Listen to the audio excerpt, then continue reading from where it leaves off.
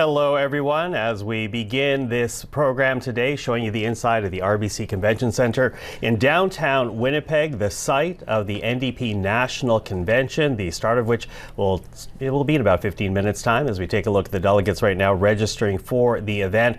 Over the next 3 days, the New Democrats, the federal party, will be meeting here in Winnipeg, talking about policy, also to announce a new leader come Sunday. Hello, everyone. I'm Michael Serapio. Thank you for joining us here on CPAC. Ici Marc-André Cossette, merci beaucoup de vous joindre à nous pour cette couverture spéciale du congrès du NPD qui débute à Winnipeg. Évidemment, un moment charnière pour la formation de centre-gauche qui cherche à regagner sa place sur l'échiquier politique à la suite de la défaite cuisante lors des dernières élections fédérales au mois d'avril. Un parti en pleine reconstruction qui se cherche un nouveau chef ou une nouvelle chef et justement ce congrès culminera dimanche matin avec l'annonce du nouveau chef ou de la nouvelle chef et bien sûr CPAC vous offrira une couverture complète tout au long de la fin de semaine. Un agenda chargé, un ordre du jour chargé, mais commençons tout d'abord avec ce qui est prévu à l'ordre du jour aujourd'hui. Donc comme Michael le mentionnait, d'ici environ 15 minutes à 14h heure de l'Est, il y aura l'ouverture du congrès. Il y a d'abord, l'ouverture qui sera faite par les animateurs Jelaine Delacruz et Maxime Baudouin. Ça donnera ensuite lieu au mot de bienvenue qui sera prononcé par le premier ministre du Nouveau-Brunswick, du Manitoba, Wab Kinew, pour ensuite être suivi de salutations offertes par Bea Brusk, la présidente du Conseil du travail du Canada. À 14h50 environ, il y aura le début des travaux de la séance et plus tard dans l'après-midi, vers 15h40, il y aura un hommage en fait qui sera rendu à l'ex-chef du parti, Jagmeet Singh. Monsieur Singh, évidemment, qui a servi en tant que chef du parti d'octobre 2017 jusqu'à avril 2025, au moment de sa démission le 28 avril, la soirée des élections, après avoir perdu lui-même son siège à Burnaby Central. Plus tard dans l'après-midi, il y aura le début des débats d'abord sur les résolutions portant sur la constitution du parti pour ensuite enchaîner avec les débats sur les politiques. Il y aura 2 blocs qui seront débattus aujourd'hui. Le premier, redéfinir la place du Canada dans le monde, ainsi que investir au Canada, personne n'est laissé pour compte. Plus tard, en fait, vers 18h10, il y aura un hommage qui sera fait aux anciens membres du caucus du NPD. Et le tout culminera avec la fin des travaux vers 19h30, heure de l'Est. Le tout reprendra demain matin à 10h30. So a very busy day, as Marc-André has laid out for us on this very first day of the gathering of the NDP. Again, starting in earnest at around 2 p.m. Eastern time, so we will be counting down to that. Some high-profile names that we will see here on CPAC as you take in the gathering of New Democrats in Winnipeg. And to help us walk us through the next few days, we're now going to go to Winnipeg because joining us right now is Aaron Morrison, the former Deputy Chief of Staff to Jagmeet Singh, now Vice President at Texture Communications, and in studio with us, Mathieu Dubé, former NDP MP for Beloeil-Chambly in Quebec and current Vice President at Proof Strategies. Hello to both of you. Thank you for joining us today. Thanks for having us. Listen, Aaron, I'm going to begin with you. Given the position you had with Mr. Singh's office, I'm wondering how delegates are feeling today, whether it's a measure of trepidation, perhaps a bit of anger as to where the party finds itself, because Abacus Data, for example, came out with new numbers today, essentially saying that nearly half of Canadians do not see the party as being relevant anymore. So it does make me wonder about how delegates are feeling right now as this convention gets underway. Well, a party needs a leader to be relevant, and we're about to get one. So I would say the feeling here in Winnipeg in the room is one of anticipation. Delegates are excited. We're about to hear from Wab Kinew, which is a very popular figure in the NDP, and we're now just a weekend away from finding out who the new leader is. So I wouldn't say trepidation, definitely not anger. What I'm feeling here is lots of excitement and lots of anticipation. Lots of anticipation, and as you say, we are going to be hearing from Wab Kinew in a bit, but I think throughout this whole weekend, Marc-André, we will be asking how New Democrats are feeling because the numbers are not encouraging right now. Non, c'est ça. Vous avez évoqué ce dernier sondage d'Abacus Data, mais il y a eu un autre sondage qui a été publié plus tôt cette semaine par l'Institut Angus Reid.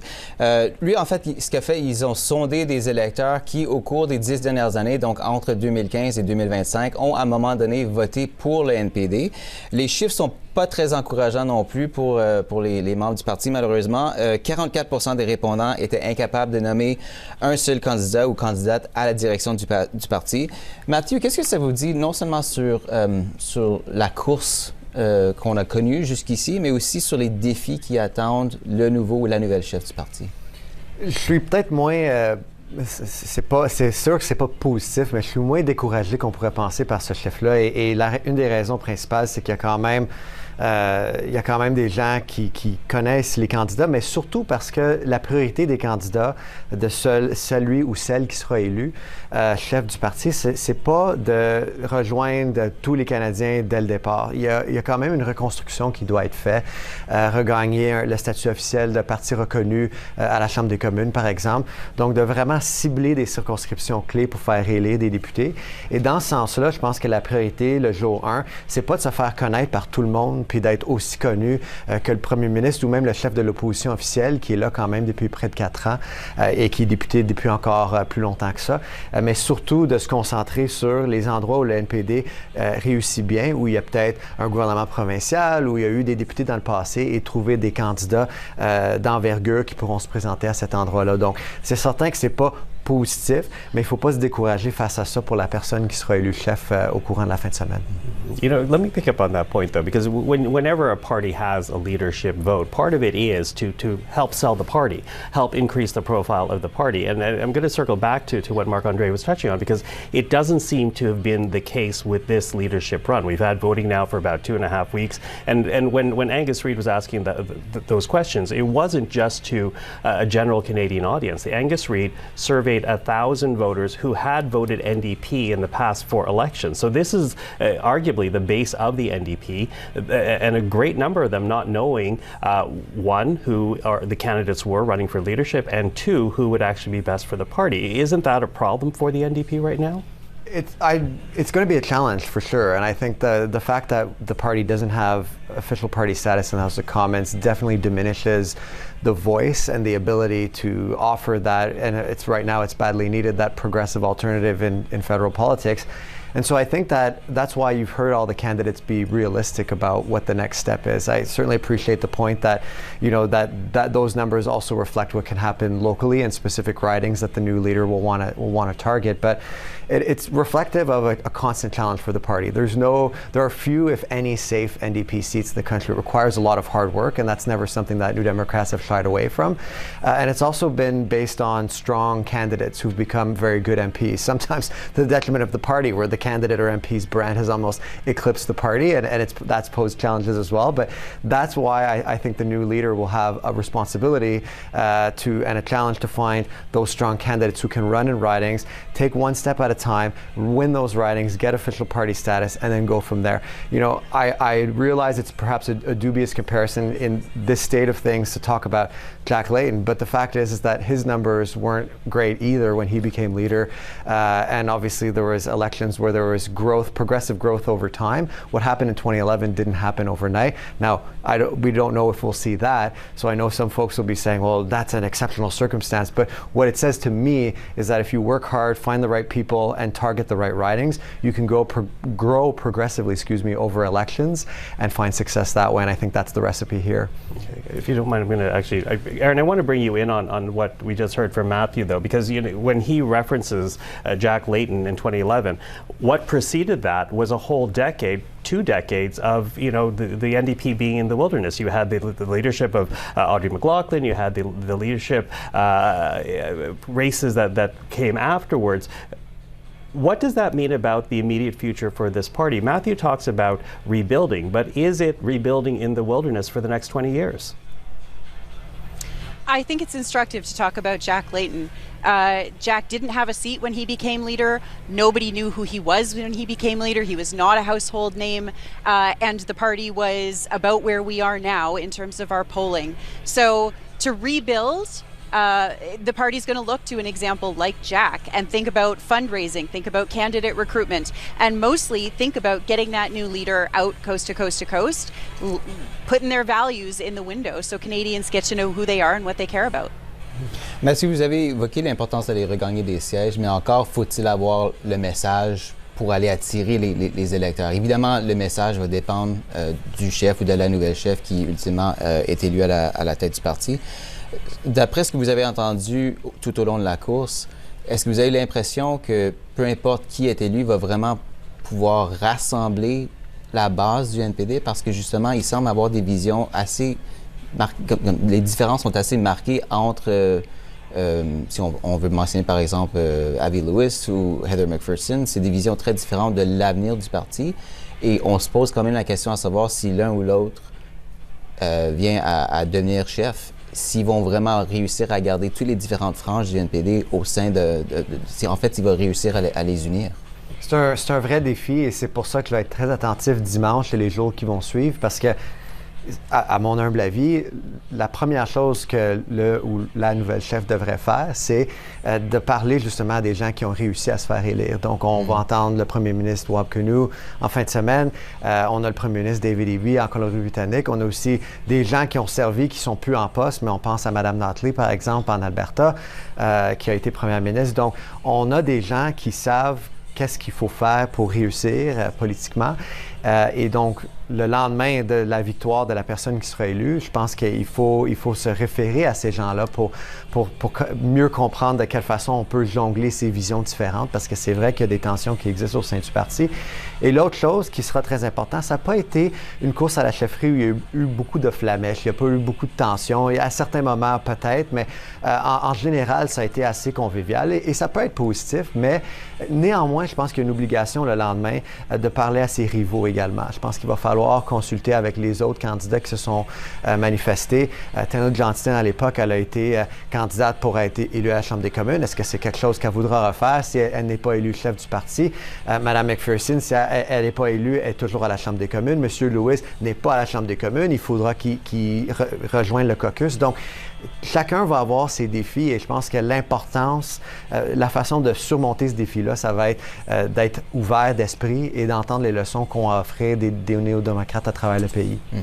Okay. Listen, we have right now, of course, our team on the ground in Winnipeg, among them CPAC's Andrew Thompson. You know, Andrew, I'm going to bring you in because you landed in Winnipeg yesterday, have been walking around the convention center right now. I asked Aaron about the mood amongst delegates. What are you sensing right now as you speak to people there in Winnipeg?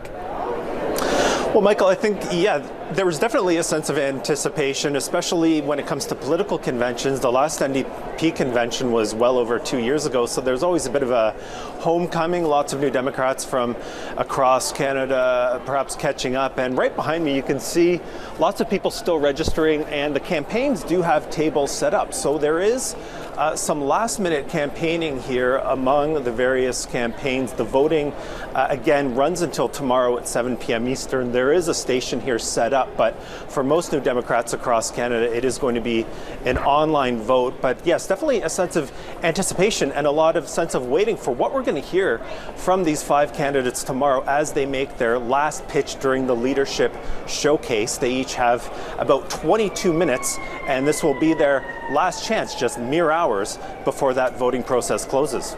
Yeah, last chance, as you say. Andrew, thank you for that. We're going to come back to you in Winnipeg throughout this day and, of course, throughout the weekend. But CPAC's Andrew Thompson in Winnipeg. You know, Aaron, as we talk about the voting, it does end tomorrow evening. It's already been going on for about 2.5 weeks. March the 9th, 12:01 a.m. is when members of the party were allowed to start voting for the next leader. You know, Matthew was referencing a bit about the choices there before the party. Yes, a fairly amicable race that we have seen. But talk to us about what you see the challenges, immediate challenges will be for, if you look at the two frontrunners, for example, Avi Lewis versus Heather McPherson. No doubt. First of all, there's absolutely no doubt that the immediate challenge for any leadership contestant right after the race is uniting the party, making sure that they have the base firmly behind them. In this case, we have a prime minister who has pushed the country a little bit to the right. He's a little bit to the right of where we usually see the Liberal Party, and that means there's running room on the left. That will mean that if Avi Lewis is successful, he needs to move into that space. Heather McPherson's been running a little bit more of a centrist campaign. She needs to prove that she can occupy that territory on the left. So who is talking about the kitchen table issues, the pocketbook issues, the cost of living issues? Those are the things the new leader is going to have to get to doing right away. And if the leader is not Heather McPherson, that person needs to do it without having a seat in the House of Commons. I don't think that's necessarily a negative. I think it gives them an opportunity to get out, talk to people on the doorsteps, meet people where they're at, but it does make it harder to find the microphones. Matthew, Michael a évoqué tantôt le sondage publié par Abacus Data. David Coletto a aussi trouvé dans ce sondage que le bassin des électeurs disponibles au NPD s'est réduit quand même considérablement. Une explication possible, selon lui, c'est que maintenant le concours, c'est vraiment entre les conservateurs qui incarnent le changement, les libéraux, la stabilité. Et selon David Coletto, le NPD est un peu perdu dans tout ça, étant donné son statut de tiers parti. Il serait donc marginalisé non en raison de ses actions passées, mais du fait qu'il n'a pas vraiment avancé ou trouvé une nouvelle réponse à la question qui maintenant est différente auprès des électeurs. Qu'est-ce que vous en pensez? Est-ce que le NPD, pourquoi est-ce que le NPD peine tellement à trouver sa place? Je pense qu'il y a deux défis. Le premier, puis c'est quelque chose que je répète depuis des mois, voire même des années, c'est une question de crédibilité. Et je pense que le prochain chef devra assurer la crédibilité du parti parce que ça peut en partie régler ce problème-là. Je pense que dans le contexte économique et mondial qu'on connaît actuellement, c'est difficile pour quelqu'un qui n'est pas crédible, un parti qui n'est pas vu comme crédible, de se tailler une place parce que les gens ont besoin de rassurance et en politique, pour rassurer, il faut être crédible dans les solutions qu'on propose. So sorry to That's interrupt, okay. Matthew. We'll continue the conversation later, but right now we do want to go to the RBC Convention Center, the NDP National Convention now kicking off officially. Let's go to the main stage. I call Manitoba home, and I'm the NDP MLA for Radisson right here in our great province. This weekend, I'll be one of your hosts for convention. Bonjour à tous et toutes. Bienvenue au congrès 2026 du NPD. Je m'appelle Maxime Baudouin. J'utilise le pronom il, lui. Et je suis le candidat actuel dans la circonscription de Terrebonne. Je serai votre autre présentateur pour cette fin de semaine. Now, this is a bit of an audience participation portion. For anyone who has never been to convention before today, please raise your hands. Amazing! A round of applause for those folks, please. You'll notice my hand was raised. This is my very first time here at convention, and if you have been to convention before, a big, big welcome back. Our last federal NDP convention was in October of 2023. Étiez-vous là, Maxime? Oui, j'y étais, je l'ai fait depuis longtemps.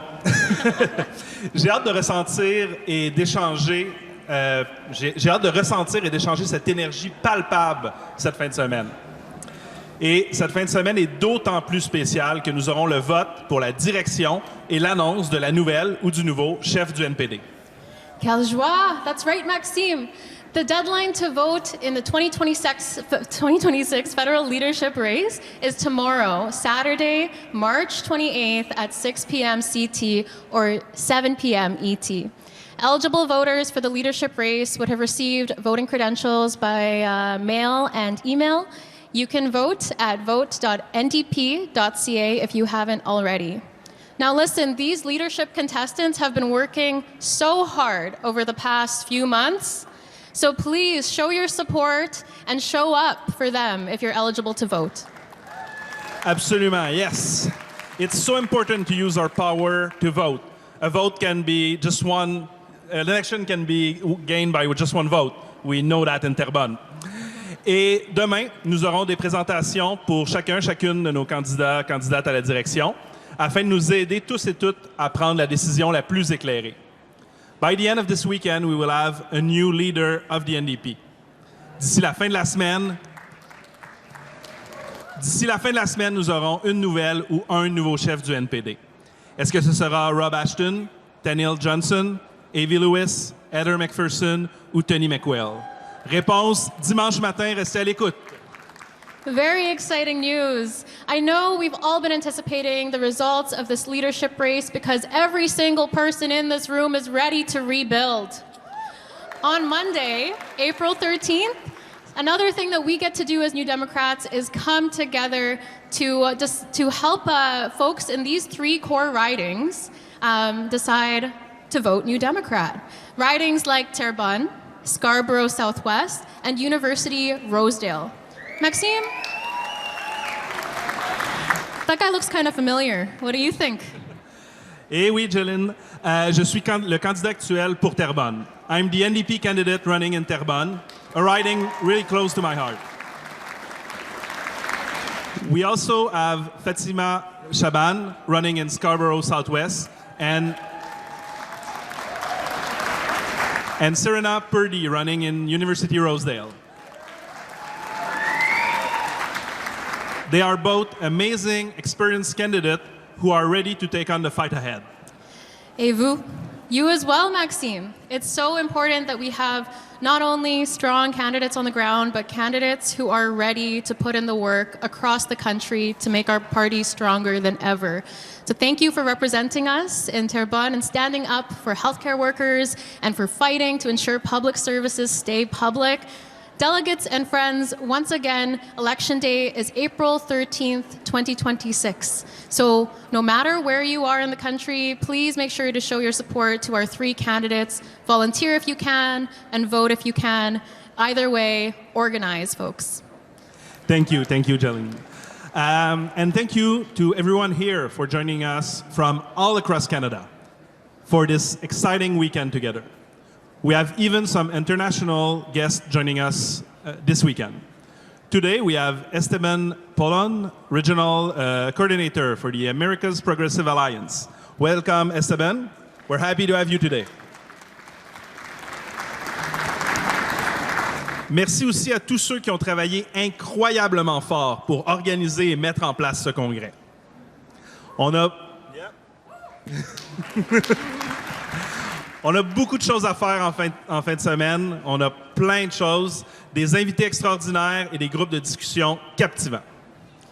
Before we start our convention, we'd like to take a moment to address the devastating violence that we've witnessed in the Gulf.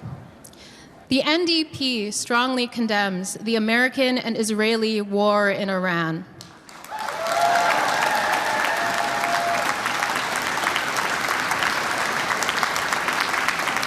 And we do not support the Carney government's decision to blindly support the dangerous ventures of Benjamin Netanyahu and Donald Trump.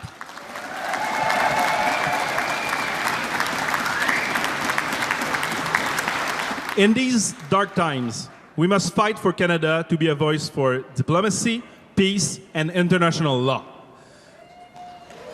Thank you to Alexandre Boulris for your voice as our Deputy Foreign Affairs Critics. As we work together this weekend, let us also take time to reflect on the life lost and commit ourselves to building a path to peace.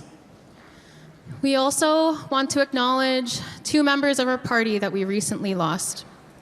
This is our first federal convention since Ed Broadbent's passing. The impact of his fight for everyday Canadians and workers will resonate through history. It will never be forgotten because it is living within each and every single one of you today. We also want to acknowledge the passing of my colleague, a mama bear to so many, MLA Amanda Laughlin, the late great. New Democrats in Manitoba are heartbroken by this loss, and New Democrats across the country, thank you so much for your support amid this time. Amanda was our first First Nations woman ever elected in Manitoba.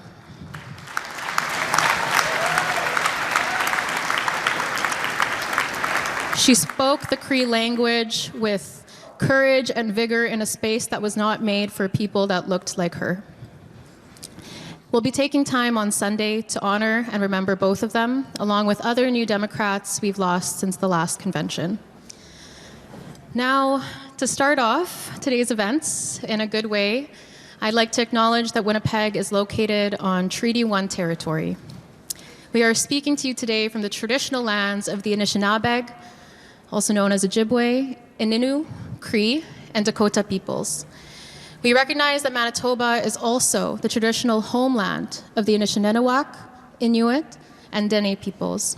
We also stand on the national homeland of the Red River Métis. Our drinking water comes from Shoal Lake 40 First Nations in Treaty 3 territory, and our electricity is produced in Treaty 5 territory. We acknowledge and respect the treaties that were made on these territories. We acknowledge the colonial violence that took place and dedicate ourselves to moving forward in the spirit of reconciliation and true collaboration.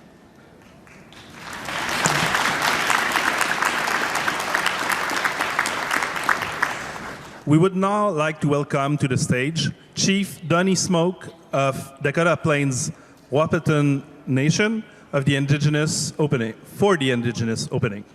Joining him are the Dakota Hotain singer. Dakota Hotain, meaning Voice of the Dakota, is a respected family drum group established in 1982, sorry, and rooted in the proud tradition of the Dakota and Ojibwe people. For more than 4 decades, the group has carried forward the cultural teaching, songs, and story of their ancestor, bringing together 3 generations around the drum. Dakota Hotain has traveled extensively across Canada and the United States and continue to uphold their mission to share the voice, language, and teaching of the Dakota people across generation and across Turtle Island. Please welcome them all to the stage.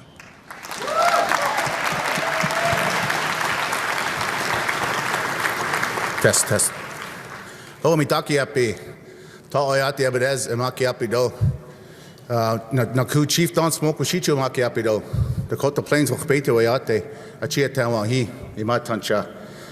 Chantawashta yuhawahi. Good afternoon, all my relatives. My name is Chief Don Smoke from Dakota Plains, and I come here with a good heart today. Before I get into my opening remarks, we're going to do an opening prayer song. Thank you.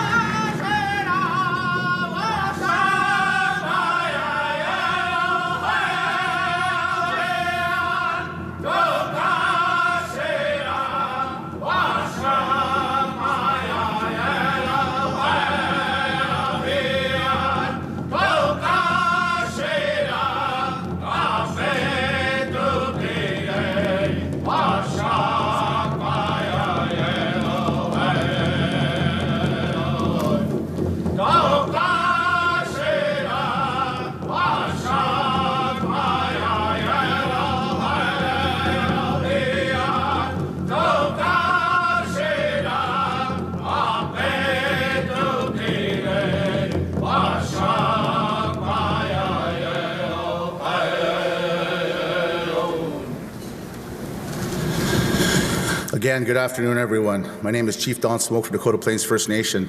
I shake all your hands with a good heart.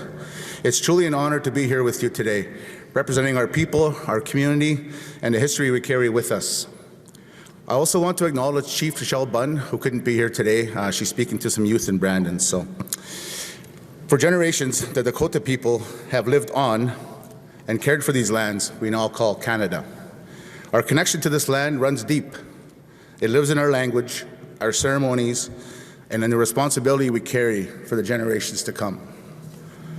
But despite that, our people were mischaracterized and labeled as refugees. That label denied who we truly are, our place here, our identity, and the contributions we've made to Canada. For a long time, Dakota people were left out of important conversations. We weren't in the rooms where decisions were being made on this place we call Mother Earth.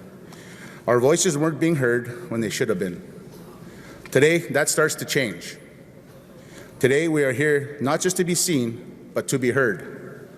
We acknowledge the recent apology from Canada. It means something.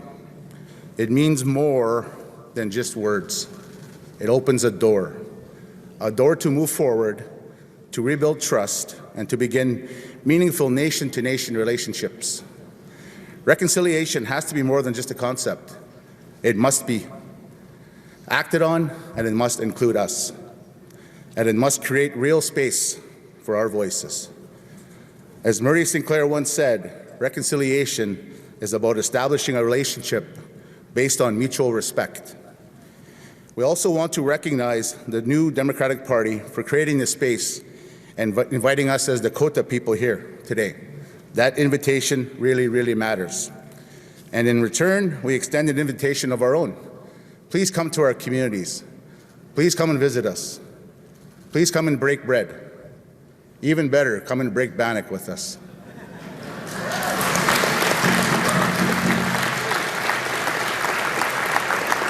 Come, listen, and learn, and let's build real relationships grounded in mutual respect. Pirama Edo, thank you very much.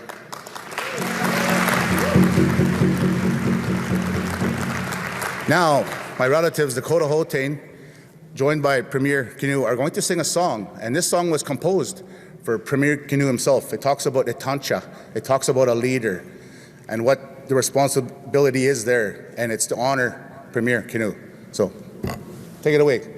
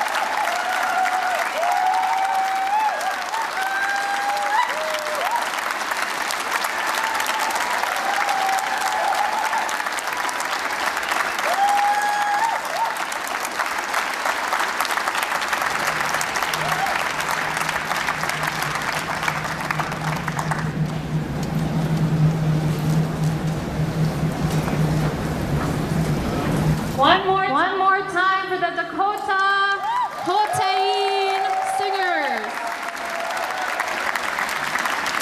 Thank you so much, Chief Smoke, the Dakota Hotain. Also acknowledging Chief Trishelle Bunn, who was meant to be here today, but of course she's spending time with youth. Just to spend an opportunity here lifting up the great Chief Trishelle Bunn. Trishelle Bunn is the youngest woman ever elected chief in Manitoba.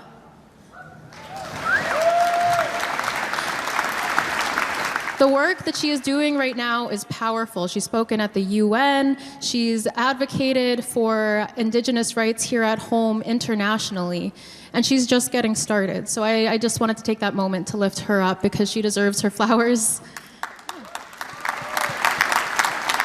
And as a young woman today, and I said this yesterday because, you know, it's true.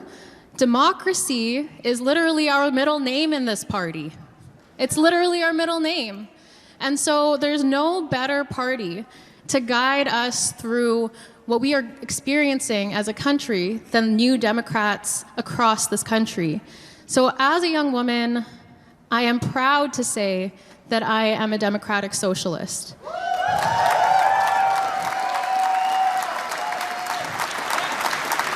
Because I believe that we should be able to afford life. Because I believe that we deserve safe work. Because I believe that every single person, no matter what your walk of life brings you from, deserves good access to public health care. And I'm proud of those values because they make us Canadian.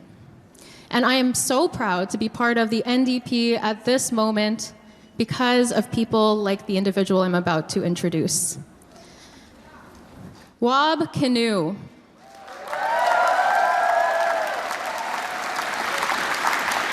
Wab Kinew was elected the MLA for Fort Rouge in 2016 and became the leader of the Manitoba NDP and leader of the official opposition in 2017. In 2023, little old Manitoba did what little old Manitoba didn't see coming. We swore in Manitoba's 25th Premier and Canada's first First Nations Premier ever.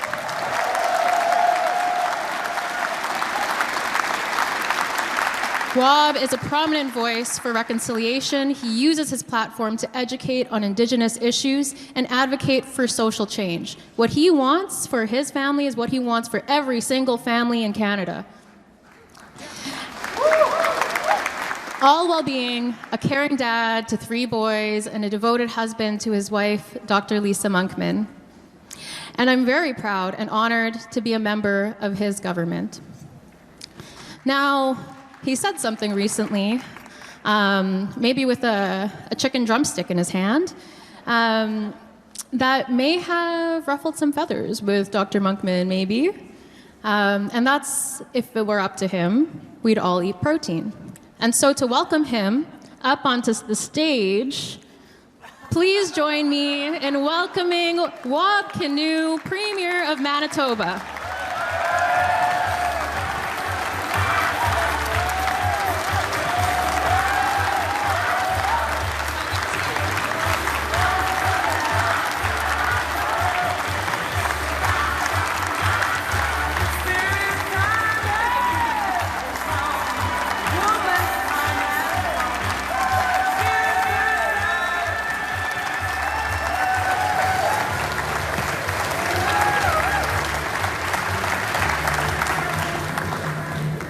Merci beaucoup, Jolene.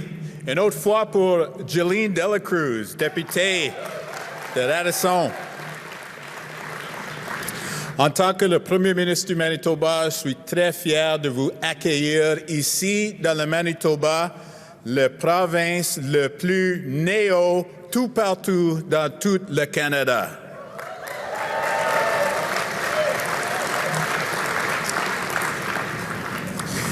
Earlier today, I wrote a letter to the Prime Minister telling him to take action to stop the war in Iran.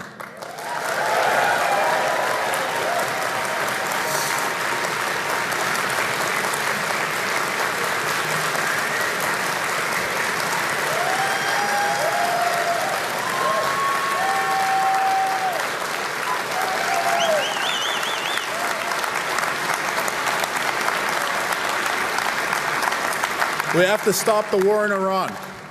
It is causing a lot of suffering overseas. It is causing a lot of economic pain to working people here in Canada and across North America. And not a single Canadian should ever be put in harm's way to try and defend Donald Trump's foolish Iranian war.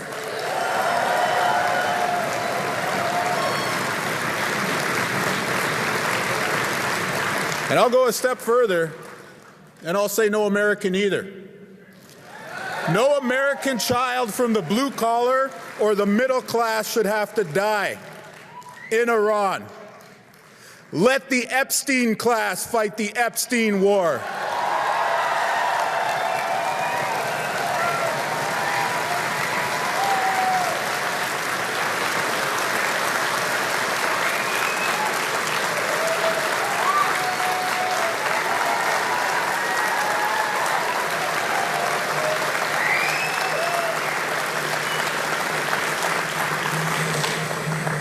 Well, it's good to see a room full of New Democrats. A strong, full, proud room of federal New Democrats. There's a lot of people out there who want to tell a story about, what is the future of the federal NDP? It's victory.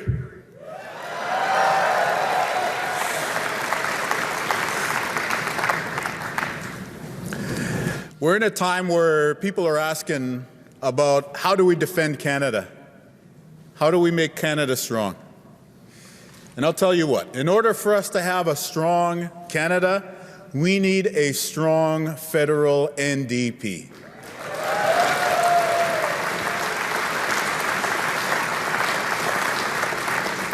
You just think about it. What is the most fundamental Canadian value? What is the thing that separates us from our friends on the other side of the American border? It is universal public health care that every single person in this country can access because of their birthright. And who gave that to Canada? It was the NDP under the leadership of Tommy Douglas, first in Saskatchewan, and then pushing for that right across this great country from coast to coast to coast. And now we're in this era where all the elected leaders are trying to rush to the front of the blue-collar parade and say, we were against globalism. We were always for the blue collar. Well, who was there back in the day when NAFTA was first being brought forward, standing up for the working class? Who was there for the blue collar in the 1980s and 1990s? Who took a principled position when there was an election fought on this issue? It wasn't conservatives and it wasn't liberals. It was Ed Broadbent and the federal NDP.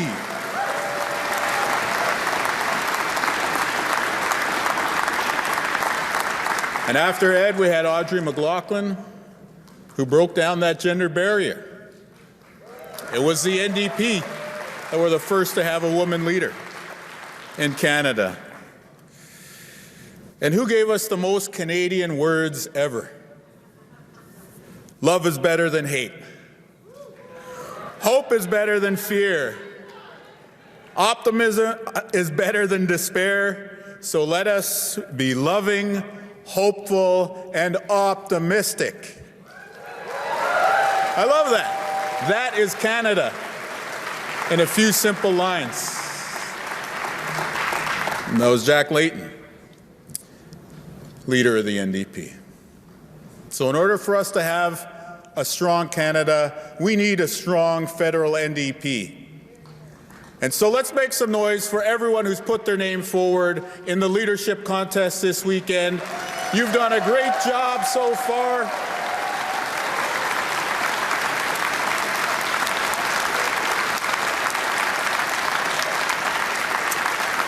And most importantly, coming out of this convention, we are going to emerge united as a strong voice for the average Canadian out there. Et puis, ce travail commence dimanche. Ça continue lundi.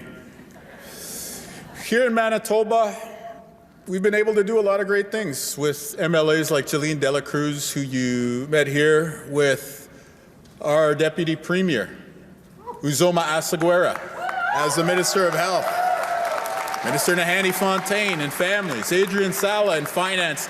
This week, we brought forward a progressive budget that is not only the most progressive budget in all of Canada, we also had the lowest deficit number anywhere in the country, showing that Manitobans had good reason to vote NDP, because the NDP can deliver for you and we can govern well. And that has to be our goal.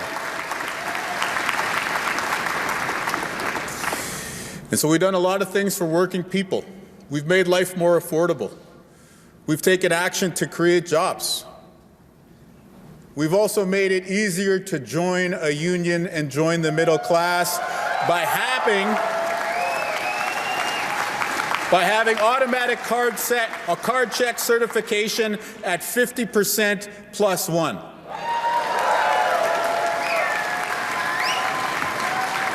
And under the leadership of our Labour Minister, Malaya Marcelino, we brought anti-scab legislation to Manitoba.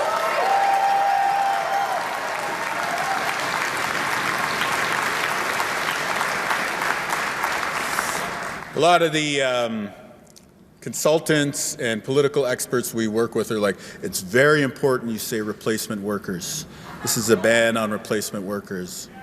But you know what? My mom said scab in the 80s, so it's anti-scab legislation in Manitoba, and we have the strongest anti-scab legislation anywhere in the entire country, including compared to the federal level.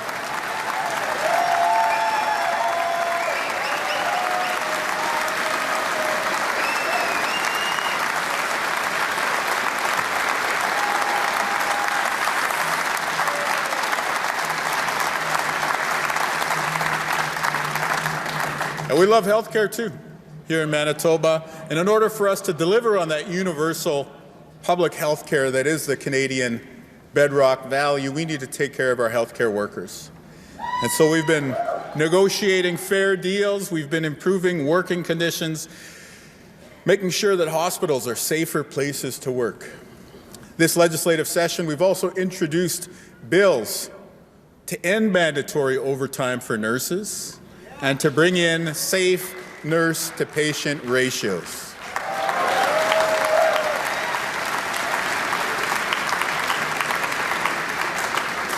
You know, the cost of living is top of mind for everybody. You talk to any working person, they'll tell you how hard it is to make a living these days. And so we've been there every step of the way. Every budget that we've brought in has been about making life more affordable. And this week we announced a bunch of new measures. We're taking action at the grocery store. We've removed the provincial taxes on all food and drinks from the grocery store. We've frozen the price of milk in Manitoba, and we are banning predatory pricing so that big tech companies who are participating in surveillance capitalism cannot charge you a different price than they charge your neighbor down the street.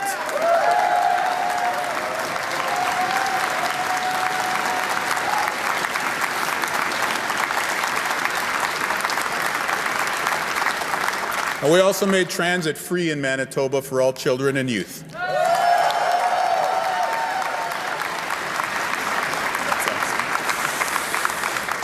It helps parents, paying a lot for bus passes, helps kids, helps students, but it helps the environment too. And we're trying to cultivate a future generation of Manitobans who believe in public transportation. This is the kind of thing you can do when you have an NDP government in power. And you know how we're going to pay for it? Well, we're paying for it in part by asking the top 1% of wealthy Manitobans to contribute their share to make sure that other folks will have an opportunity to get ahead too.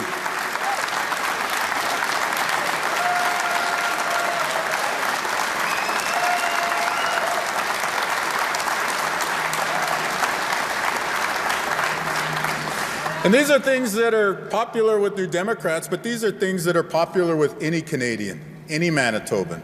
Help with the cost of living, improvements to healthcare, that makes sense for everybody. But here in Manitoba, we've also been able to do things to help the progressive hearts sing. When we were coming into government, our opposition, the government of the day, made a very racist attack campaigning against searching the landfill for Indigenous women here in Manitoba.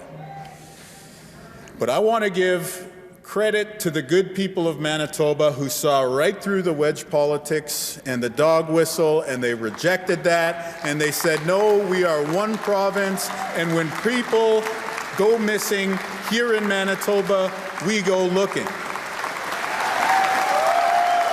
And so we searched the landfill, and we brought Mercedes Myron and Morgan Harris home.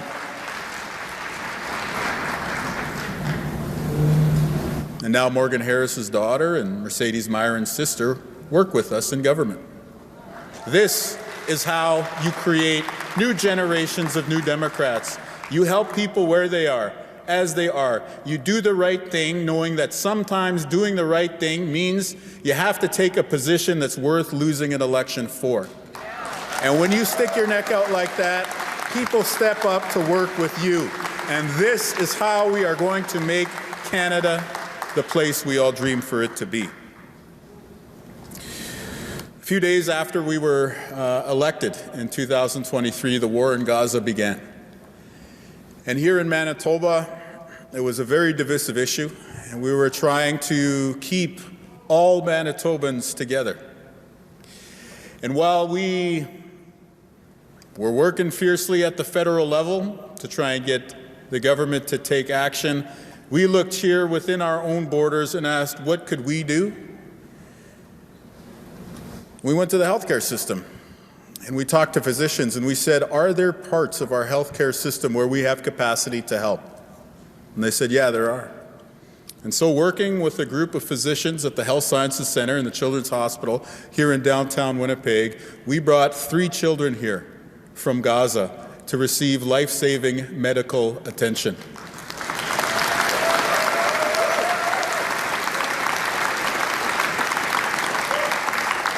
And we did this with the knowledge that there'd be media scrutiny and potentially people on socials who are trying to make it controversial.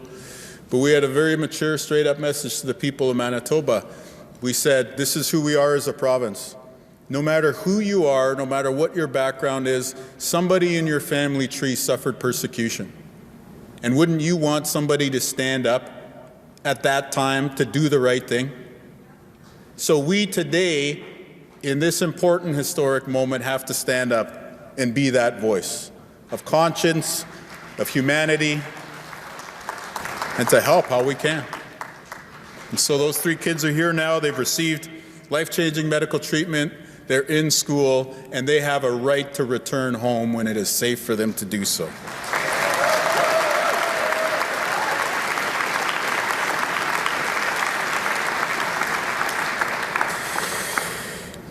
And so this is why winning matters. It's important to be the conscience of Parliament. I don't want to diminish that. That is very, very important.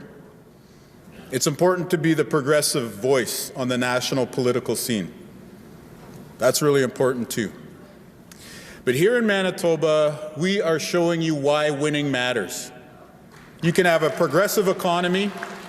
You can have better health care. You can stand up beyond the borders of a province of 1.5 million people and say this is who we are as Canadians and this is what Canada needs to do on the international scene.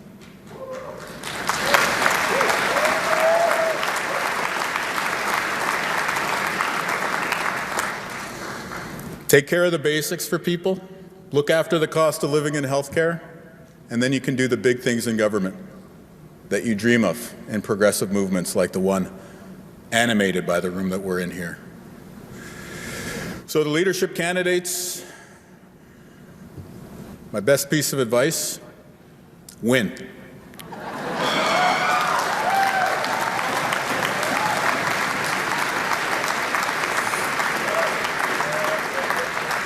It's way better than the alternative. Here in Manitoba, that is the expectation, right?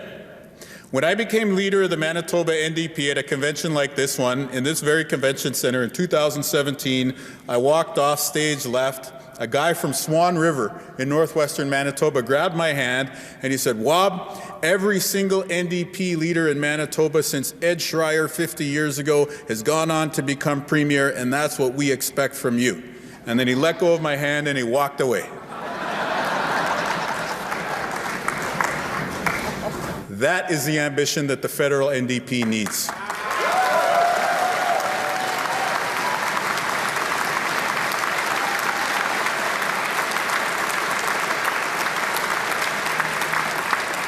So I'll be here on Sunday morning, and whoever that lucky person is, I'll be there on stage left. And don't dodge me. You know what I'm going to say. So when we come to moments like this one in the history of our country, people are talking about all the crazy things that Donald Trump says about us. And by the way, we're never going to be the 51st state.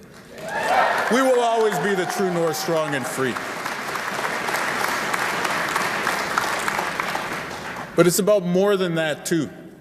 You know, I get these meme accounts in my feed, and one of them was like, Jeff Bezos reads Kazuo Ishiguro's Remains of the Day to be motivated about being true to yourself and speaking your mind.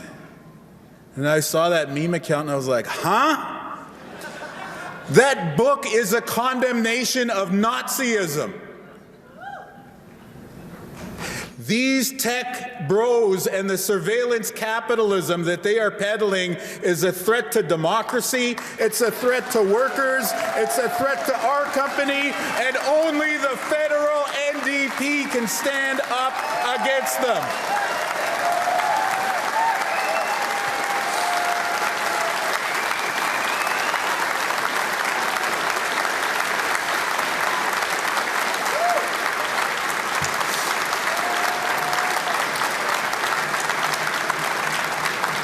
Et puis, la prochaine chef de l'NPD, faut parler français. Il y a un mensonge que les souverainistes disent au Québec, que c'est seulement les Québécois et Québécoises qui parlent français dans l'Amérique du Nord. Mais viens ici, aux provinces de Louis-Riel, il y a beaucoup de francophones.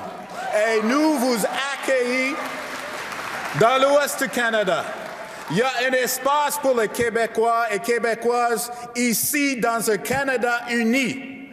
Et il faut avoir un NPD capable de rejoindre avec le public dans cette province très importante, le Québec. Vive le Canada!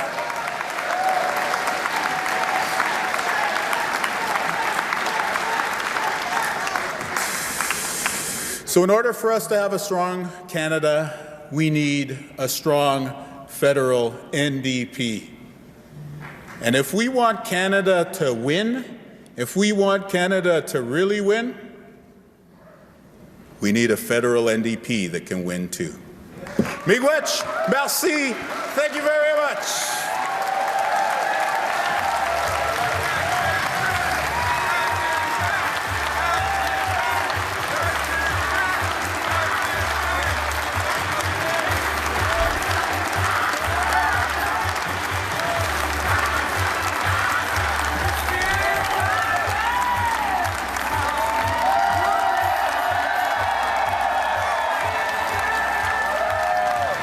NDP, NDP, NDP, NDP. Thank you, Premier Canoe, and hello, New Democrats.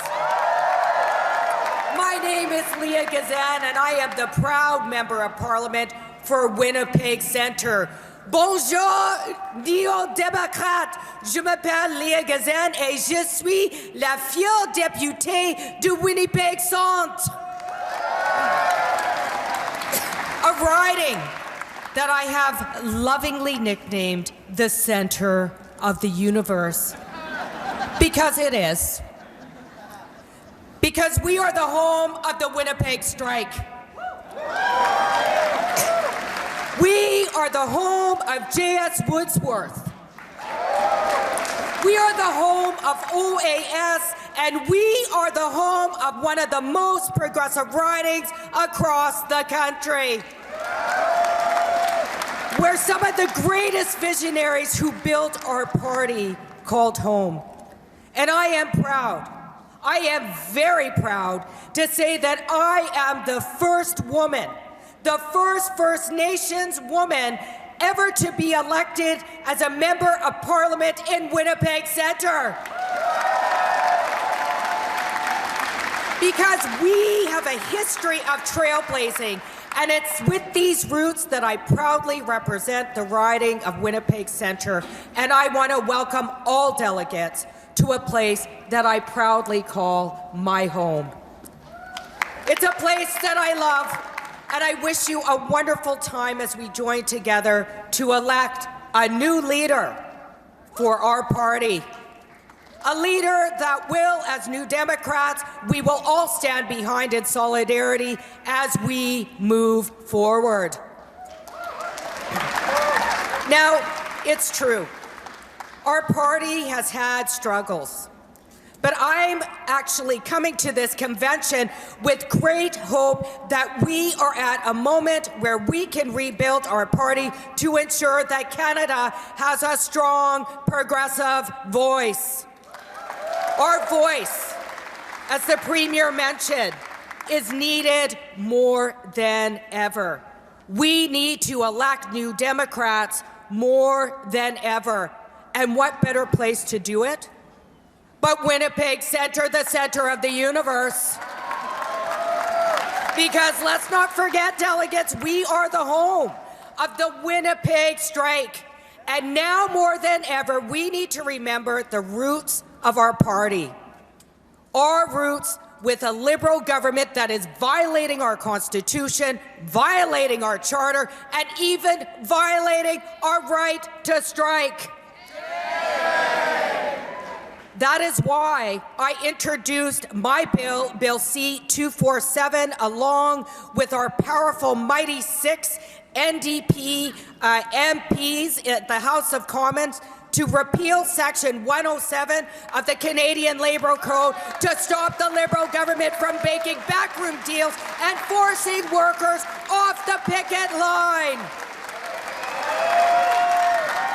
C'est la raison pourquoi j'ai présenté le projet de loi C-247 afin d'abolir l'article 107 du Code canadien du travail pour enfin empêcher les manigances des libéraux qui bloquent la présence de travailleurs et travailleuses des lignes de piquetage.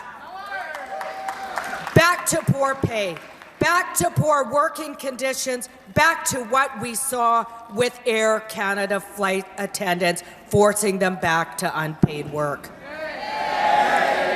So I'm proud to be a New Democrat who is working in solidarity with my colleagues and working in solidarity with unions to take down the Liberals and the Conservatives' attempt to support their corporate buddies.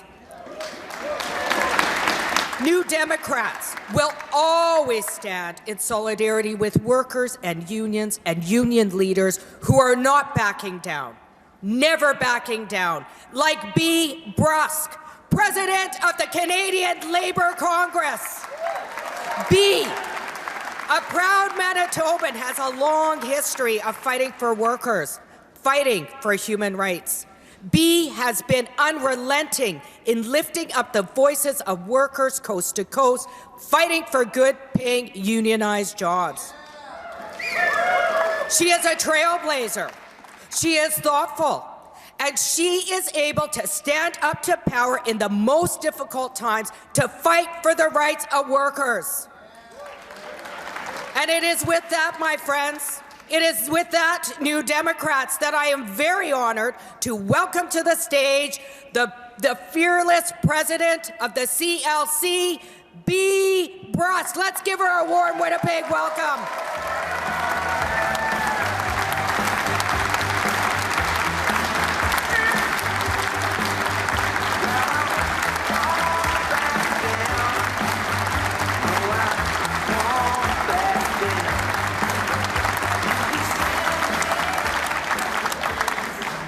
Afternoon, New Democrats. You know, when we think about what makes Canada different from our neighbours in the US, what are the first things that come to your mind? Universal health care, union rights enshrined in our Constitution, parental leave and child care, a woman's right to choose. None of these defining features of Canada happened by accident. They happened because working people organized and because our party, the NDP, fought for them.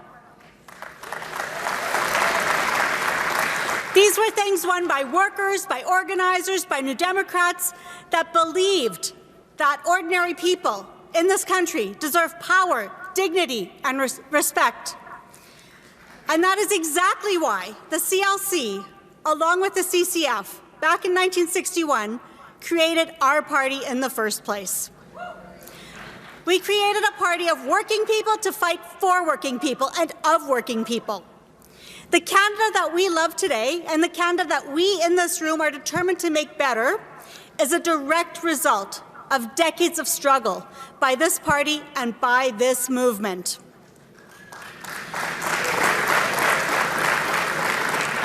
My friends, rebuilding Canada and the NDP is not just a political project.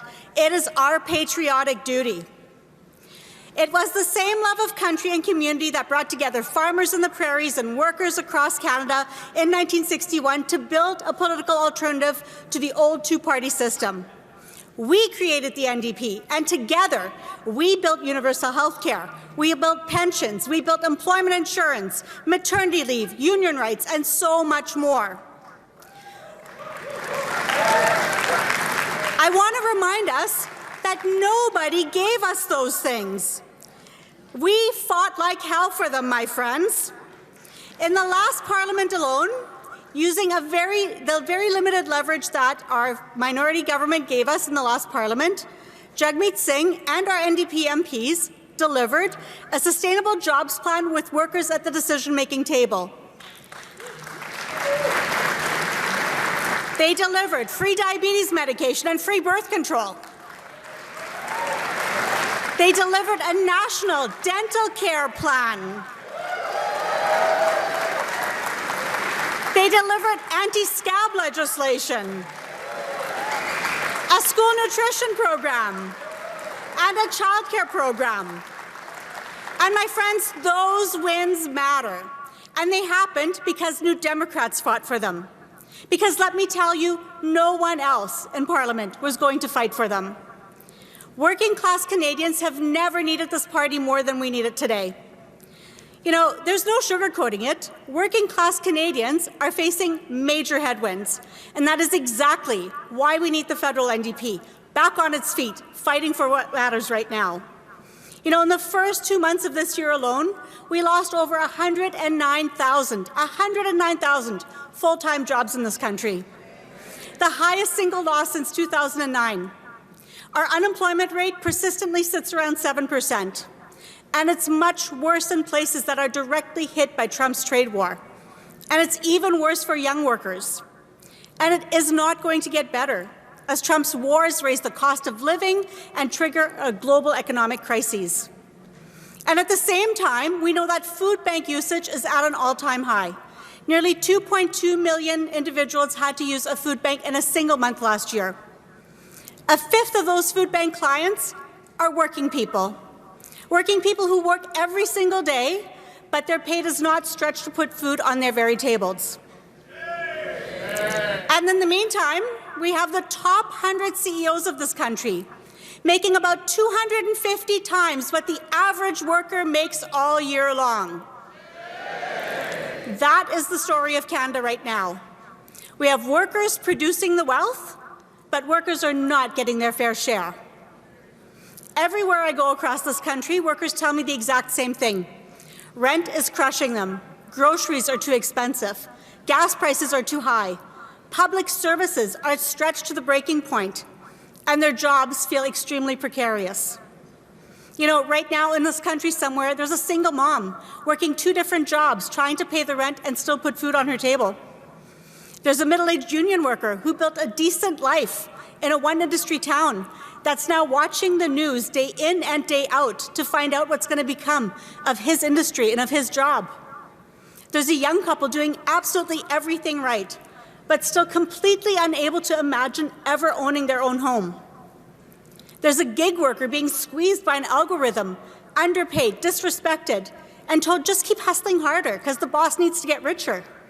He has no job security, no benefits, and a tattered social safety net that isn't going to catch him when he falls. There's a young person with crushing student debt, unable to find a job in their field, never mind trying to have an independent life outside of their parental home. And there's a child somewhere in this country stuck on a waiting list for disability supports that are desperately needed to allow them to grow and thrive in their community. Those are the people in our communities across Canada, folks. Those are the people who need this party. Those are the people who are depending on us to get it right. And that is why this convention matters.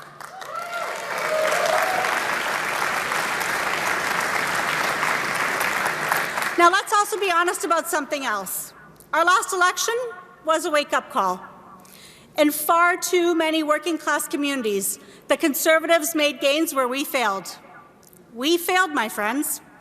In riding after riding, including union towns and industrial communities and places with deep labour roots. Workers who should hear themselves reflected in our message heard something else, something that was more meaningful to them, from Pierre Poilievre. It was a simple message. He promised them a more powerful paycheck, more control of their lives, a feeling that somebody understood their fear about the future for themselves and their children, and the resulting anger of having done absolutely everything right, but still feeling incredibly vulnerable. They felt that someone was speaking to them in a meaningful way that wasn't dismissive of their kitchen table reality. It was false, it was cynical, but it was really direct, and it worked. So our rebuild has to begin by taking that seriously. Not by panicking, not imitating the right, and certainly not by talking down to working people. We need to meet people where they are at. We need to address their immediate economic concerns with urgency, clarity, and a righteous anger about what's wrong.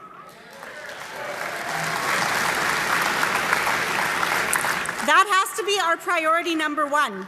We need leadership that can speak with hope for what can be better and offer an actual roadmap to pave the way to getting there. And you know, my friends, we cannot accomplish any of the really important things that we are going to be debating at this convention this weekend if we don't get those basic facts right. So I want to challenge each and every one of us in this room. When we leave here on Sunday, what are you personally willing to do to help tangibly rebuild our party? Listen, we can argue amongst ourselves all that we want.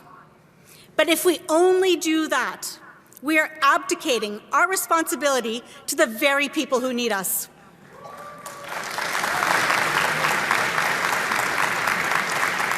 Are we prepared to leave the social media debating club and actually talk to people about our shared values as progressives in this country? Are we prepared to be on the ballot and to put in the hours and to do the work that show workers that we have their back across this country? Folks, this rebuild is bigger than any one of us, bigger than any one of the leadership candidates who are going to lead us forward.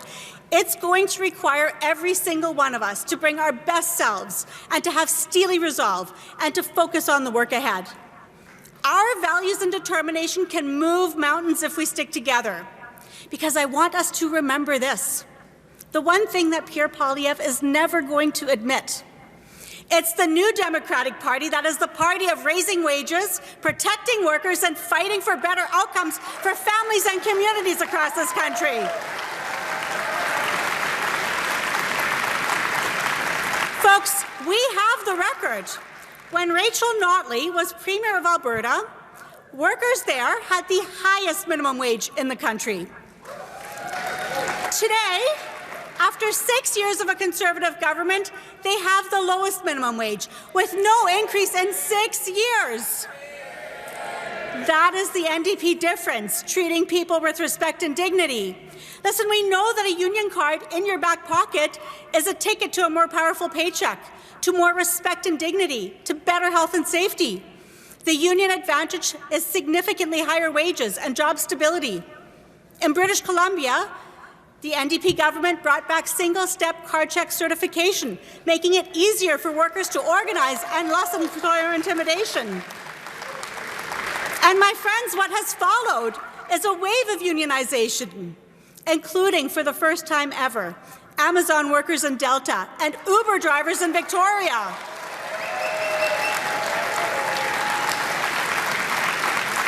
That is the NDP difference. And right here in Manitoba, you just listened to my awesome Premier Wab Kinew. But in all of the things that he has done, he has also tied major public projects to stronger labour standards and good union jobs in this community.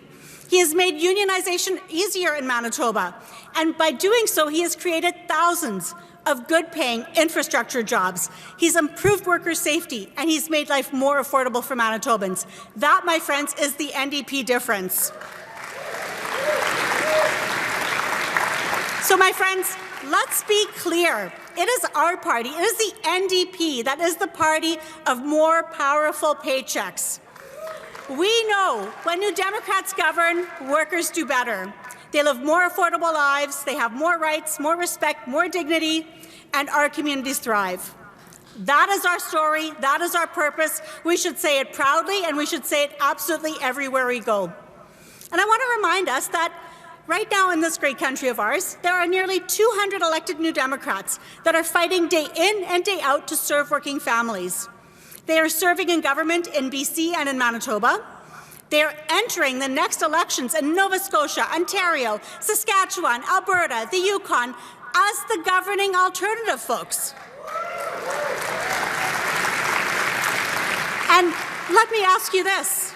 Wouldn't it be good, and wouldn't it be right, to finally put an end to Danielle Smith's anti-worker, anti-Canada politics of division?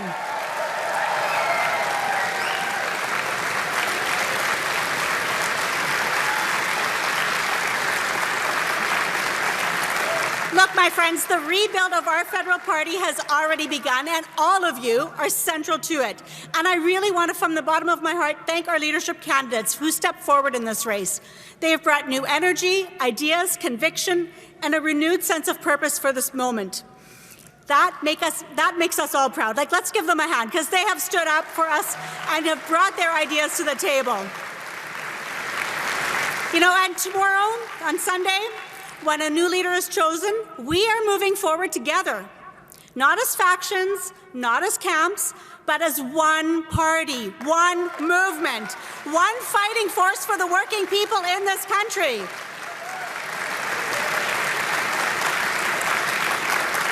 I want to be blunt with you. It's solidarity or bust. This is no different than going to the bargaining table for my Labour family. If we are divided, we fail. If we are united, we win. And you know, we know that our enemies want us divided. They want us to be cynical. They want us to be fighting ourselves instead of them. And they love it when we lose confidence in ourselves. But they do not understand the deepest truths of this movement. It's solidarity forever. You know, just a few blocks away from this convention hall, as we heard from Leah, 30,000 workers in 1919 walked off the jobs against economic despair, high inflation, and low wages. They faced repression, arrest, violence, and bloodshed. But what held them together was understanding that an injury to one is an injury to all, so it's solidarity forever. And in 1981, postal workers in this country, they stayed out in the cold to win paid maternity leave, not just for themselves, but for every single worker in this country. They didn't flinch, they didn't give up, it's solidarity forever. And just last summer, when Air Canada flight attendants were ordered to break their strike and to give up on their demands for fair pay and respect, you know what they said? Hell no. At the risk of fines, imprisonment, they defied the government's order because they knew that they had all of Canada and every single union standing behind them. It's solidarity forever, my friends. That is what solidarity does. It turns private pain into public power, and it turns anger into action. It turns isolated workers into a movement that can change a country, and that is exactly what we have to do again. Because this country needs a tough NDP, an NDP that's rooted in our communities, an NDP that is never distracted from fighting for the working class, an NDP that's not afraid to name corporate greed, and an NDP that is ready to contest for power and get results for working people. My friends, that is our demand. That is our calling in this room. And if we do it together, if we rebuild with discipline, courage, and solidarity, then this party will not just recover. We will rise. We will win, and we will make Canada a better country for working people and for everyone who built it. Solidarity, my friends, and now let's go kick some ass for the working class.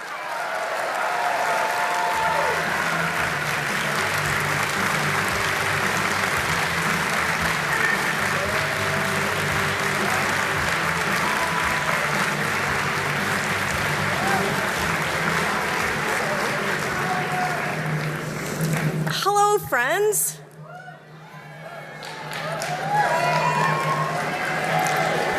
My name is Adrienne Smith. My pronouns are they, them, et puis elle. I will thank you not to call me Madam Chair or Madame la Présidente. Je suis ici avec notre amie Sylvia Sioufi. Bonjour tout le monde. Comment ça va cet après-midi? On est prêt? Oui. Alors, mon nom est Sylvia Sioufi. Ça me fait plaisir de co-présider ce congrès avec Adrienne cette fin de semaine. Mes pronoms sont elle et she, her en anglais. Et j'aimerais vous présenter aussi Justin Schmidt, qui va nous aider à tous comme parlementaires. Je suis certaine qu'on n'aura pas besoin de lui, mais au cas où on a besoin de lui, il sera là pour nous appuyer.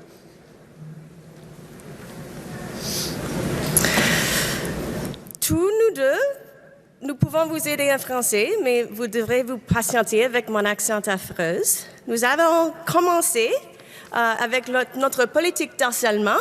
We're going to start with our anti-harassment policy. We're following this through the entire convention, and it applies to every person. Every person here.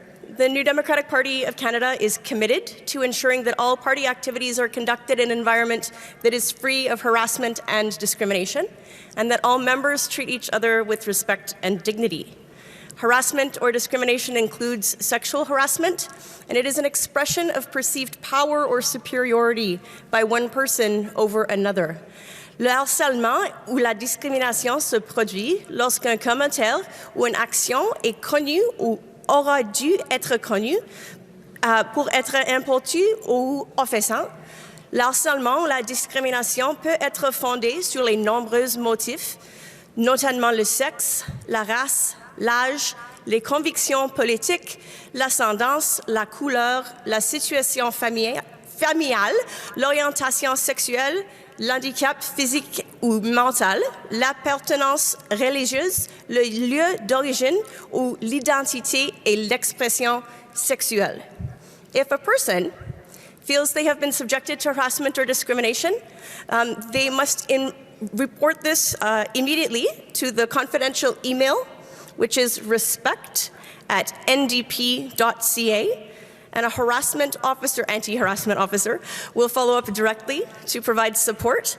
Our anti-harassment officers for this session are Yuxim Wan and Bobby Stewart, qui peuvent vous aider en français. Si une ou plusieurs personnes estiment avoir été victimes de harcèlement ou de discrimination, l'information doit être signalée immédiatement à l'adresse électronique confidentielle qui est respect@ndp.ca. The anti-harassment policy gives us a collective responsibility to make sure that all of our party activities are safe. And what this means is your chairs are going to be quite strict in not allowing remarks on the floor which are derogatory, insulting, or humiliating. This is particularly true for our staff and volunteers who have not just a right to a safe workplace, but one that is hopefully quite pleasant. And I'd invite you to give a round of applause to all the people who have organized this convention for us.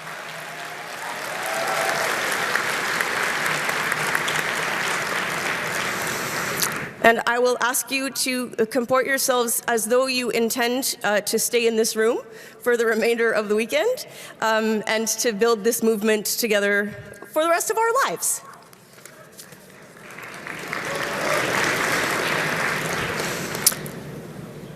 There is a prayer room, number 14, on the first floor. There is a quiet room It is the Cecil Richards Suite on the second floor, which is at the top of the escalators. If you leave the plenary room for any reason, you must have your credential with you. This is necessary to move about. If you lose your credential, please return to the registration desk. There is an accessible microphone and people who can help you with that. There is simultaneous French translation. Headsets are available outside of the room. You'll also notice that there is captioning in 2 languages on the screen, which also has the benefit of helping folks who don't have the benefit of being functionally bilingual follow the important things that are happening. I'll signal also this yellow card, which is available at all of the microphones. This is a way for a delegate to signal to the chair that they have a gender identity other than man, and this allows you to exercise priority in the speaking order. We will come to you earlier. I think that's all the things I was supposed to announce. We're going to now introduce the chairs of our Credentials Committee. I'd like to welcome Evan Crosney and Heth Wilson.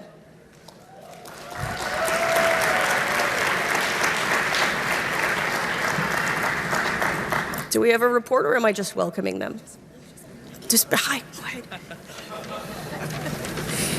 Hello everyone, I'm Heather Wilson, co-chair of the Credentials Committee. Et bonjour tout le monde, je m'appelle Evan Crosney et je suis votre autre coprésident du comité des créances. We're very happy to announce that as of today at 12:45 p.m., we had 989 delegates registered, 164 youth, 206 Labour, and a total of 1,274.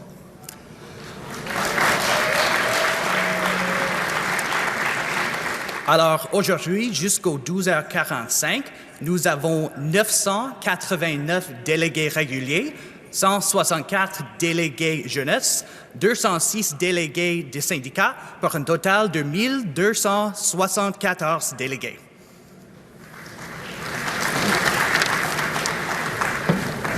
I'd entertain a motion to accept the Credentials Committee report. I see a mover. It's moved and seconded. All those in favor, please show with your voting card. Thank you. Down. Opposed? It is carried. We've passed our first bit of business. And now seek a motion to adopt the agenda, which is in your package. Is there a mover and a seconder, please? It's moved and seconded. There's a point of privilege on microphone 2. Friends who are new to a convention, a point of privilege means you personally are struggling to participate in the meeting. Please go ahead, delegate. Hi, Virginia Burton, she, her, Burlington, and coordinator of the Ontario Disability Committee. I am talking with regards to the agenda item for the Disability Committee. It's at 7:15 on Saturday night. I don't think that is the right thing to do. Most people with disabilities cannot last that long in the day. Going to the evening, and I know personally myself and my service dog Pockets, she will wear out, I will wear out, and my focus isn't there. That's me personally. I've managed to speak to quite a few people here with disabilities, same issue. I just don't believe that it's too late at night. I hear you, Delegate. Thank you. That time was selected at the request of your Disabilities Caucus co-chair, but I appreciate that nobody would like to have an early morning or an evening caucus of any kind. We'd prefer to be here and debate the Constitution. Is there further debate on the agenda? Can I have some lights on the microphones, please? I see a delegate at microphone 4. Hello. Ezra Bloom, Burnaby North, Seymour. Before we move to adopt the agenda, I would like to ask a point of information or parliamentary inquiry through the chair. What information do you seek, delegate? I seek an answer to the question, are there any contractual or logistical barriers that would prohibit this assembly from extending floor time either by meeting early or adjourning later at this convention? I have been advised that sitting longer than we have planned, particularly into the night, could trigger overtime obligations for the unionized staff in this facility, and that expense could become ruinous. Perfect. I have a second point of information. What information do you seek? Is the plan to read, for the resolution sections, is the plan to read the whereas clauses in addition to the therefores? Whereases are not debatable. We will not read them. We'll read the resolve section of the resolution and project it on the wall for you in both languages. It's also available in your kit. I would also like to stampede through the resolutions. Perfect. Do you have a further point, Delegate? I have a... Oh. Microphone 4, please. Yeah. I have a motion based on that information. So, if I may. Excellent. So this is a motion to ensure the plenary floor remains focused on genuine decision items as recommended by the review and renewal report. And the proposed convention program should be amended as follows. First, any time gained by a scheduled section or ceremony ending earlier than its allotted time shall be used exclusively for resolution debate. Any time waiting for the balloting committee or other reports to return shall be spent on resolutions. The Saturday lunch break shall be reduced to 60 minutes rather than 90 minutes. The 30 minutes currently allotted to referrals on Saturday and Sunday shall be renamed unfinished business and overflow and shall be used to resume debate on any prioritized resolutions, previous blocks that were not reached. And also, when planning for the 2028 convention, the incoming federal council and all relevant committees should be instructed to prepare an agenda that prioritizes the flexibility, the resolutions and decision-making over showcase events. This proposed schedule must include no less than 12 minutes per prioritized resolution and must include a standing unfinished business block at the end of every day so that the work of the party is never again suppressed by the clock. Is there a seconder for this resolution to amend the agenda? I have that the plenary be extended, that any item that finishes earlier have its time allotted to resolutions, that the Saturday lunch break be reduced from 60 to 90 minutes, that the referrals section on Saturday and Sunday be renamed unfinished business, and that some direction that I'm sure you will clearly point out to federal council in the appropriate moment be given for planning our next convention. Is that correct? Microphone 4, please. Almost. I was under the impression we can't actually extend the plenary, so the first item was just to use any time gained from any events ending early to use for resolution debate, and the second one is if there's any waiting time, like, for example, for the balloting committee, that be used for resolutions. Do we understand the motion? Okay. There is an opportunity to debate the motion. I see, if I could have possibly the house lights up a bit or a spot on the microphones. Oh, that's perfect. Let's have a round of applause for the people who are working lights for us.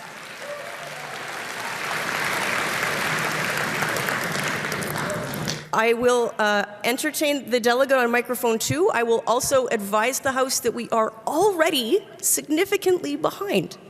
Delegate on microphone 2. Brett Collins, pronouns they, them, theirs, Federal Counsel for British Columbia.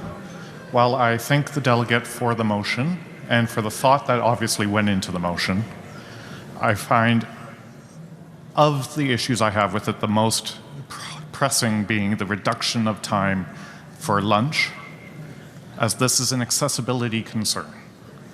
We have many people for whom accessing biological needs is less quick. And so I would greatly counsel our members and delegates not to vote in favor of this motion. And I thank you for your time. Delegate on microphone 1, please. Paul Sear, Kitchener-Conestoga. I don't believe this motion is in order because of the last part that wants to direct council to do something in the future. It's kind of a roundabout way of sneaking an internal affairs resolution into a motion on the agenda. Quite right, Delegate. What would you like me to do about that? Rule the last provision out of order about advice to the council and direct the delegate to raise those issues at federal council? Yes, please. I so rule. The amendment before you is to use any found time for resolutions, to extend the Saturday lunch from 60 to 90 minutes, and to rename the referral section Saturday and Sunday to unfinished business. Is that still keeping in the spirit of your amendment, Delegate? Excellent, thumbs up. That was a point of order at microphone 1, which is an opportunity to draw the chair's attention to an error that we have made with your thanks. I will continue debate on the amendment motion to the agenda, starting with microphone 1. Hi, I have a further amendment to the proposal, and that is I want to move an amendment that we just strike the lunch portion. Don't take away people's food. It's an accessibility issue, as the con person already said. There's 1,000 of us here, and we need to go out into the world and find food and bring it back. So if you're willing to drop that, it's something that I do support in theory, but I think with those 2 amendments, it's something that I'd be able to wholeheartedly support. This is an amendment to the amendment, Sorry. which requires a seconder. It is seconded. I am going to exercise my authority as your chair and call a vote on the amendment to the amendment about removing discussion of an extended lunchtime, which will mean the resolution before you will be to use found time for resolutions and to use the referral block on Saturday and Sunday for unfinished business. The section about shortening lunch will come out if you vote yes now. We're not deciding whether we're making that change to the agenda, but we're changing the proposal so it is no longer about lunch. C'est compris? Those in favor of not talking about changing the lunch break, please show.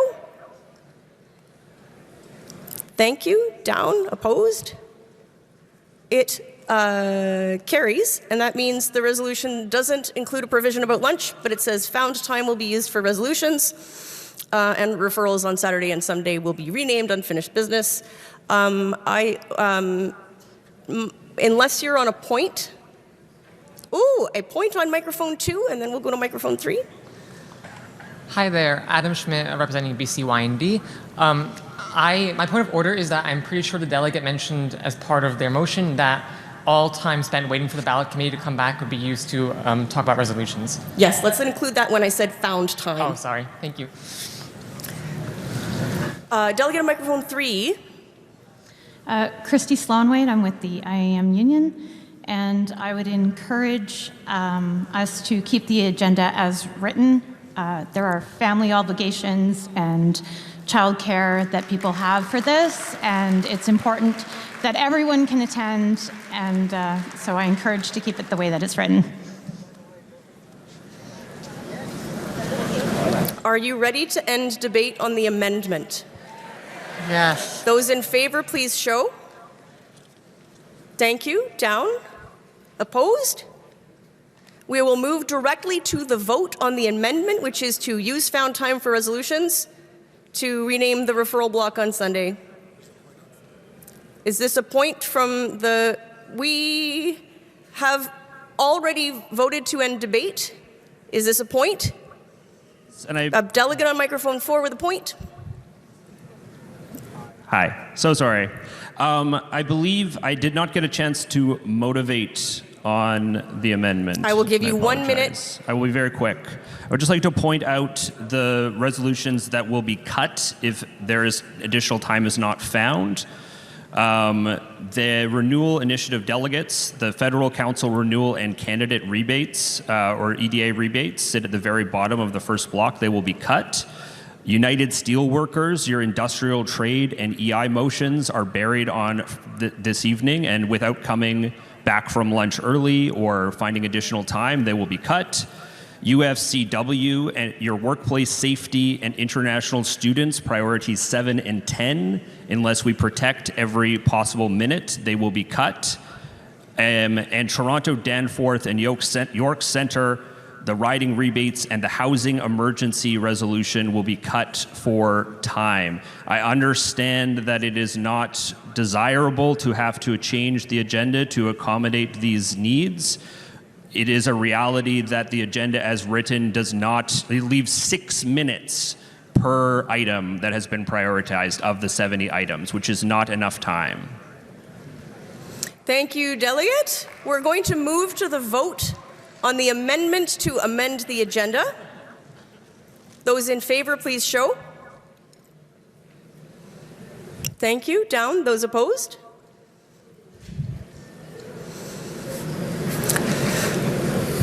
The amendment is defeated.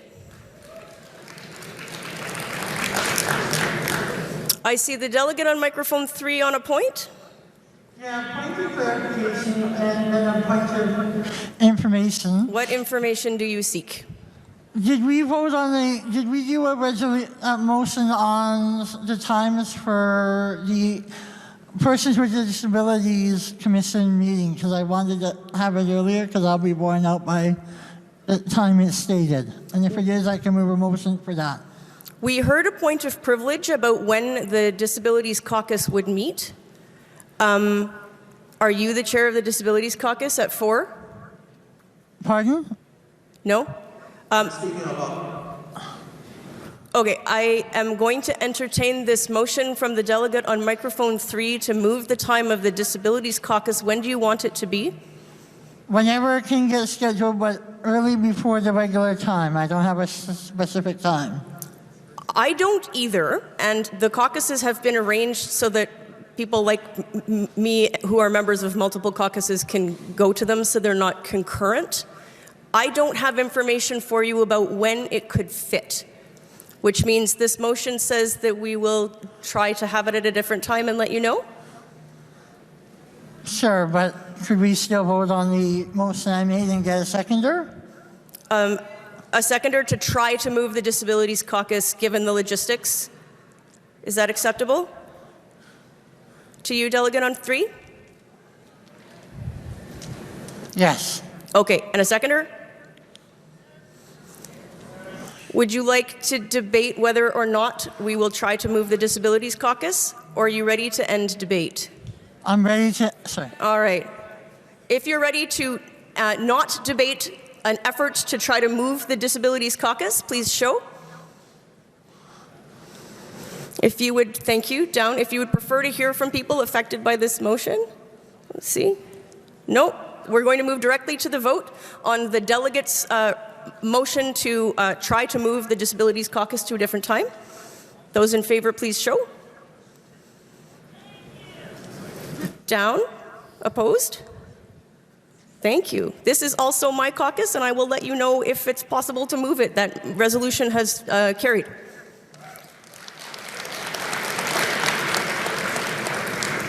This is such an important part of New Democrat tradition, but I wonder if you're ready now to vote on the agenda. I see a delegate on 4 with a card. Go ahead, 4, briefly. Hi, I wanted to propose this. Maybe this is something we can take separate and bring back to the organizers. Oh, by the way, Lynn from Edmonton Riverbend, they, them pronouns. I was wondering if the thanks guys. I was wondering if the LGBTQ Commission would be willing to swap times, because I understand your point about having nothing concurrent to respect intersectionality. I think we can take that as guidance to the folks who are going to try and Tetris the schedule for us. Thank you, friends. Are you ready to end debate on the agenda?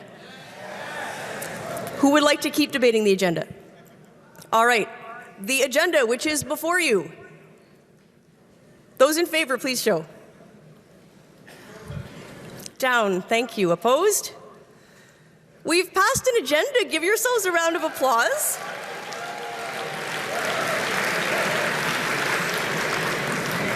Next up, we have the rules of order. And I'll highlight a feature of convention for folks who may be here for the first or the second time. Unlike your local meetings or your union conventions, amendments are not permitted from the floor. If you find that a resolution doesn't go far enough, you can refer it with instructions to the resolutions committee who will consider your referral. A risk in doing that is, as you see, we have a busy agenda and it may not come before you again. I see you on a point of privilege, so that is the procedure to amend, to seek to improve or change a resolution. Point of privilege here on microphone 1. Can we get the accessibility mic for this delegate, please? Looks like a member is helping you. Thank you.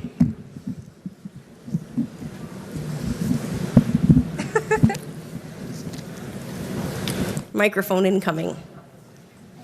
And delegates have been modeling good behavior by saying their name, the place that sent you, and then their point.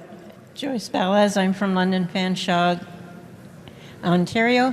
Could I please ask that the strobe light or the spotlight be turned off because it's right in my face? There's a delegate, I'm not sure if we can move that spotlight for you.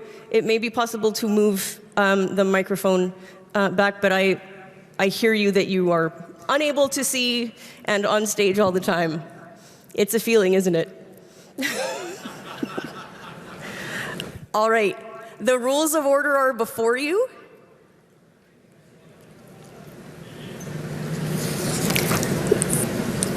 I would entertain a motion and a seconder to adopt the rules. It's moved and seconded. Can those in favor of the rules of order please show? Thank you. Down. Opposed? We have our rules of order. I will now try and pass the election rules.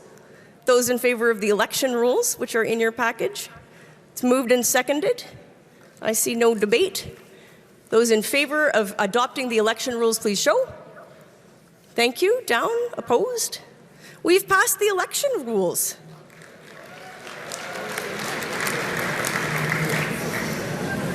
Now we need to appoint our standing committees. I would entertain a motion to ratify the co-chairs of the credential and the balloting committees, who are Evan Crosney and Hef Wilson, who we've heard from. The balloting co-chairs are Riley Shannon and Claire Parkin. Is your point on the committees? Okay. Those in favor of installing our committees with our thanks, please show. Thank you. Those opposed? The committees are installed. Delegate on microphone 2. I apologize, but I was confused about the rules of order because it was not something listed in the package we were given, nothing like explicitly saying that. So when the election rules came up, I was distracted trying to figure that out, and I was meaning to come up. It was already passed. Is there any leeway? The rules of order appear in our Constitution. They're an appendix at the back, so you have them in your kits. Equally, if this is a weird Latin process for you, Sylvia and I are here to assist you to get whatever it is that you'd like to get done within the boundaries of those rules. So they're set up there based on Robert's Rules of Order, the delightful 12th edition, with some amendments like a reduction in the speaking order to 3 minutes rather than the 10 that Roberts provides. Is it at all possible? I know we already passed the election rules, but would it be possible to offer an amendment to them? There was an effort to a question about whether we can amend the rules. We cannot because we have passed them. Okay. Okay. Good job, team. I would now like to welcome our president, Mary Shortall, Treasurer Suzanne Skidmore, and National Director Lucy Watson to provide their reports to us.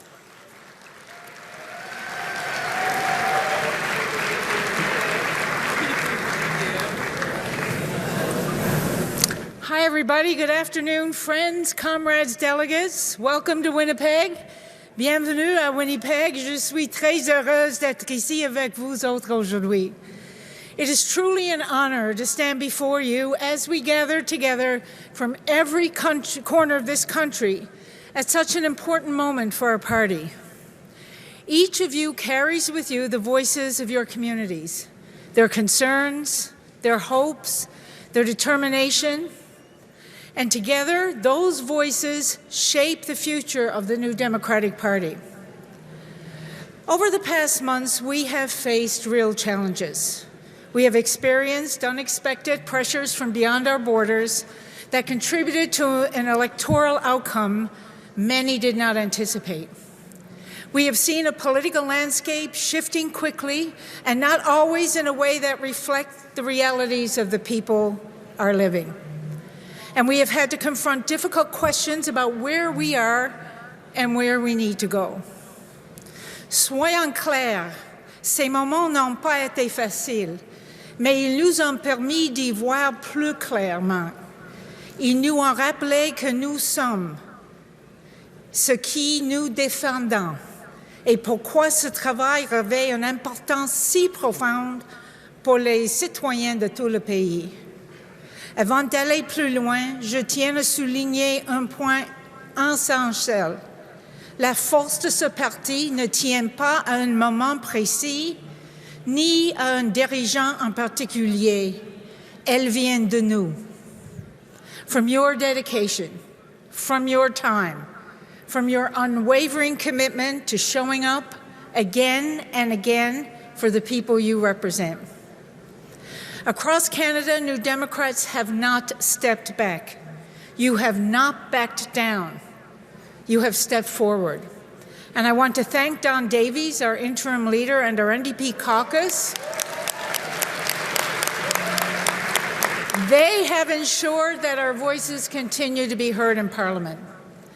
Thank you to the Federal Executive and the Federal Council for keeping us informed, connected, and prepared for the fight ahead. And thank you to each of you for continuing to support and believe in what this party stands for. You have continued to organize in your communities. You have continued to advocate for working people. You have continued to fight for affordable housing, for strong public health care, for climate action that meets the urgency of this moment. You have done this work not because it's easy, but because it's right. And that determination, that steady commitment to justice, is the foundation of everything we do. Friends, this convention is not our opportunity just to reflect, but it is our opportunity to renew our sense of purpose, our connection to labor and to working people, and to renew our commitment to building a country that works for everybody, not just the few. But renewal begins with honesty. We must be honest about the challenges before us. Canadians are struggling. The cost of living continues to rise. Inequality is growing. And too many people feel no matter how hard they work, they are falling behind. And many of them are uncertain about what their future holds for themselves and for their families. Dans ce contexte, nécessité d'une voie néo-démocratique forte et attachée à ses principes n'a jamais été aussi grande. Notre rôle ne consiste pas seulement à relever des défis. Notre rôle est de montrer la voie, de proposer une vision claire et convaincante d'un Canada plus juste, plus inclusif et plus durable.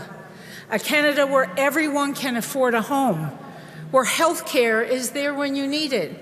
A Canada where good jobs are protected and created, where we meet the climate crisis with courage and ambition, and where people feel seen, heard, and respected, no matter who they are, where they live, or who they love.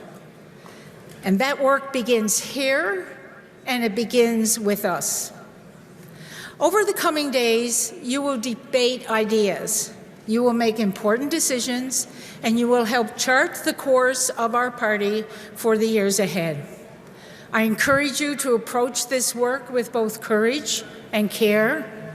Bring forward your ideas boldly. Listen to one another openly, and engage with one another with respect and solidarity that define us when we're at our best. Because disagreement is not a weakness. It's part of a healthy, democratic movement. What matters is how we come through those conversations, stronger, more united, and more focused on the people we are here to serve. We are at our strongest when we are united in purpose and grounded in our shared values. Values like fairness, compassion, equity, and the unwavering belief that better is possible. Friends, conventions are about decisions, but they're also about energy. Il s'agit de renouer les liens entre nous et de créer une dynamique. Il s'agit de rappeler que nous faisons partie de quelque chose qui est plus grand que nous. Un mouvement riche d'une histoire dont nous pouvons être fiers et qui a apporté des réels changements. We stand on the shoulders of those who came before us. Tommy Douglas, Audrey McLaughlin, Alexa McDonough, Jack Layton, Jagmeet Singh, and the late Ed Broadbent. From paid sick leave to anti-scab legislation to dental care for millions of Canadians, this movement has delivered those results. And this movement still has so much more to do.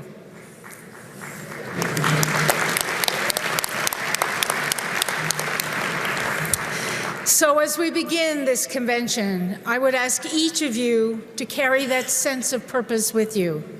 Carry your belief in what we can achieve together into our work ahead. Because yes, the challenges in front of us are real, but so is our capacity to meet them. And for sure, the hope that people across this country are placing in us, that's very real. So let's meet this moment. Let's meet it with courage, let's meet it together, and let's honor that hope. Let's do the work, and let's move forward together. Bienvenue à votre Congrès 2026. Welcome to your 2026 convention. Now let's get to work. Allons-y. Merci. Thank you.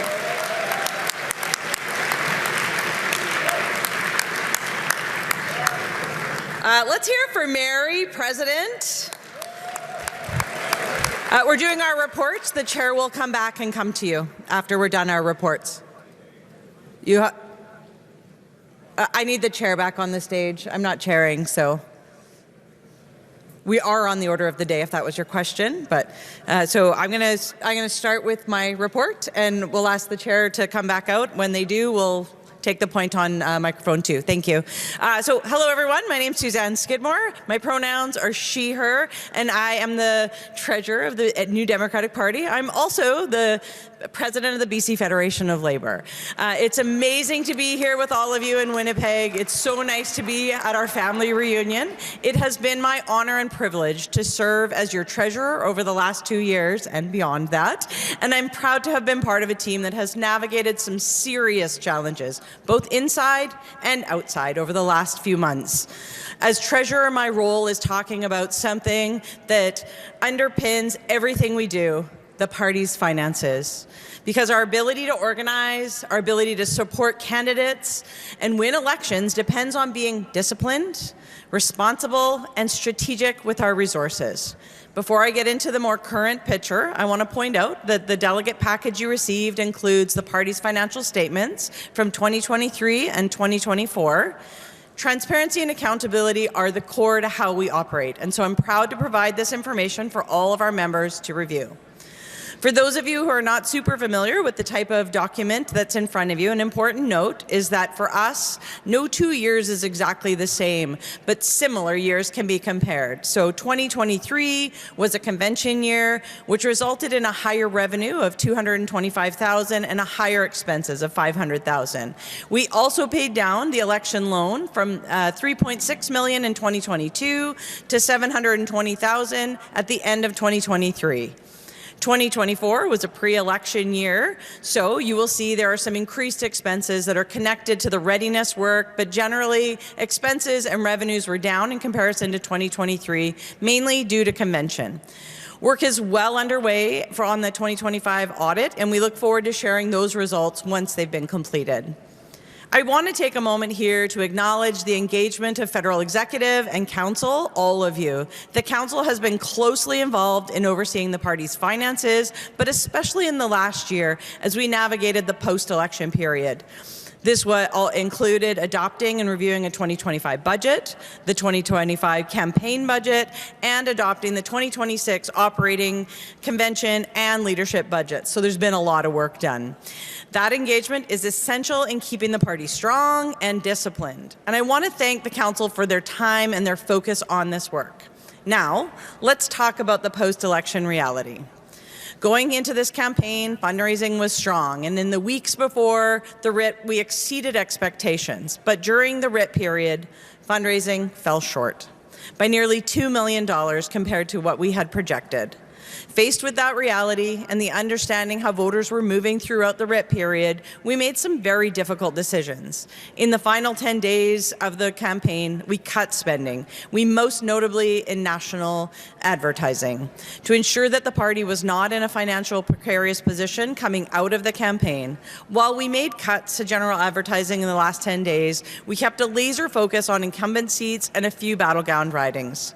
That drastically increased the efficiency of our advertising spend and saved money where an ad buy would not and could not swing races in our favor. This was obviously a critically important strategic decision, and post-campaign, for the first time, we did a detailed analysis on how much money was allocated to incumbent ridings, and I will share, it was significant. I mention this because as part of our deeper dive into the election and the outcome, we had to ask ourselves hard questions about deployment of resources and whether we made the right calls in terms of doing what we could to protect our incumbent seats and our targets. Those were not easy decisions, but some of them were necessary. This allowed us to protect the party's financial position and ensure the stability in the months that followed. And today, that stability is showing, but let me be clear, it's very tight. We must continue to manage our resources carefully. Our total loan stands at $25 million. On the revenue side, we have received the central rebate of $13 million, which has been used to reduce our campaign loan. In addition, we anticipate receiving additional rebates that will be approximately $3 million. This money will go directly towards the campaign loan and help us reduce our debt while keeping our operations running. Principal loan repayments start this year at $1,062,500 per quarter. That's higher than our original projections because the smaller rebates and the fundraising shortfalls during the campaign meant that we couldn't make a larger balloon payment that we would normally do.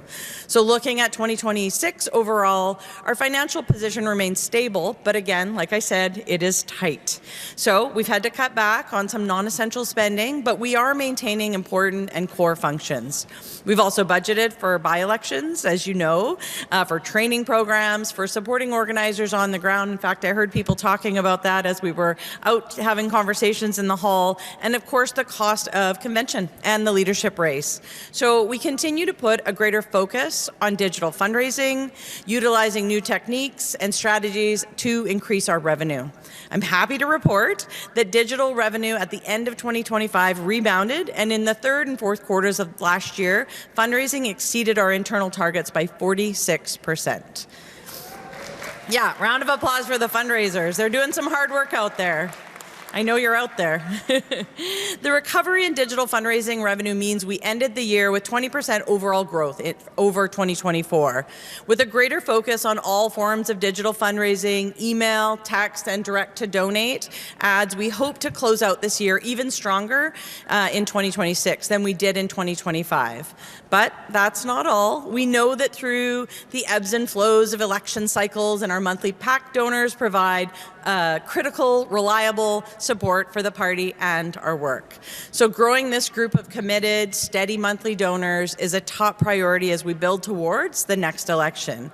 All of this is going to require donor and member stewardship to stay connected to the people who fuel this movement and the relationships and the building that needs to happen will increase our fundraising revenue and support from the grassroots of this party. Here's the key takeaway. We can meet our obligations, we can fund our priorities, and we can continue to operate effectively, but only if we continue to be disciplined and focused.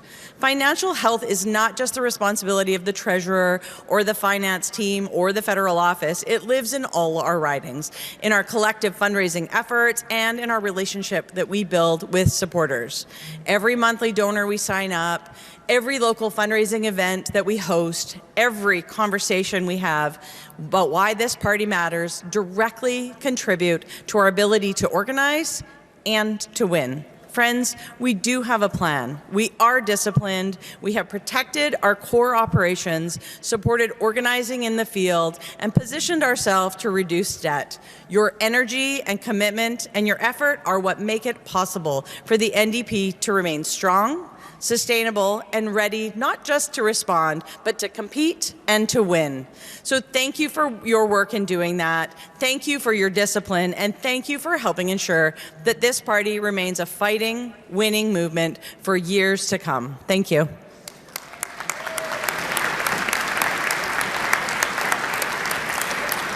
Thanks for keeping me on my toes, friends. I think I heard someone call the order of the day, which is a way to signal that you're ready to go to a timed item in the agenda. C'est un point spécial qui devrait aura lieu à un temps particulier. We're going to hear from the national director. The elves in my ear have told me they have been able to cut some things. So we're going to hear that report, and then we will get on to celebrating Jagmeet. Is that fine? Thank you. Hello, welcome to Winnipeg. We're gathering at an important moment for our party and for the people across the country that we're working for. So before I begin, I want to get a sense of the room.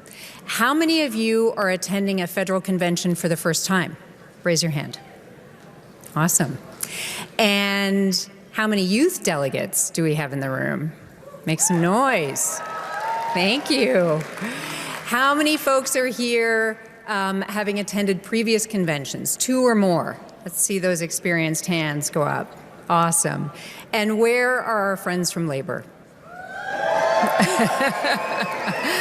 Amazing. Thank you. This mix of new voices and experienced organizers is exactly what we need as a party. It's how we grow, and it's how we get stronger. So it's great to see so many of you here gathered together for our 2026 convention. There's a long tradition in this city of people organizing, building collective power, standing up for fairness, and doing the hard work of change. So it's a fitting place for us to come together, not just to talk about what we believe, but to focus on how we win and the actions we'll take to win, because that's the work that's in front of us. This is our first opportunity to gather together after the last federal election. And I want to start by recognizing what that campaign required and how heavy the results have felt for us as New Democrats. So I want to say to our candidates, thank you for stepping up. Running is never easy. It asks a lot personally and politically. To the staff, yeah, let's acknowledge them. To the staff and the campaign teams, you carried enormous responsibility under pressure. And to the volunteers, you're the backbone of this party. You made the calls, you knocked the doors, you ran the events, you entered the data. No? Okay. You solved the problems, and you kept things moving behind the scenes. That effort matters. It builds the foundation we rely on in every election cycle. I know we didn't get the result that we were all working for, but it is important to say this clearly. Even in difficult context, New Democrats delivered real results for people. Our caucus achieved remarkable gains, advancing policies that made a tangible difference in everyone's lives, from progress on affordability measures to movement on dental care and pharmacare, and pushing forward on housing. New Democrats used our position to get things done. And that's what New Democrats do. We fight and we deliver. And that record matters. It's not just something to be proud of, but it's something that we need to build on. As an organization, we have a responsibility to connect that work to electoral success, to make sure Canadians know what we've achieved and why it matters, and to earn the opportunity to do even more. And that's why the campaign review and renewal process has been so important. And I want to thank Emily Taman for leading that work. It's been detailed, member-driven, and focused on identifying where we need to improve, not just in theory, but in practice. Because for us, renewal has to mean something concrete. It has to mean making better decisions earlier, building stronger local capacity, equipping our teams with the tools, training, and support they need to compete and to win. And that leads to the point that I want to leave with you. We need to be election ready at all times, not 6 months before a campaign, not when a writ is dropped, but every day. Election readiness isn't a slogan, it's a system. It's candidates identified and supported well in advance. It's riding associations that are active, organized, and growing. It's a volunteer base that are engaged between elections, not just mobilized during them. It's data that is current, fundraising that is consistent, and communications that connect. And that kind of readiness doesn't happen overnight. It's built deliberately over time. And it requires all of us. The federal office can provide the tools and the support, but the real strength of this party lives in our ridings, in our regions, and in the work that you do every day. And that's where we need to keep building. I also want to recognize some of the people who have helped to guide this work. To Mary Shortall, thank you for your leadership and your commitment during an important period during our party. To the outgoing members of the Federal Executive and Council, thank you for your service, your diligence, and your focus on strengthening the organization. And to our interim leader, Don Davies, thank you for stepping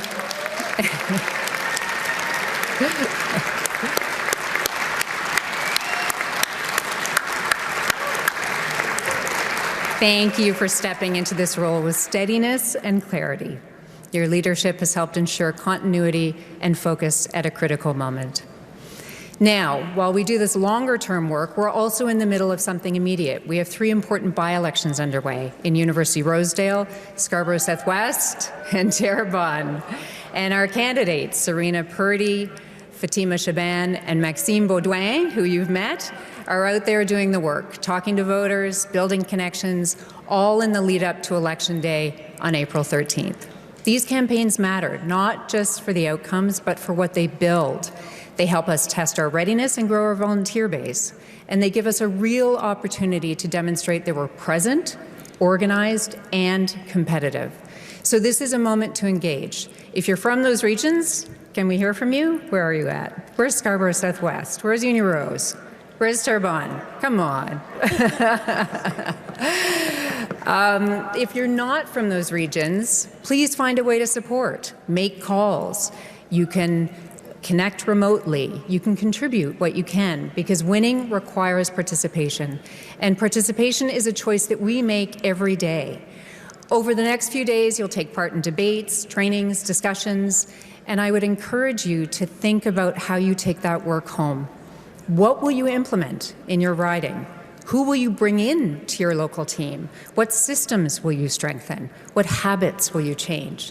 Because the difference between where we are and where we want to be is in those choices, in the follow-through, in the consistency, in the willingness to do the work even when there isn't an election underway. And that's how we build a party that is ready, not just to respond, but to compete and to win. So thank you for being here. Thank you for all you do.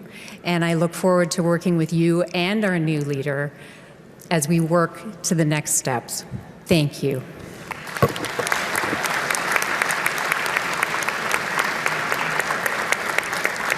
And now I am turning it over to these 2 white people.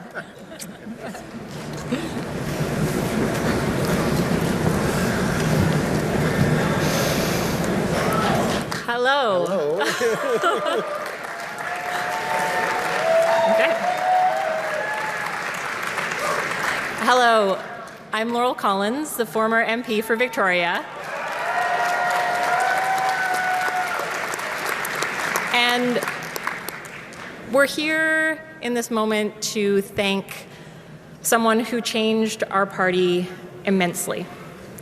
And Jagmeet, he not only took politics and made it personal, but he was a symbol of the kind of transformative change that our party is known for. In 2017, he made history as the first racialized leader of a major federal party. And what makes his story so powerful isn't just that it happened, but that by every measure, it never should have. You know, it wasn't supposed to happen. And for Jagmeet, it's always been about doing what's right. It's about showing up for people, especially when the system works against you. And in the face of racism, powerful interests, and the cost of living crisis, Jagmeet stood firm to his values, and he stood strong fighting for Canadians. Time and time again, Jagmeet met every challenge, not with cynicism, but with courage, not with fear, but with unshakable optimism. And under his leadership, that belief turned challenges into real change. Delivering anti-scab legislation for workers, delivering dental care for millions of Canadians, and starting the first federal universal pharmacare program. Yeah.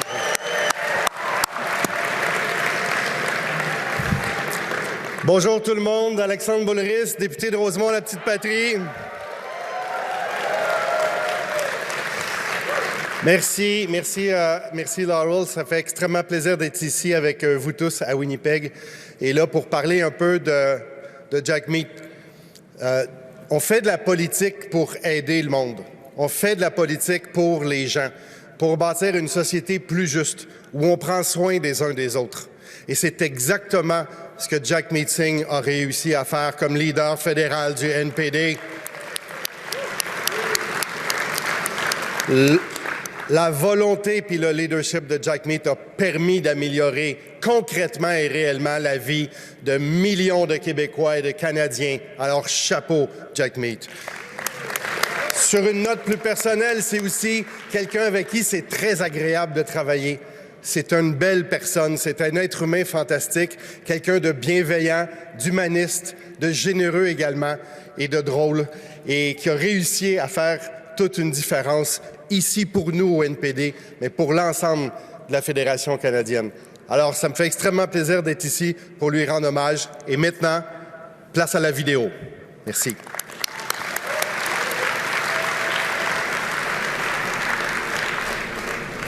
First time I met Jagmeet, I was 12 years old. I think it was grade 7 or grade 8. And he was actually studying at the time, UWO, Western University. I grew up, born and raised in London. He tells this funny story, I don't remember it, but the first time I met him, he said I had just come home from playing basketball and he was hanging out with my older brother and sister because they went to school together, and I asked him how high he could jump. And we always kind of joked about the metaphor of that, how this little 12-year-old was asking this guy how high he could jump and where he ended up. Growing up in London, Ontario, I was always seeking out role models and mentors, people that look like me. And I think Jagmeet provided that to a lot of us in the community, across the country. Some people choose to lead. They spend their entire lives saying, I want to go into politics so I can effectuate change, or this is my destiny and this is my path. And then there are people that are chosen to lead. And I think Jagmeet is the latter. He was chosen to lead by a bunch of young activists, and I joke, a bunch of young kids, youth with big visions of wanting to change the world. I follow politics right across the country. Being from British Columbia, you kind of keep an eye on what's going on in the other provinces. And somebody flagged for me, hey, you should check out this MPP from Ontario, just standing up and saying like good things about working people and, you know, good, strong values that I hold as well. And so even long before I met Jagmeet, I became a really big fan of his. So when Jagmeet announced that he was running for leader of the federal party, I was there in the convention hall in Brampton, and it was like a crushing crowd. It was amazing, the biggest crowd I think I've ever been into. In the lead up to 2019, we had to go through convention. I think it was clear right from there that he wanted the type of people that showed up at party convention to sort of be some of that new youth mentality that he had inspired. And going into that election, I think people had not yet realized what it meant to Canadians that the NDP was the party that had chosen the first racialized person to lead a major federal political party in this country. Out on the campaign trail, we'd go by TMU and there'd be kids sitting on the steps. They would flock to him, and just, it was magical, really. I think we were seeing people show up to NDP events that had never been to an NDP event or a political event in their lives before. I wouldn't be a member of the party if it wasn't for Jagmeet. I remember being in high school, and I am the daughter of immigrants who came here desiring a better life and wanting to give their kids that. And I remember in high school seeing videos and social media from Jagmeet of him rallying young people of color.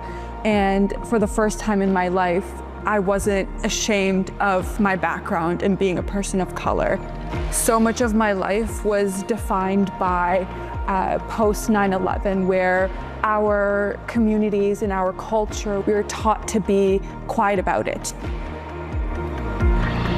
Everything about my identity and everything that I look like and people that look like me was villainized. For half a decade, 5 years or 10 years, I wouldn't even tie a white turban because you didn't know what the reaction of people was going to be. I felt a lot of shame growing up of having that as my background, having that as the fabric of who I am. And in the first time in my life, I felt proud of my culture. I felt proud of my people because we had someone that looked like us. It's been really inspiring just to see the number of young people, particularly racialized folks, where Jagmeet was that leader, where they were able to see themselves involved in the political system, and he inspired them to volunteer on campaigns, to make phone calls, to get out there and talk to people about the issues that mattered the most to them. To voice their concerns, voice their ambitions, and dream big. Being a different kind of leader, a leader that we needed to see and a leader that we needed to speak for so many of us who haven't been seen like that before. It made me feel seen, it made me feel part of the movement in ways I didn't realize that I needed. And so when I saw him get up in the House and call out racism, it was a moment where I knew that he was speaking not just on behalf of the experience that he was having, but on behalf of the experience that so many of us have. I remember being on picket lines with him or at rallies with him where I would see racism firsthand. He had created this capacity to separate what he heard and what he needed to do in that moment. He needed to be there for either workers on a picket line, he needed to be there for the people who showed up, and those voices couldn't penetrate. Tout de suite, ce que tu ressens avec Jagmeet, c'est la volonté de vouloir aider les gens. C'était jamais à propos de lui, c'était toujours à propos des autres, de comment on peut aider les autres et comment aussi on peut gagner davantage de sièges. I think he really also spent time listening to people's struggles, and he was a really good ally to all communities. He wanted to connect with everyone he meets, whether that's people that work for him, whether that's people that he met on the street. Jagmeet gave us such a beautiful alternative to the toxic masculinity we currently see on the world stage. And he knew that love without courage is ineffective, and courage without love is empty. Il était mon pourquoi je me levais le matin pour travailler fort, faire des sacrifices avec ma famille, puis aller accomplir de grands résultats pour les Canadiens et Canadiennes. Jagmeet was always not just talking about, but it was a joyful struggle, and he brought that wherever we went. Jagmeet did everything with love and optimism and joy, and he really created a team that was dedicated to working hard for him, and he did that really by making us all feel welcome and loved and respected in the work that we did. People saw themselves in Jagmeet, and he had the most amazing energy in every room he walked into, and he did that every day on the campaign. That's hard to do, bringing that kind of energy every day to electoral politics at any level. Not everyone does that, and Jagmeet did it every single day. We saw some unprecedented generational changes. Things like childcare, pharmacare, the anti-scab legislation, something that we've been fighting for and we've been promised for decades. And Liberals never gave it. We knew the Conservatives were sure as not a hell ever going to give it to us, but it was Jagmeet and that agreement with the Liberals that actually made it happen. And that's what I'll always remember Jagmeet for, is that impact that he's had. I hear stories about people finally being able to get their teeth fixed. All of this was working with the NDP and under Jagmeet's leadership. It felt like in a world where so many of progressive politics or so many of progressive policies are being chipped away at, it felt really good to finally see a win be delivered. Jagmeet, dans tout ce qui est les négociations avec les soins dentaires, c'était toujours celui qui poussait les libéraux le plus loin qu'on pouvait aller. Fait que dans ses conversations avec le premier ministre, il était extrêmement féroce d'aller chercher le plus de gains qu'on pouvait aller, reconnaissant aussi qu'on faisait affaire avec un partenaire libéral, qu'on sait très souvent, ils font les choses à moitié. Donc, lui, il poussait toujours. Comme par exemple les soins dentaires, au départ, les libéraux, même s'ils avaient signé l'entente, eux, ils voulaient faire ça. Ils nous disaient ça va prendre 10 ans.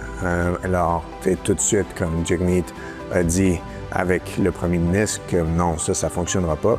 Il faut trouver un moyen de réussir à le faire dans un mandat. C'est pas vrai qu'on va attendre comme autant d'années pour que ça soit fait. Notre entente est celle qui est sur le papier. Donc, on doit suivre ça, puis on peut pas déroger. Jagmeet was always in the fight to get the most that he could for people, and the way to get the most for people was to win as many seats as he could. With the pursuit of trying to form government, absolutely. La seule chose que les gens peuvent pas nécessairement saisir entièrement, c'est les sacrifices que Jagmeet a dû faire en tant que chef néo-démocrate puis en tant que personne sikh.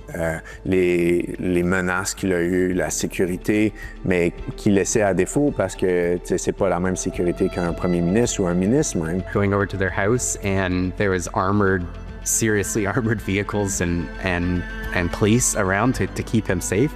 But in a lot of ways, Jagmeet, who loved going outside for walks, going for groceries, going to the gym, could no longer do that. Like, Jagmeet was never a guy that wanted you to feel sorry for him or empathy for him or wanted to make excuses for anything. But the story of Jagmeet is also a story of a guy who had the police come knock on his door, tell him that he was under imminent threat of assassination, give him a paper called a duty to warn that he had to sign to say, I'm aware someone may kill me at any moment, and that it was likely from a foreign government. In fact, one of the most heartbreaking, but also I think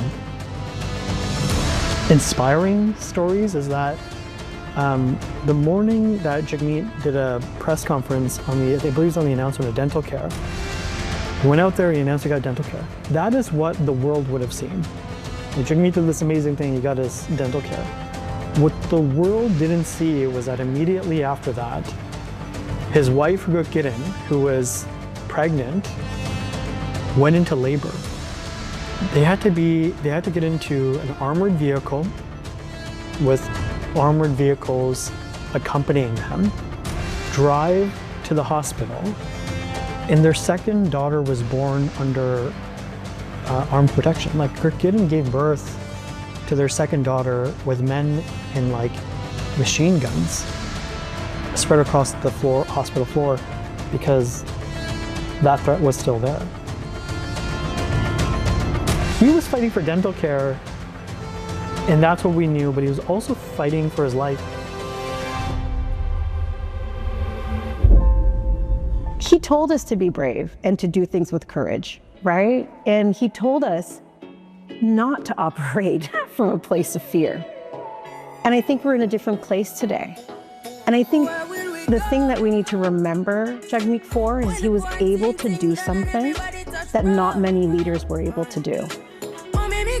Je sais que dans 20 ans, dans 30 ans, dans 100 ans, ils vont étudier la période dans laquelle on vit, puis ton nom va sortir comme ayant été celui probablement qui s'est tenu debout, qui aurait pu faire la différence.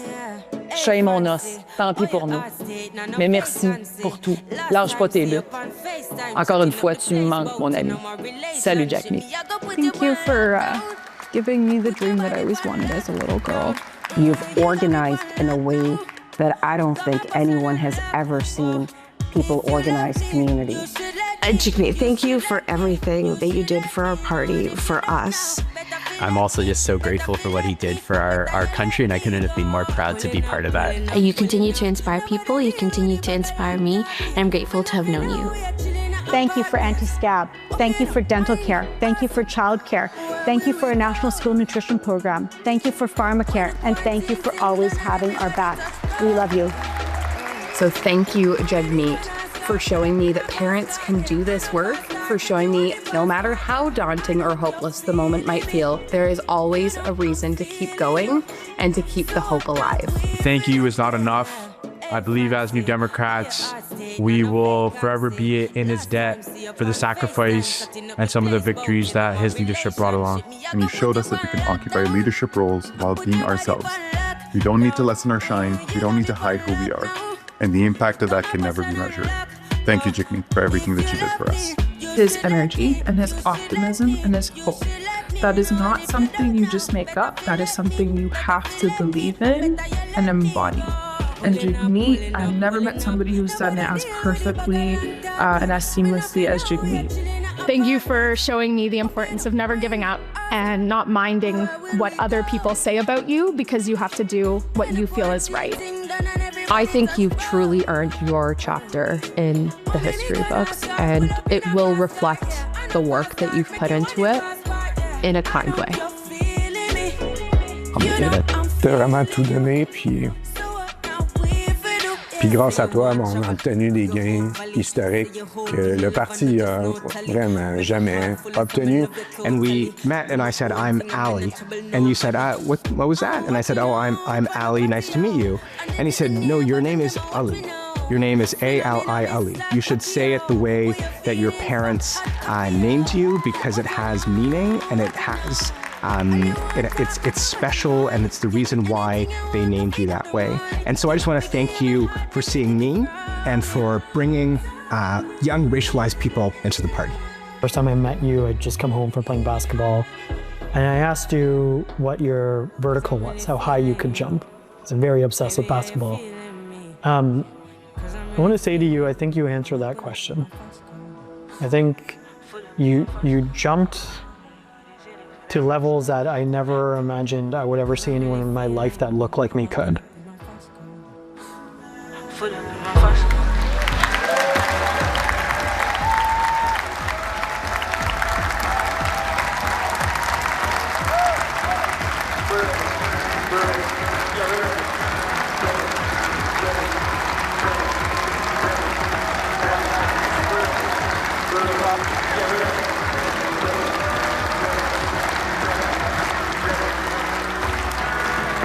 Look on the sun now.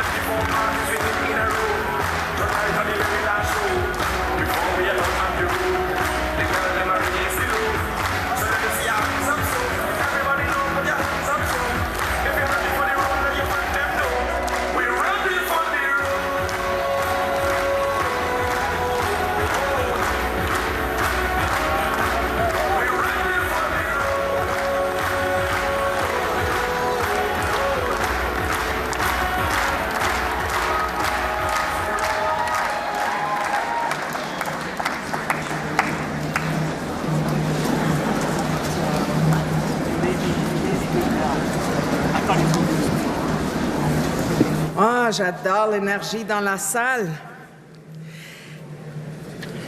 Alors, on va continuer. Je sais qu'il y a une petite distraction, mais on va continuer, on avance. Alors, veuillez accueillir sur scène les coprésidences du comité de résolution, Talon Regent et Leah Story-Gamble. Ils vont vous présenter le processus qui a guidé le travail du comité. Ils vont monter sur scène dans une seconde, je suis certaine. Oui, ça va, merci. OK, peut-être que pendant qu'on les attend, je peux faire quelques précisions avant de passer au débat. On va commencer le premier bloc dès que le comité de résolution vous présente leur processus. Et la façon dont on va procéder, c'est que 2 membres du comité vont lire la résolution.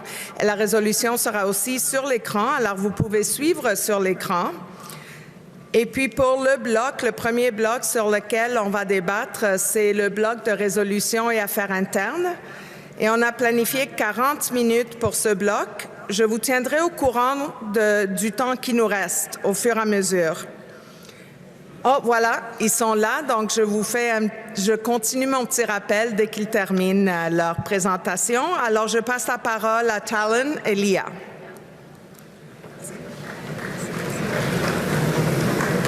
Merci. Bonjour tout le monde. Well, qui est prêt pour le débat de cette résolution? Are you guys ready? Amazing. All right. My name's Leah Story-Gamble. My pronouns are she, they. I am from Saskatchewan. I am one of your co-chairs for the Resolutions Committee. And my name is Talon Regent. I am the other co-chair of the Resolutions Committee, also from Saskatchewan. Well, there's 2 of us. Woo! And so jumping into what it is that the Resolutions Committee is, what we did to get here. So the Resolutions Committee was created by Federal Council immediately upon the completion of our last convention for 2 very important things. One was to take the resolutions that went undebated from the last convention and make sure they got in front of Federal Council with some recommendations on what we as the party should do, rather than just letting them fall into the ether after convention was complete. And I am very proud to say that for the first time in at least a decade, the Resolutions Committee actually did that. So from there, it was time to get ready for this convention, and I'll let Leah take over and explain a little bit about how that worked. So, the Resolutions Committee received over 1,600 unique resolutions. Impressive. That's a true testament to your guys' commitment to democracy. From there, the resolutions were merged by party staff into 626 unique resolutions. It was further merged down by 78 resolutions by the committee. 98 resolutions of those 626 were ruled out of order. And I'm happy to answer any questions not in my report, so come find me if you want to know why we did that. 449 resolutions then proceeded to the vote prioritization to the membership, which resulted in voting of 10 top resolutions in every section, which will be debated today. So, what happens next is whatever we don't debate today then goes back to the new policy committee that will be reestablished with the new federal council that you're electing at this convention. That's the process. We're all good. We know it. Didn't miss anything? Wonderful. Before we go, we just want to give some really special thank yous. First of all, to the party staff who have helped us so much with this resolution process, specifically to Tanya Fredette and Jesse Calvert, who we couldn't have done this without. They're our support people. They kept us on time. They kept us together. Big round of applause to them, please.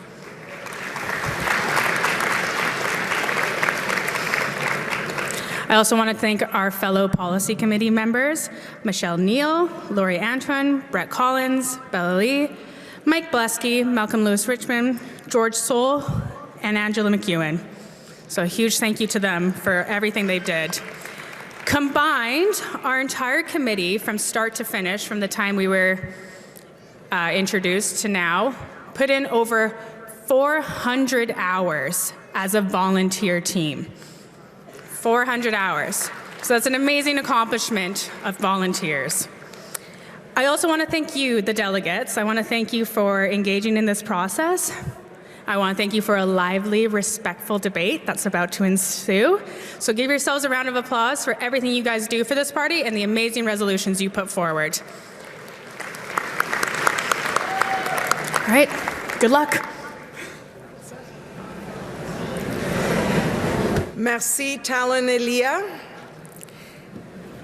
Alors, je continue avec quelques précisions avant de commencer le premier bloc qui sera sur les modifications constitutionnelles et affaires internes.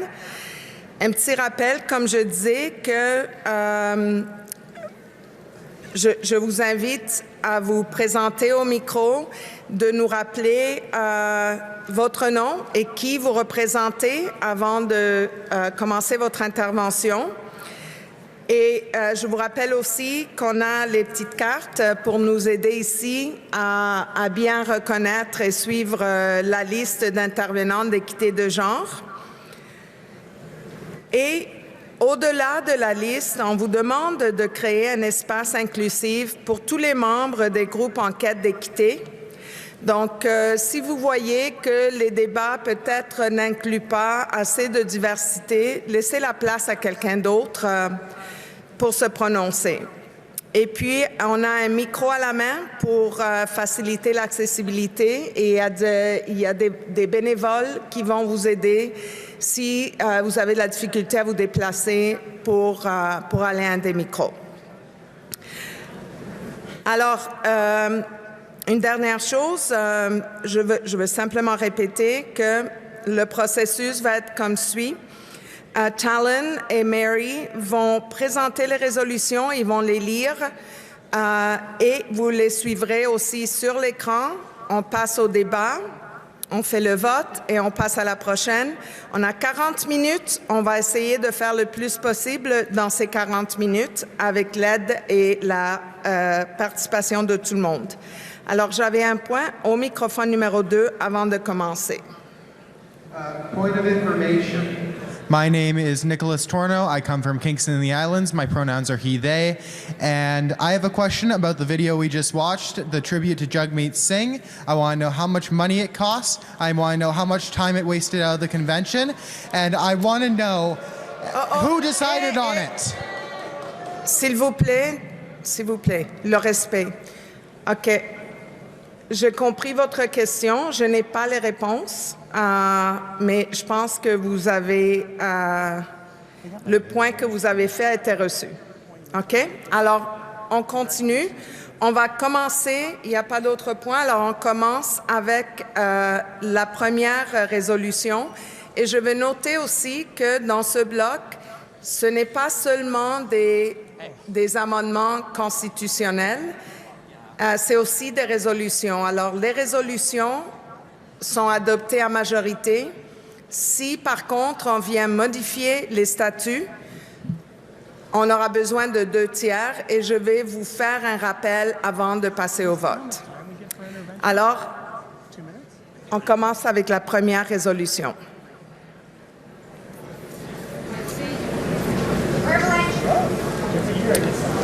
Point of privilege, please. Il y a un point. Sorry, Mary. Il y a un point au microphone numéro 1. Hi, Thatcher Navanethan from Scarborough North. Rising on a personal point of privilege, that comment that was just made is absolutely unacceptable. I'm in my house of party where I belong as a racialized person, and we paid a tribute that is incredibly fitting for an incredible leader. And that comment is so harmful in this space. I think the people that are here that are racialized, that are people that have never been seen before, deserve the space and our leader that look like us and change the politics for us as New Democrats, as Canadians, as Ontarians, as people from all across this world, as people that have survived genocide, deserve goddamn respect in this House. Thank you, Delegate.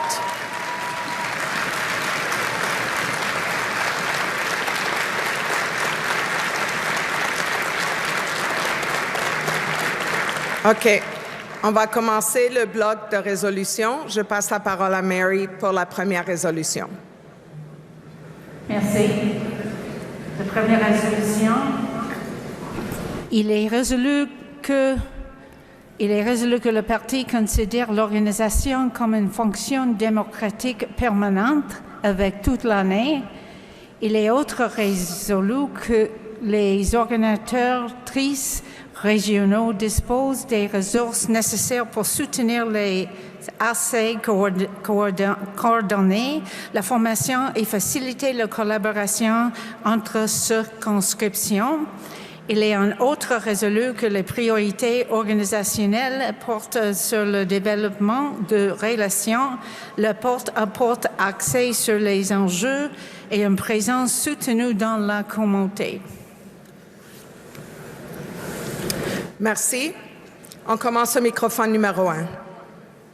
First off, I wanted to thank the organization for sharing such a moving and appropriate tribute to Jagmeet Singh. Just a few moments ago, I was deeply moved by that. My name is Peter Julian.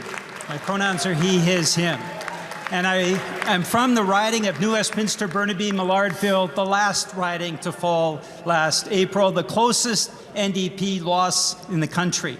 The moment we turned the lock on our constituency door, we started organizing. And we have been knocking on doors. We have not stopped since the election.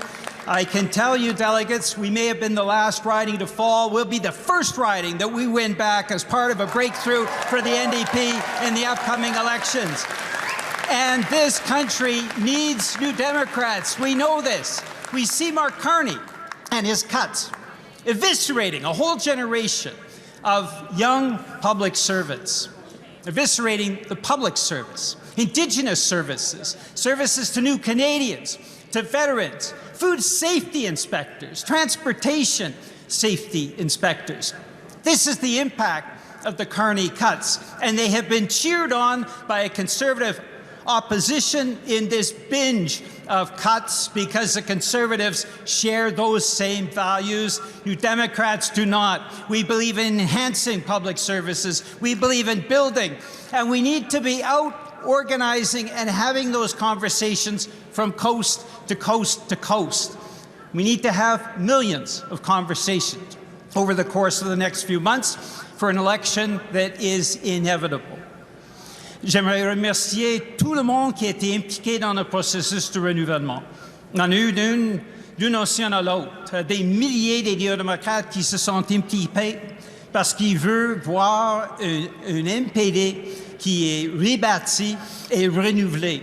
Et ça, c'est un aspect important, mais le renouvellement du parti ne va pas terminer avec ce congrès-là. Il commence avec le travail qu'on a à faire au cours des prochains mois.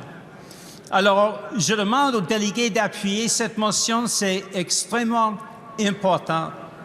And I'm asking delegates to support this motion because on Sunday, we'll be electing a new leader out of a terrific group of 5 leadership candidates. But on Monday, the work begins to be knocking on doors, to hit millions of doorsteps in the course of the next few months so that we, with a renewed and rebuilt and reinvigorated NDP, we can show our vision of this country and we can speak to the people who are having difficulty putting food on the table, keeping a roof over their head.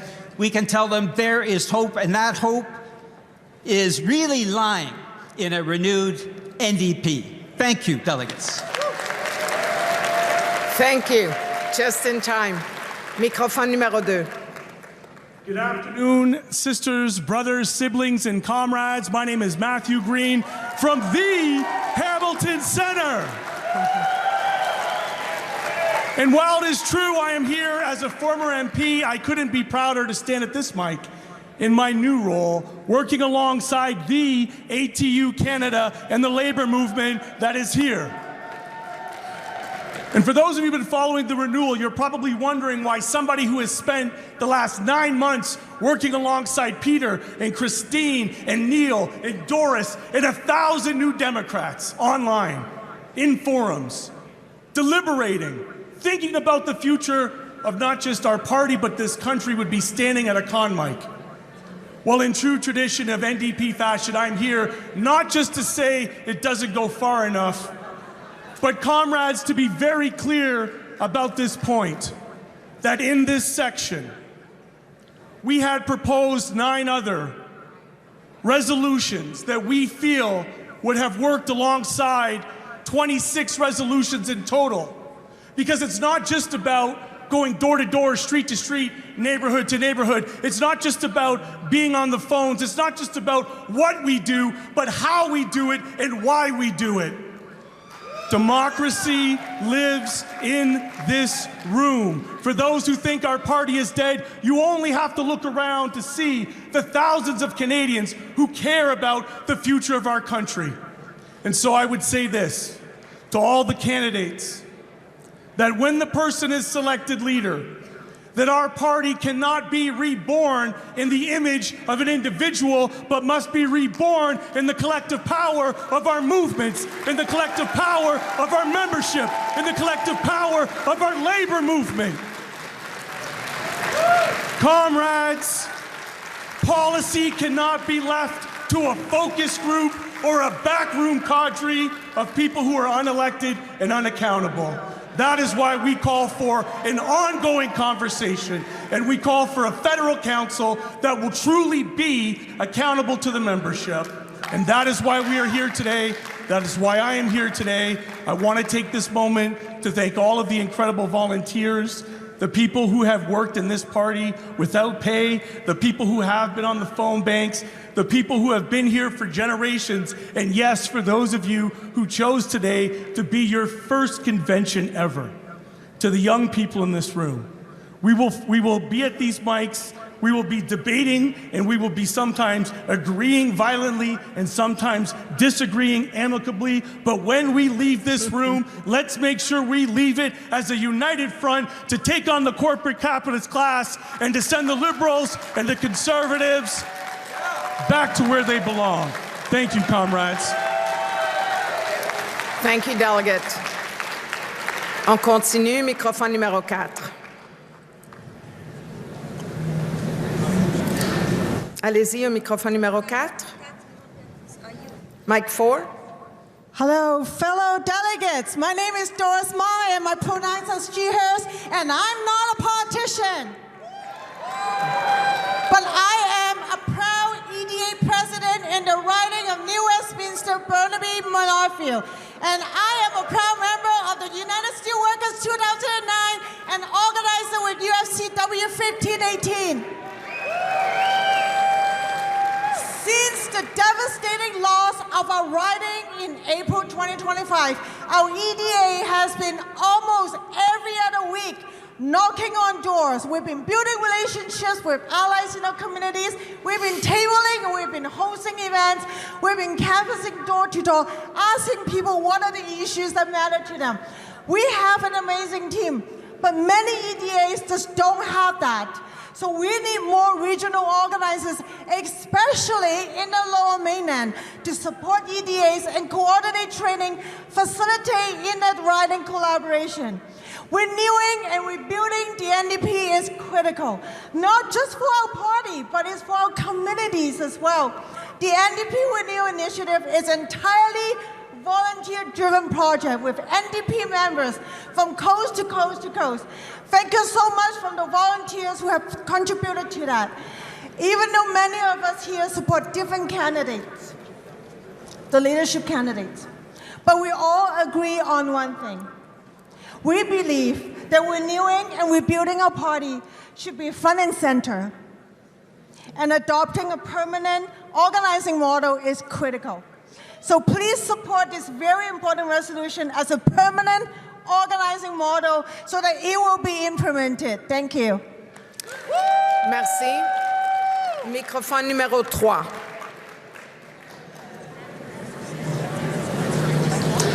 Mic Hello. 3. Hi, Nicholas Lawrence, he, him, Ontario. I'd like to call the question, please.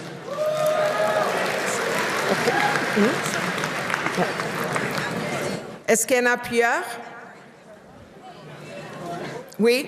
OK. Oh, une petite seconde. On a un point d'ordre et je vous reviens. Microphone numéro 2. Rosa Wang, pronoun she, they, delegate for the Ontario New Democratic Youth and co-chair-elect of Canada's Young New Democrats. On behalf of the CYND executive and many youth delegates assembled behind me, I would like to reiterate that the youth of this party respect immensely Jagmeet Singh's leadership, contribution to social democracy, to our party, and to the Canadian social fabric. I just wanted to say that. Thank you very much, everyone. OK, ce n'est pas un point d'ordre, mais votre message a été reçu. Alors, on continue et je vous encourage, s'il vous plaît, à suivre le plus que possible les règles. Autrement, ça va être frustrant pour tout le monde. Alors, au microphone numéro 3, on a demandé qu'on passe directement au vote. Alors, ce qu'on va faire, c'est un vote pour voir si on veut arrêter le débat et passer au vote sur la résolution 07-01-02. Alors, tous ceux et celles en faveur de mettre fin au débat et passer au vote, veuillez lever vos cartes, s'il vous plaît. Merci. Contre? Il n'y a pas beaucoup de monde qui vote et je me demande si vous n'avez pas complètement suivi. Et je ne veux pas répéter en anglais, mais je vais le faire. So what we're doing is voting on whether or not we want to go to the vote. I only saw a few hands up, so I'm not sure if folks are following. So please make sure that you've got interpretation devices or that you're following on the screen when we are speaking not in your first language so that we can move along. So all those in favor of ending debate and going to the vote, please raise your cards. Thank you. Opposed? Thank you. Carries. So we'll go right to the vote on 07-01-02. You should get used to these words in French. Tous ceux et celles en faveur, veuillez lever vos cartes, s'il vous plaît. En faveur. OK. Merci. Contre? Merci. La résolution est adoptée. On passe à la prochaine résolution.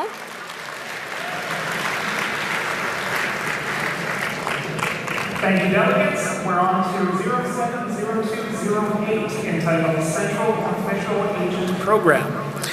Be it resolved that the party continue to provide the Central Official Agent Program for upcoming federal elections and actively Can we have promote... some order, please? It's really hard to hear. Let's try to be quiet. Thank you. Go ahead. Be it resolved that the party continue to provide the Central Official Agent Program for upcoming federal elections and actively promote its use among riding associations and local campaigns, thereby reducing volunteer workload and enhancing compliance accuracy and consistency. OK, on commence au microphone numéro 1. My name is Leslie Thompson. I'm here representing the riding of Edmonton Manning. I am speaking in favor of this resolution. I know firsthand how important it is to have these type of people working on your campaign or working in your riding. Edmonton Manning has used a central CFO for many years, and it makes it so easy, especially when Elections Canada comes back months or a year later after the campaign. That person is there. You know that they're there to support your riding and they're there to support you.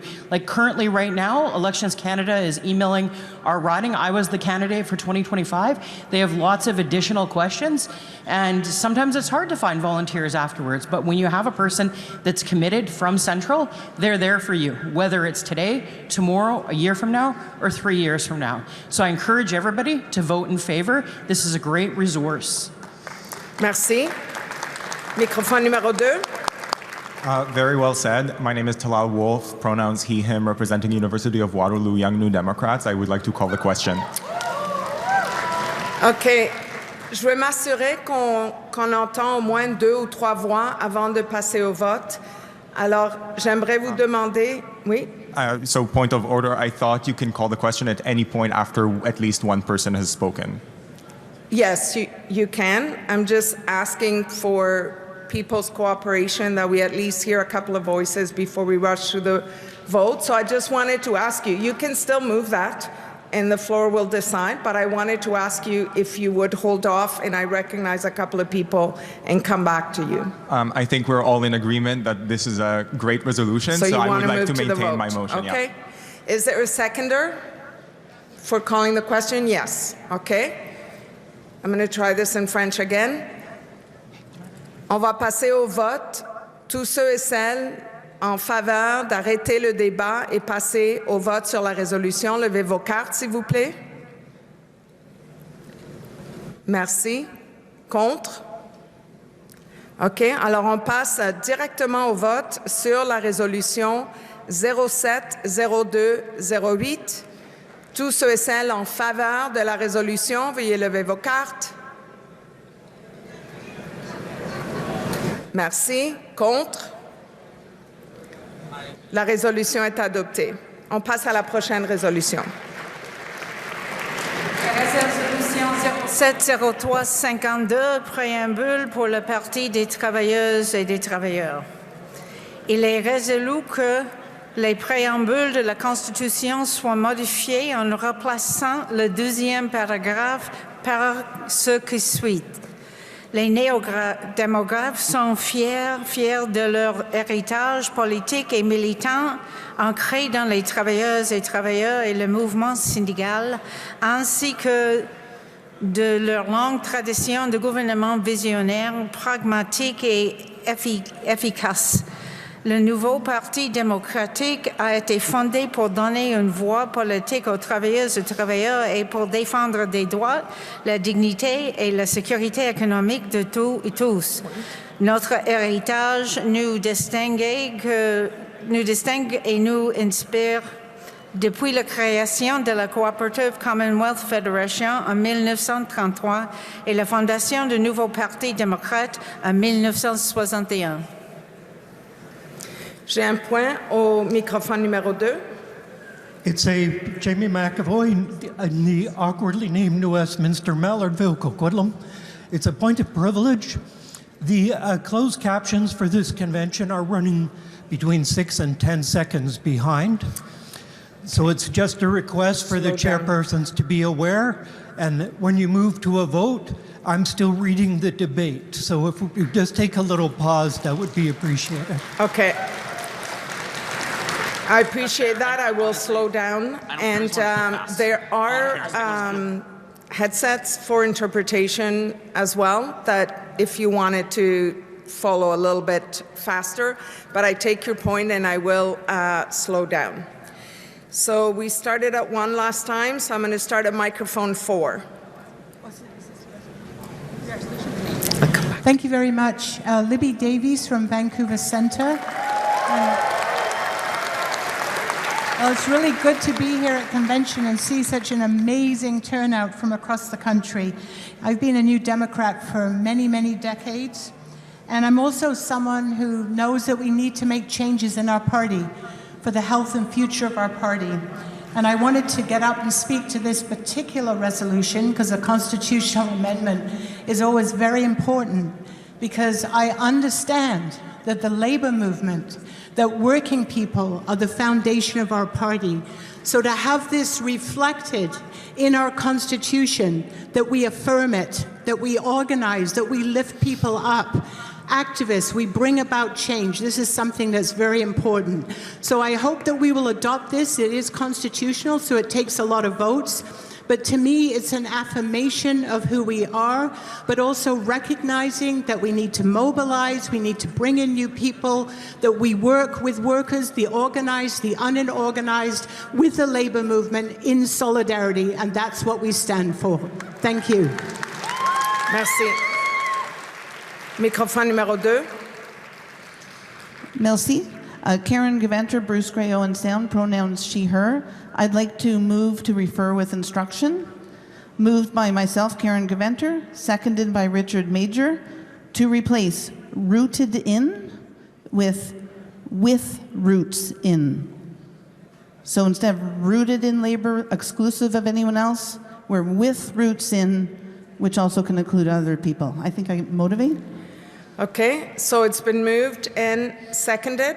Richard Major. Yes, and so we go, that's a motion to refer to the Resolutions Committee with instructions. And as Adrian explained earlier, it'll go to the committee. They can consider the instructions. Then we have sometimes on the agenda to bring back the resolutions. Okay?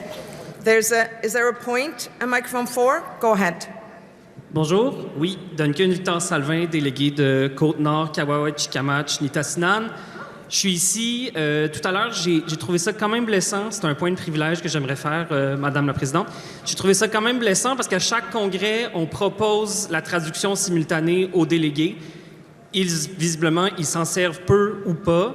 Et là, vous avez parlé en français. Tout à l'heure, vous avez fait un appel au vote. Personne n'a voté. Je trouve ça super dommage comme francophone qu'à chaque fois, c'est l'anglais, c'est l'anglais, c'est l'anglais. Voilà. Fait que c'était mon point de privilège que je voulais faire. Merci. Merci, je comprends. Je continue à essayer de suivre en français, d'aider tout le monde à suivre en français pour ce bloc-là. Et merci de votre rappel. Alors, pour la résolution, on a les instructions. On va passer directement au vote pour faire le renvoi au comité. OK? Alors, si vous êtes en faveur, vous votez oui. Si vous voulez continuer le débat, vous votez non. C'est clair? Je ne vois pas les sous-titres, alors je ne sais pas si ça avance assez rapidement. Donc, tous ceux et celles en faveur de la motion de renvoi, veuillez lever vos cartes, s'il vous plaît. Contre? OK. La motion est rejetée. Alors, on continue le débat et on passe au microphone numéro 1. Delegates, this resolution matters because it goes to the very heart of who we are. The New Democratic Party was not created as just another political option. It was created by working people and the labor movement to give workers a voice in this country. And that's not just history, that is our foundation. And it's our responsibility to clearly name it. Because nothing that defines Canada today happened by accident. Not universal health care, not pensions, not workplace rights. These were won because the working people organized and because New Democrats fought for these things. This amendment strengthens our preamble so it actually reflects the truth, that we are rooted in working people. We are proud of that history, and we carry it forward. And let's be honest, this is the clarity that we need right now. Workers across this country are struggling like never before. Rising costs, job insecurity, real fear about the future. And in that vacuum, we've seen Conservatives try to present themselves as the voice of working people. They've offered simple answers. They're speaking directly to workers' frustrations. And in too many places, that's cutting through. But let us be clear, that claim is false. Conservatives are not the party of working people. They are not the party that raises wages, expands public services, or strengthens workers' rights. We are. And if we do not say it clearly, if we do not root ourselves unapologetically in our identity, then we leave that space for others to take. But folks, we have the record. From health care to child care to anti-scab legislation, dental care, progress in this country only happens when we as New Democrats fight for it. This resolution doesn't change who we are. It makes sure that we say it loudly, proudly, and without hesitation.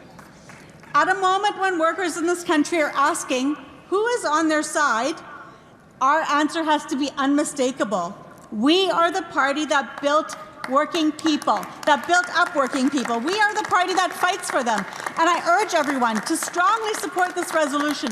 Let us be proud of who we are, and let's be clear of who we fight for. Because tonight, together, united, we are that party that's going to make a difference for workers right across this country. Merci. Microphone numéro 3. Numéro 3. Good afternoon. My name is Ken McDougall. I'm from Prince Albert, Saskatchewan. I'm not speaking against this motion so much as the fact that I am disappointed that it does not include the working immigrant families and agricultural producers right now, small farmers that, to be blunt, formulated this party on the basis of being exploited by capitalist enterprises in the United States and Central Ontario, discriminating against them, gouging for prices, the same kind of problems that every worker in this country has a problem with. I've been a union rep for 5 different teaching communities and was once an organizer for the Teamsters. I know what I'm talking about, but I'm telling you this, and I would like somebody to make a motion, since I don't have the preparation here at this time. I would like somebody to include at least the persons who are working in the agricultural sector who benefited, not necessarily benefited so much as advocated for the formation of this party. And if they are not included and we continue to ignore the issues pertaining to our rural communities and our agricultural sector, particularly in terms of climate change, we are not going to win the prairies again. And please, so would somebody please move that amendment? Thank you. Merci. Microphone numéro 4. Good afternoon, delegates. My name's Rob Ashton, and I'm a delegate from Pitt Meadows, Maple Ridge. I'm the national president of the International Longshore Warehouse Union of Canada. And you might have guessed I'm a leadership candidate. So I rise in support of this resolution. Why? It's because workers don't see us or see themselves in us anymore. The vast majority of workers out there, they identify that cosplaying conservative leader Polyev as a worker, which should be shameful, because we are the party of workers. We are the working class party.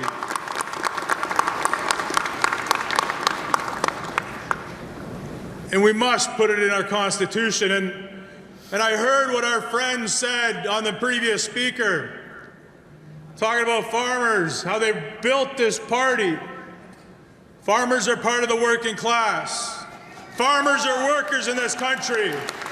These farmers were created, the NDP and the CCF, just like every other worker in this country. We must tell workers that they have a home. Right now, as we speak, there's 50 workers from this building, custodians that are organizing with the SEIU Local 2. In the building we're here right now. We must tell them that the NDP is their home.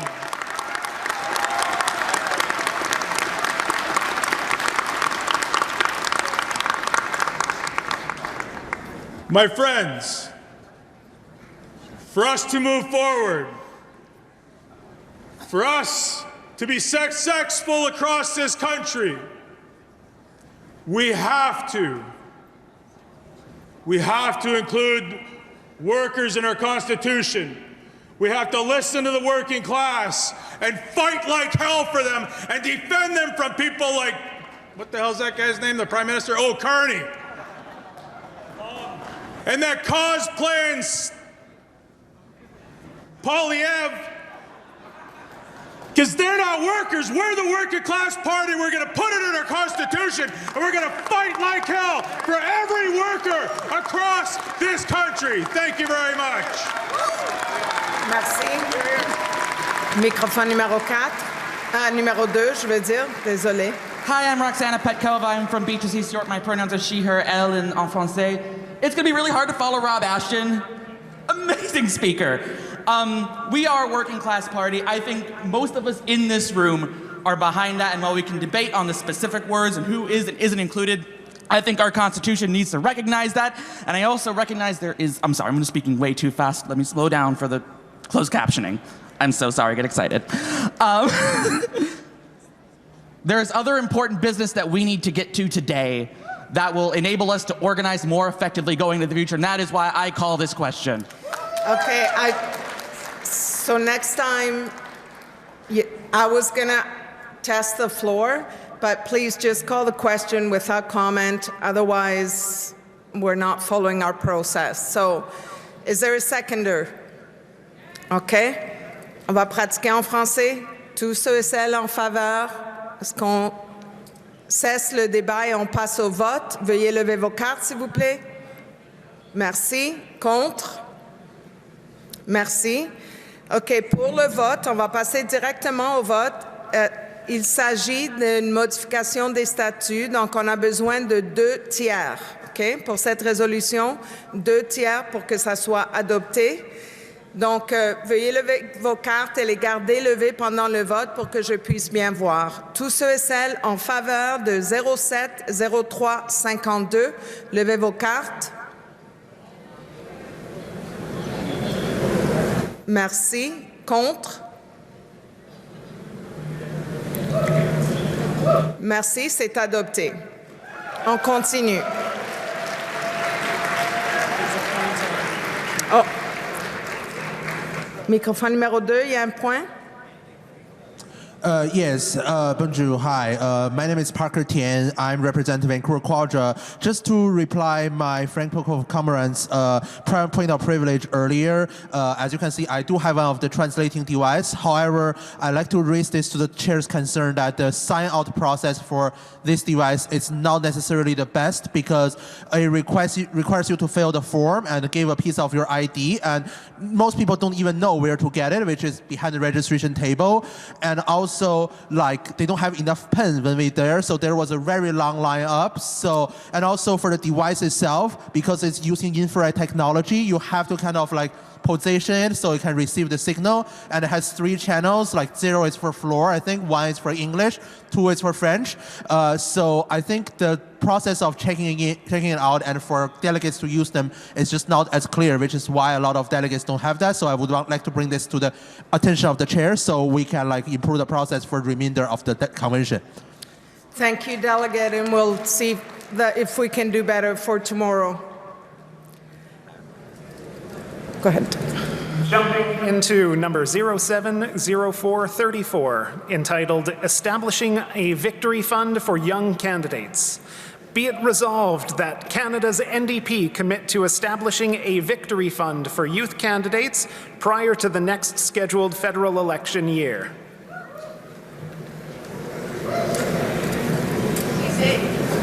Do you have a point? Yeah, yes. Go ahead. Microphone 1.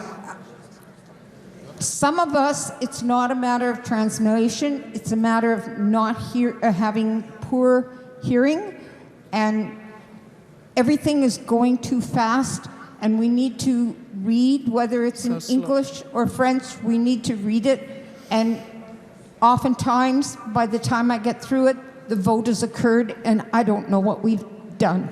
So, s'il vous plaît, lentement. Merci. Oui, on va tout ralentir. OK. Alors, on commence au microphone numéro 4. Hello, my name is Linnea. I use they, them pronouns, and I'm a delegate from the University of King's College, NDP, in Halifax, Nova Scotia. Thank you. I'm also the newly elected CYND co-chair and co-chair of the Nova Scotia Young New Democrats. So I wrote this resolution based on my experience as the provincial and federal candidate for the NDP in Don Valley West. When I was provincial candidate, the Ontario NDP's Youth Victory Fund enabled my campaign to get signs, lit, and campaign staff. In an under-resourced riding, it helped us build something from almost nothing. Now, the reality is that, like me, a lot of young candidates run in under-resourced ridings where there may not be an active EDA to support them. But that doesn't mean that they don't want to run serious campaigns. Young people are more than just paper candidates. In the last federal election, ridings like Willowdale, Oakville East, Cloverdale, Langley City, Regina, Wascana, Trois-Rivières, and so many more had serious and determined young candidates step up and try and represent their communities in the House of Commons.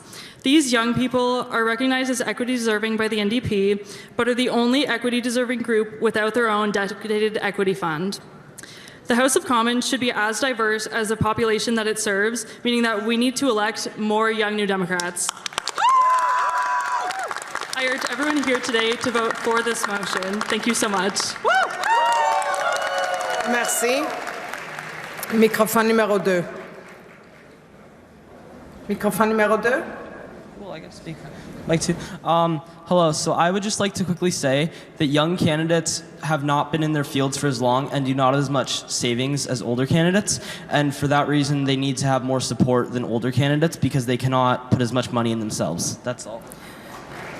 Okay, just a reminder, if you're speaking against the resolution, you would be at that mic. I'm trying to alternate between in favor and against. It makes it hard when folks are at the wrong mic. And sometimes I can't tell how you are, what position you're taking until you're further ahead in your, in your intervention. So I'm going to go to microphone 1. Salut, mon nom est Gabriel Jean, Hill. Je viens de Montréal, dans le NDG Westmount. Puis je suis ici pour pousser pour cet amendement. Comme je suis parti du GNDQ, alors les Jeunes Nouveaux Démocrates du Québec, puis simplement, si on veut être une partie qui va être capable de pousser pour le futur, puis être capable de vraiment être là pour les jeunes qui continuent à se pousser vers les libéraux puis les conservateurs, faut qu'on montre qu'on est capable d'avoir des candidats qui sont jeunes, qui sont capables de pousser pour le futur. Simplement, c'est très difficile à avoir it's difficult to have fundraising anywhere across the country, but especially for young people who right now economically might not have the means to be able to, provide money to the party to the same capacity as older people. And, I think that if we can really show as a party that we hold young people up to the same standard as everybody else and that we're willing to fight for them, that they will come up and they will show up at the polls for us and that they will allow us to be pushed into government. Thank you. Merci. I'm going to propose that we go to the vote on this resolution and maybe try and squeeze one more, if you are all okay with that. Yes? So we'll go right to the vote on 070434. All those in favor, please raise your cards. Thank you. Opposed? It carries, so we'll try and squeeze one more in. Résolution 07-05-37, explorer l'adhésion unifiée. Il est résolu que le Parti fédéral mette sur pied un groupe de travail dirigé par la ou le directrice nationale chargé d'étudier la possibilité d'un système d'adhésion unifié et ou d'un cadre réglementaire avec les sections provinciales. Et il est en outre résolu que si le groupe de travail ne parvient pas à conclure un accord viable avec les sections provinciales, ce groupe de travail proposera un prochain congrès des modifications constitutionnelles établissant une adhésion de MPD fédéral régie par le MPD fédéral avec ses propres tarifs et règles et supprimant de notre Constitution la compétence exclusive des provinces en matière d'adhésion. Merci. On commence au microphone numéro 4. Est-ce que vous êtes prêts? Hello, everybody. My name is Eileen, and I am from the Coquitlam, Port Coquitlam EDA. So I am in support of this. Every single day, New Democrats across the country try to renew their membership, volunteer with their riding association, or run for a position for their AGM, only to find their membership information is wrong, outdated, or lost somewhere in between like provincial and federal databases. This isn't a small administrative headache. This is a trust and competency problem when a member renews through their provincial party and the federal party has no idea it happened. That member rightly asked, does my party have what it needs to, or like has this act together? Because the unfortunate answer right now is not always. This resolution is built around cooperation. It says, let's sit down together and find a solution that works. A unified system, common rules, data that actually flows between organizations the way our members already flow between them. If the working group is unable to produce a cooperative solution, then we take the next step. A federal membership governed federally with clear rules, and that every Canadian New Democrat can count on no matter where they live. Our members deserve a party that knows who they are. I ask delegates to support this resolution. Let's build a membership system worthy of the movement we are asking people to join and show Canadians that we are a serious party that is ready to govern. Thank you. Merci. Il ne reste plus de temps pour ce bloc, alors on va passer directement au vote sur la résolution 07-05-37. Tous ceux et celles en faveur de la résolution, veuillez lever vos cartes, s'il vous plaît. Merci. Contre? Merci. La résolution est adoptée. Est-ce qu'il y a un point au microphone numéro 2? Non? OK. Alors, merci beaucoup et merci aux membres du comité. On va passer à la prochaine étape sur l'ordre du jour et j'invite Maxime Baudouin à vous joindre.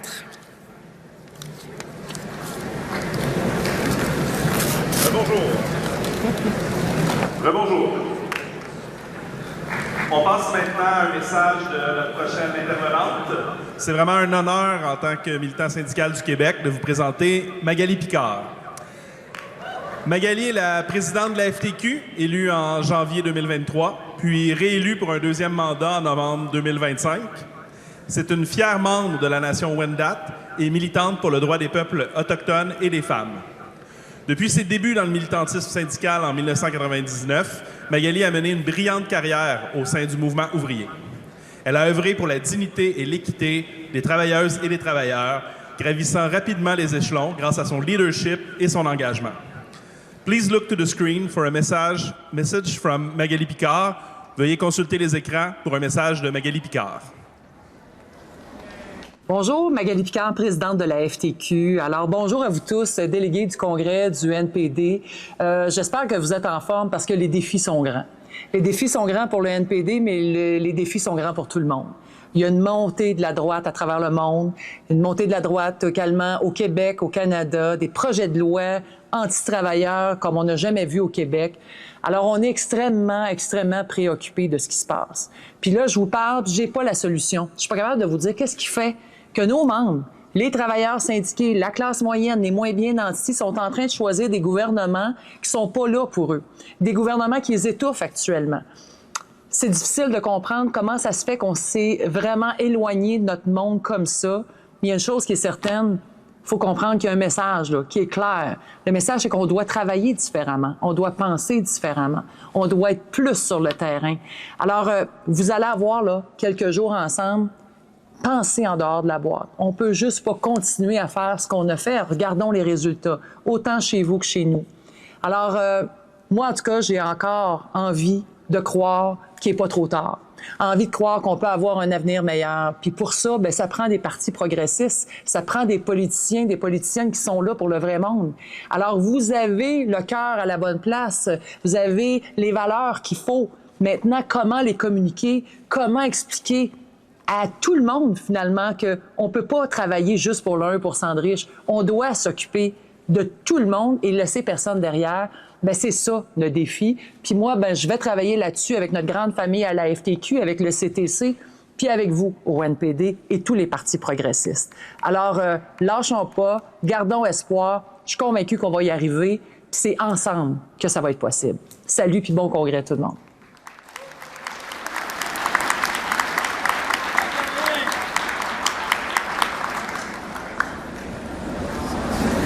Bienvenue encore. We have dealt with the Constitution and party affairs. Now we're moving into our first policy block of resolutions as it relates to the NDP's policy book. We are in Section 4, Redefining Canada's Place in the World, beginning on page 111. Before we start, I would like to introduce Angela McEwen and Armand Singh, who will be our readers for this section.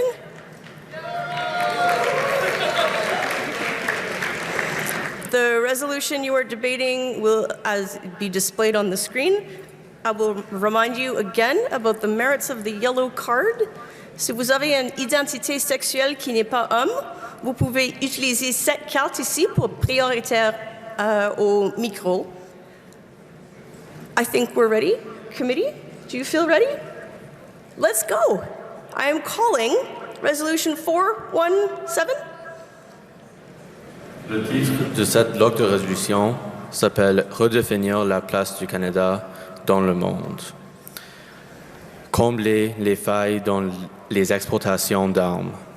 Il est résolu que les néo-démocrates demandent au gouvernement de combler les lacunes dans les lois canadiennes sur les exportations d'armes qui permettent aux armes et composantes de fabrication canadiennes de se retrouver entre les mains de gouvernements accusés de crimes de guerre et d'atteinte aux droits humains. Il est en outre résolu que les néo-démocrates s'efforcent de minimiser tout impact que ce changement pourrait avoir sur les travailleuses et travailleurs canadiens et canadiennes. La résolution est proposée. Est-ce qu'il y a un appuyeur? C'est proposé et appuyé. Personne déléguée au micro 4. Bonjour tout le monde, je m'appelle Avi Lewis. Mes pronoms sont he, him, il. And I am from the great riding of Vancouver-Granville. I rise in support of this motion in the spirit of our great MP, Jenny Kwan, who has brought private members' legislation on this same topic. I'm thinking the words of our great premier here in Manitoba, Wab Kinew, are still ringing in this hall. The NDP must be a force for moral clarity in Canada and make Canada a moral voice on the world stage. And that's what this resolution does. Our government has lied time and time again about selling arms and arms washing through the United States to go to states like Israel, which is still at this very moment committing genocide in Gaza. And New Democrats say that must stop. We have a plan from our Prime Minister, a new defense industrial strategy that promises to spend $500 billion in the next decade on weapons and war. We understand that Canadians are afraid. Everyone in this world is afraid.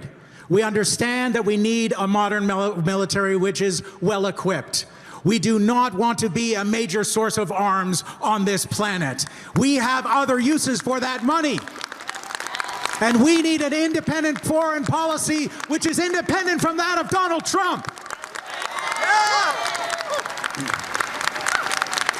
This resolution speaks to the heart of who we are as Canadians and what kind of future we want to build as New Democrats. If there are vast resources available in this country, let's put them to healthcare. Let's put them to a Green New Deal. Let's get off oil and gas and build renewable energy. Let's have all of the social services that we need. We do not need to be selling arms on the world stage, and we do not need them to go to regimes that are violating human rights, violating international law, and committing war crimes and crimes against humanity. Please support this resolution. Thank you. Est-ce qu'il y a une personne au micro 3? Bonjour tout le monde, je suis Barbara Walden de la Colombie. I'm with the EDA Burnaby North Seymour. Happy to be here with all my fellow delegates.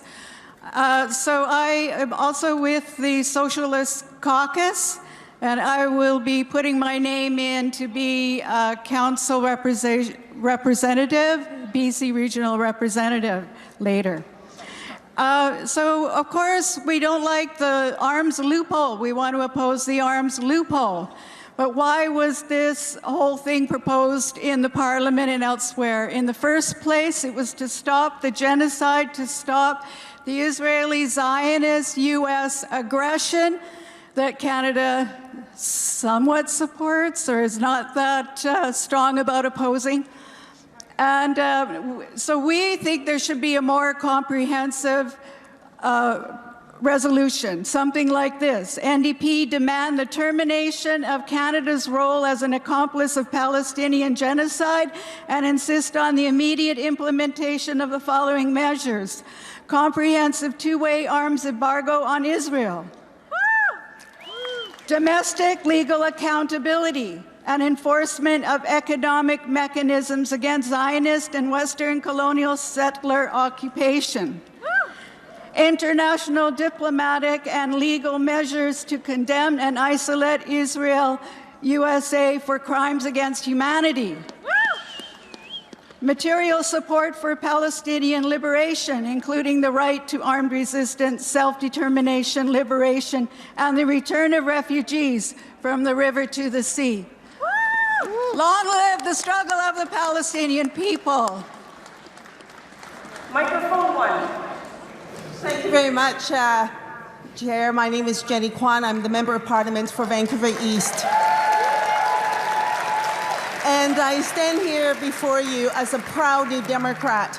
And I want to thank the community in standing forward, in coming forward to say that Canada must not be complicit in its arms export, in crimes against humanity, in crimes against people across the world. What's going on in Gaza, what's going on in Sudan, what's going on in Saudi Arabia. Canada must not have our arms and weaponry be folded in raining down destruction on civilians. We had in the House of Commons my private member's bill, Bill C-233, and there was so much effort across the communities from coast to coast to coast, urging the government to support the bill. Sadly, the Liberals voted against it. But one thing I want to say, that there were 15 Liberal members who voted for the bill and another 14 that abstained. It is the first time in the House of Commons where they broke ranks with Carney. And I gotta tell you, this ought not be a political issue. We're talking about humanity, we're talking about lives, and Canada must not be complicit in war crimes and in genocide. So this is what this resolution is about, and I want to say, New Democrats stand proud always on the right side of history. New Democrats always stand up for people. New Democrats always stand up for international law. And this is what this resolution is also about. And finally, I'll raise this. Carney, in Budget 2025, brought forward a budget with $81 billion allocated for defense. In the meantime, Canadians are suffering, they're not getting their supports, and they are in stealth cutting programs. But equally important, he has signed on right out of the gate in support an illegal war in Iran. And for all we know, there are Canadian arms and weaponry and technology that's been folded in that kill the children in the school. And still, the Liberals could not have the wherewithal to say, no, Canada will not be complicit. And so as he's moving in that direction, all the more that we need to stand up to provide that leadership and to say that New Democrats will always lead the way, and New Democrats are needed in the House of Commons to make sure to make sure these voices are respected. Thank you, Delegate. This is an important block about issues I think that you care about. I'm going to test the House and see if you are ready to vote. Those in favor of ceasing debate, please show. Down. Thank you. Opposed? We will move directly to the vote on Resolution 040107, Closing Arms Exports Loopholes. Tous celles et ceux qui sont en faveur, levez vos cartes. Merci. Et celles et ceux qui opposent. La résolution a été adoptée. Comité.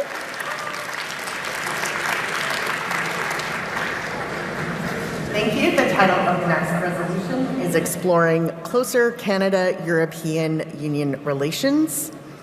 Be it resolved that the NDP express its support for Canada to explore, through open and inclusive public dialogue, the possibility of closer political and economic association with and possible membership of the European Union.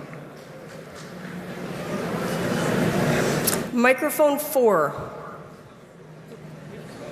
Hi there. My name's Adam Schmidt, and I'm a delegate for the BCYND. As someone who grew up in Germany and has a German citizenship, I must say I speak in support of this resolution. Although the EU may not be perfect and is currently backsliding on a couple of things and is moving to the right, in the face of an unstable and frankly crazy US quote-unquote ally, we need to diversify our trade and our allies. And this doesn't have to do with just trade. It has to do with minor things such as regulation. Too long have we aligned ourselves with the US at the detriment of our health, safety, and financial competitiveness.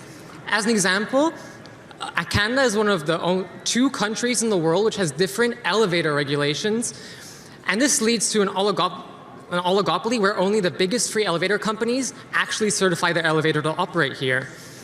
So we end up with more expensive elevators, which results in accessibility concerns for many people as less residential buildings end up installing elevators. Even such things as cars and headlights. We can't import cars from a lot of the parts around the world because our regulations are frankly just different. We also can't export our cars around the world because our regulations don't align.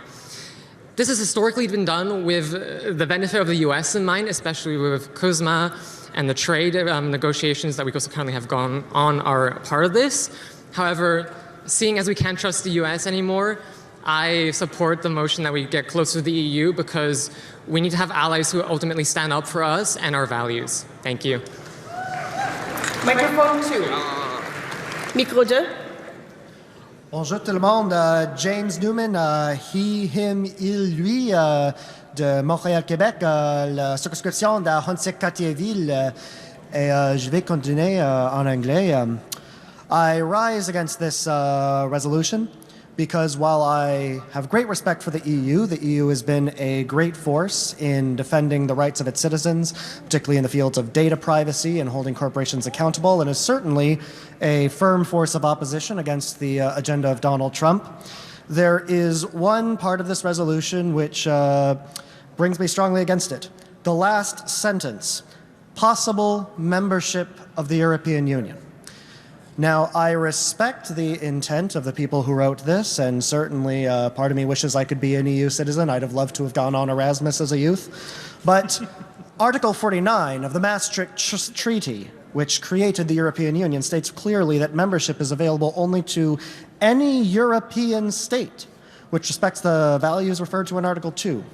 So my problem with adopting this resolution and campaigning for it as a party if we adopt it is twofold. One, obviously, I do not believe the EU will accept membership. I believe there's many countries who do not have great relationships with Canada that are members of the EU who would veto accession. And secondly, on a moral principle, and I do not assume any ill intent, to be clear, of the people who wrote this motion, we are not part of Europe. We are a country founded on the lands that belong to the indigenous peoples of North America. the First Nations, the Métis, the Inuit, the Anishinaabe and Dene and other peoples of Treaty 1, the Kanien'kehá:ka around Montreal where I live. And we cannot be a party that truly honors that title, that heritage, that history, and those people, and then go abroad to other countries and argue that we are a European state. I yield my time. Thank you. Microphone 1. Thank you, Chair. My name is Tony Orbello. I'm the QPBC Secretary-Treasurer, and thank you. And I reside in Surrey, BC. This resolution invites us to think strategically about Canada's place in a rapidly changing world. As global tensions rise and traditional alliances shift, Canada must strengthen relationships with partners who share our commitment to democracy, workers' rights, climate action, and strong public services.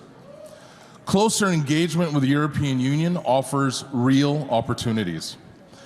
It can mean deeper cooperation on industrial policy, joint climate initiatives, research and innovation partnerships, and stronger standards on labor protections and environmental sustainability in trade and investment. But let's be clear, closer relations never mean weaker protections at home. New Democrats must ensure that any strengthened partnerships supports Canadian jobs, protects public services from privatization, and raises standards rather than driving a race to the bottom. This resolution is not about signing a blank check. It's about opening the door to values-driven cooperation with allies who are also navigating the challenges of inequality and climate emergencies in the midst of Donald Trump's non-stop chaos. Canada should not face these challenges alone. Let's explore partnerships that reflect our principles and strengthen our sovereignty. Anyways, or sovereignty. Thank you. Please support this resolution. Thank you. Delegates, I'm going to remind you that if you have other duties, you could take them out in the hall. It's getting difficult to hear, and it's important that we do our work in a way that everyone can attend. Microphone 3. Do you need your light turned down, Delegate? Microphone 3. Can we dim the spotlights on the microphones? Great. Go ahead, Delegate on 3. Salut encore tout le monde. I am Barbara Waldern from the Burnaby North Seymour EDA, and I'm with the Socialist Caucus. And I very strongly object to this resolution. Do you have any idea how much the European Union is destroying industry and life for the working class in Europe? They're creating more and more debt. They are subordinating the interests of the people in Europe and their grand history and culture to U.S. interests. They are carrying out anti-people, anti-Europe actions. And the debt is rising, the economic crisis is deepening, the European Union authorities are directly responsible. They want to subvert everybody's life to the big banks, the old aristocracy in Europe, and serve the ruling classes and U.S. imperialism. They are pro-war. They are prolonging the war against Ukraine. They are not outspoken against the genocide in Palestine and elsewhere. They support Israeli Zionist aggression around the West Asia and around the world. They are part of militarization of the world, the expansion of military bases and military exercises.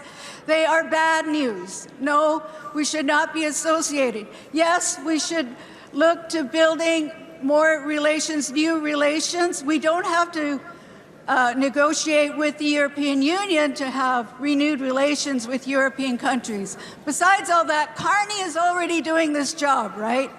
So what is this resolution for? I totally object it. Don't vote for it. Thank you. Thank you, Delegate. Friends, you've heard from 2 voices in favor and 2 against. I'm trying to balance your view to be heard on this issue with your obvious desire to debate a number of resolutions. It is your meeting and your choice. Are you ready to end debate on this resolution? Those in favor show. Those opposed? I think those in favor were successful. We're going to go to the vote on this resolution. Those in favor of resolution 4 to 13, exploring closer Canada-European Union relations, please show. Thank you. Down. Opposed?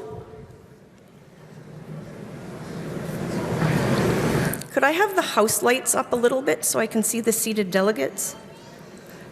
Thank you, Down. I'm not able to see you properly enough to determine how that went. I'm going to ask for a little bit more House lights. And now, as you are able, please rise if you're in favor of the resolution about the European Union.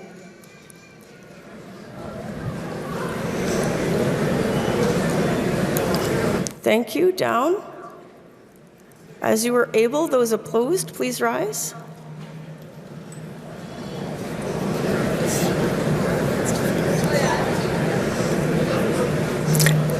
I think this is defeated, friends.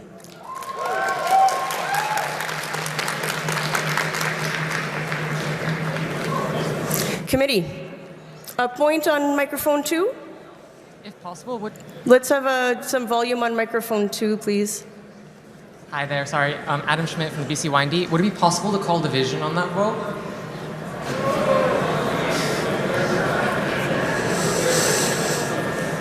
It is, again, a balance, delegate, between being heard on this resolution and having some clarity and debating the other important issues before us. I will ask the House. Calling division is a call for a standing vote, which will require that we call our volunteer balloting committee to the floor, that you stand up until you are counted and asked to sit down for the pros and then for the con. And then at some point, some numbers will be tabulated and will come to me, which would give us some clarity. It is your right to do this if the Assembly wants it. Equally, we could move on. Is there a seconder for the call for a standing vote? I see a mover and a seconder. Those in favor of having a standing vote on that resolution, please show. Those opposed? We will not have a standing vote on that resolution. Committee.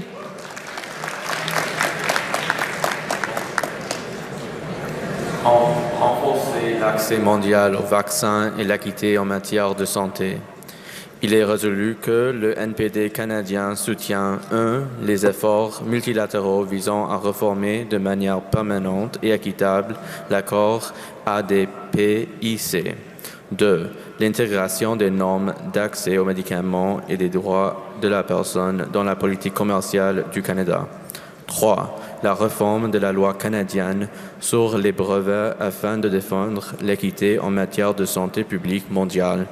4. Les dispositions proposées dans l'accord de l'OMS sur les pandémies visant à modifier les obstacles liés à la propriété intellectuelle avant les inévitables pandémies mondiales futures. 5. Les initiatives visant à accroître la capacité de production nationale dans les pays à faible revenu. La résolution a été proposée et appuyée. Maintenant, débat. Personne déléguée au micro 4. Microphone 4. Oh, thank you. So hello, everybody. My name is Eileen Jamil, and I am a delegate from the Coquitlam, Port Coquitlam EDA. So I grew up in a country called Pakistan, and I moved here when I was 19, and I got my citizenship like about 3 years ago. And as, well, I grew up fairly privileged, so I did get all my vaccines. But around me, there are still kids, even now, but back then in like 2005, there were kids who got polio. There's polio in our waters, and it does kill a ton of people in my country. And I really think this resolution is highly important because if we are going to be a country which wants to actually help people everywhere around the country, and we are going to be a party about worker solidarity, giving vaccines to the workers, because most of the people who were actually affected by this are low income and general workers. This is a part of solidarity to give them vaccines, to actually help their kids not die of preventable diseases. And I think Canada is in a position, and especially in the current world stage, that we can actually deliver this and save a ton of lives and actually show that, hey, we at the NDP are in worker solidarity, not with just Canadians, but also the rest of the workers of the world. Thank you. Microphone 3. Instructions. I would like the resolution committee to update the resolution to insert the content into the policy book in the appropriate section. Oh, yeah. Do you have a view about what section that is? No. There is a motion to refer to the resolutions committee with instructions to refer to the section in the policy book into which this would be added. This referral means this resolution would come away from the floor, go to resolutions. It would come back if there is time. If there is a seconder for the motion to refer. Yes? Okay, I see a seconder. Delegates, you will vote about whether you would like to refer this resolution to the committee with instructions to identify a part of the policy book it will appear in. If you vote yes, it will go away to the committee and come back if there's time. If you vote no, we'll continue debate right here. Is this a point, are you unclear on the process? Go ahead, microphone 4. I just want to ask, would we still be voting on to pass this if this goes through? Like, what is exactly happening right now? What's happened now is a delegate has asked to send this resolution to the resolutions committee to work on it and to bring back a change. It's like an amendment, but we can't have amendments here. So what the delegate did was suggest this resolution go to the resolutions committee with some instructions to identify a part of the policy book that it will fit in. The House now gets to decide whether you want that to happen. And if you vote yes, it goes to the committee, who will bring it back if there's time. If you vote no, we stay here and we continue debate. C'est clair pour tout le monde? Oui, OK. Ceux qui sont en faveur de la proposition de renvoyer cette résolution au comité, those in favor of the referral, please show. Thank you. Down. Those opposed? The motion to refer is defeated. We'll continue debate. I see the delegate on microphone 1. Thank you. Merci. I grew up in a time before there was universal health care, and I was very fortunate to have a parent who worked for a union, and they came in with physicians and surgeons insurance. I was able to get my vaccines, but not everybody got them. So one of the things the community that I was raised in did was establish a free vaccine for all the schools. Now, why am I mentioning this now? Because while we now have universal health care, my grandchildren don't have all their vaccines. And why don't they? Because their pediatrician retired. And they'd been looking and looking and looking, and finally they've got interviews for coverage. but they haven't heard back yet. And so it's been difficult to figure out whether they should stay home, whether they should go to school, missing some education to keep them safe. And I don't care how we do it, if we have vaccine in the schools like they used to do in the 1950s, or whether we just make sure everybody has a doctor, but everybody has to have their vaccines to keep us safe, and that's why I'm for this resolution. Thank you very much. Thank you, Delegate. Microphone 2, Micro 2. Period. Talal Wolf, representing University of Waterloo, NDP. I would like to call the question. The question's been called. Is there a seconder to end debate? Those in favor of ending debate, please show. Thank you. Down. Opposed? We will end debate and go directly to the vote on Resolution 4332, Strengthening Global Vaccine Access and Health Equity. Those in favor, please show. Thank you. Down. Opposed? The resolution carries. Thank you. Committee. The next resolution is No Golden Dome. Be it resolved, the New Democratic Party of Canada will oppose Canada's participation in the Trump regime's Golden Dome defense system. Microphone 1. Thank you, Chair. My name is Stefan von Sachowski. I'm the president of the Vancouver and District Labour Council. We represent approximately 90 local unions with over 60,000 members in Metro Vancouver and Sea to Sky. And this resolution was submitted by our delegates.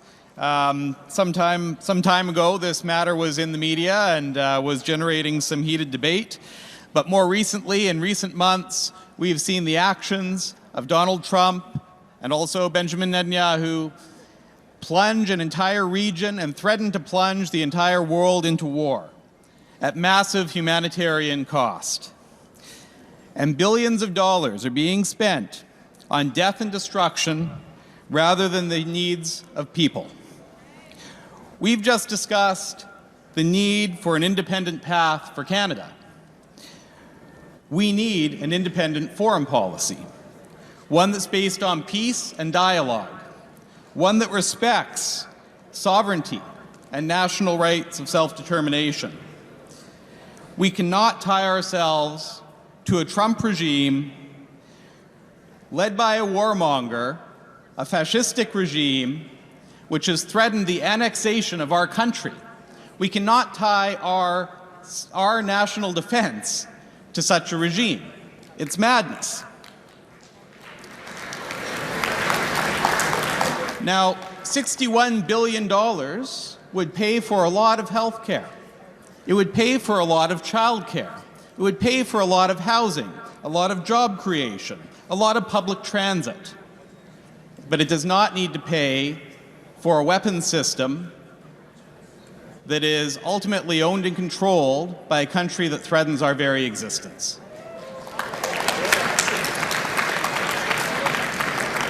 Please support this resolution. Thank you. Thank you. Microphone 2. And delegates again, if you have business other than debating this resolution, I'll invite you to go outside. For the information of folks in the hall, there are 27 minutes remaining in this debate block. Microphone 2. Hi. Mia Valliere, Ottawa Centre. It feels strange to be at a con mic for this resolution. If you ask any of my friends, they'll tell you I have many unparliamentary things to say about Trump's Golden Dome and the threat it poses to Canada's and global security. But in true New Democratic fashion, I have to say that this resolution does not go far enough. There are significant things missing from here. Trump's Golden Dome isn't an original idea cooked up in one fascist's head. It's inspired by Israel's Iron Dome. Well, the pause that the Liberals put on arms exports to Israel had exceptions, including exports for the Iron Dome. And first and foremost, there can be no exceptions when it comes to genocide. Second, Minister Annan's spokesperson admitted that Canada shipped $2.3 million of goods to Israel's Iron Dome, $2.3 million worth of goods made by Canadian workers. New Democrats are fed up with loopholes, and we have to oppose all of them. Carney has already made Canada complicit in horrors beyond our worst nightmares. And if we're going to stand up, we can't limit ourselves. For this resolution to meet its full potential, it should read, no Golden Dome, no Iron Dome, not today, not ever. Thank you. Thank you, Delegate. Microphone 3. Hi, Cliff Ralph from New Westminster, he, him. I'd like to call the question, please. Is there a seconder for the question? Are you ready to end debate on Resolution 4422, no Golden Dome? Please show. Down, thank you. Opposed? We will move directly to the vote on 4422, no Golden Dome. Those in favor, please show. Thank you. Down. Opposed? The resolution carries. Committee. Politique étrangère féministe. Il est résolu que les néo-démocrates condamnent l'abandon par Marc Carney de l'égalité des genres sur la scène internationale. Il est en outre résolu que les néo-démocrates réaffirment l'engagement du Canada envers l'égalité des genres et le féminisme en tant que pilier central de la politique étrangère du Canada. There is a point of information. What information do you seek? Microphone 2. Hi there, Adam Schmidt from BCYND. I would just like to inquire, when people make the argument that they support the motion but it doesn't go far enough, is that a con point or is that a pro point?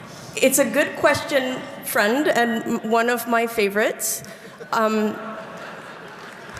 It is correct to go to a con microphone if you oppose the resolution so strongly that you will not be able to vote in favor of it. Our resolutions are aspirational. They don't always cover every point. It is advisable that if you oppose a resolution and you actually oppose it, that you go to a con mic. It's also a part of our tradition for the YNDC to go to a microphone and say this doesn't go far enough, so we can check it off on our convention bingo sheet. But it's a very well made point of order, and I would indulge you if you can support it at all but would like more. Make your way to a pro microphone and drive us to the left from the in favor side. Microphone 1. Hi, Siobhan Vipond, and I am the Federal Labor Vice President. She, her, L. I rise in strong support of this resolution, and I thank those who put it forward. We just came back from the UN in New York about a week ago. We go down there with a bunch of trade union women from across the country, and we go down there to hear what is happening and also to push forward about what needs to happen so that we can get to a world of gender equity. What we're seeing globally is a pushback to the idea that we should even have these discussions. There's a pushback on the language around gender, the pushback on the language around DEI, a pushback around including a conversation around women's rights and calling it gender. The reality is that when we push nationally, when we push internationally, we win for women. And we will never have an equal world if we don't address that we do not have gender equity here in Canada or abroad. And the Carney government is single-handedly not actually following through on that commitment. They have let the ambassador position internationally drop, and they're not filling it. They have had to be pressured to continue funding, which was a small amount of money, but in terms of their budget, but we had to push them so that they were supporting feminist organizations in what they were doing here and abroad. And then we also have to keep pushing them to make sure that we take our position in the world as leadership.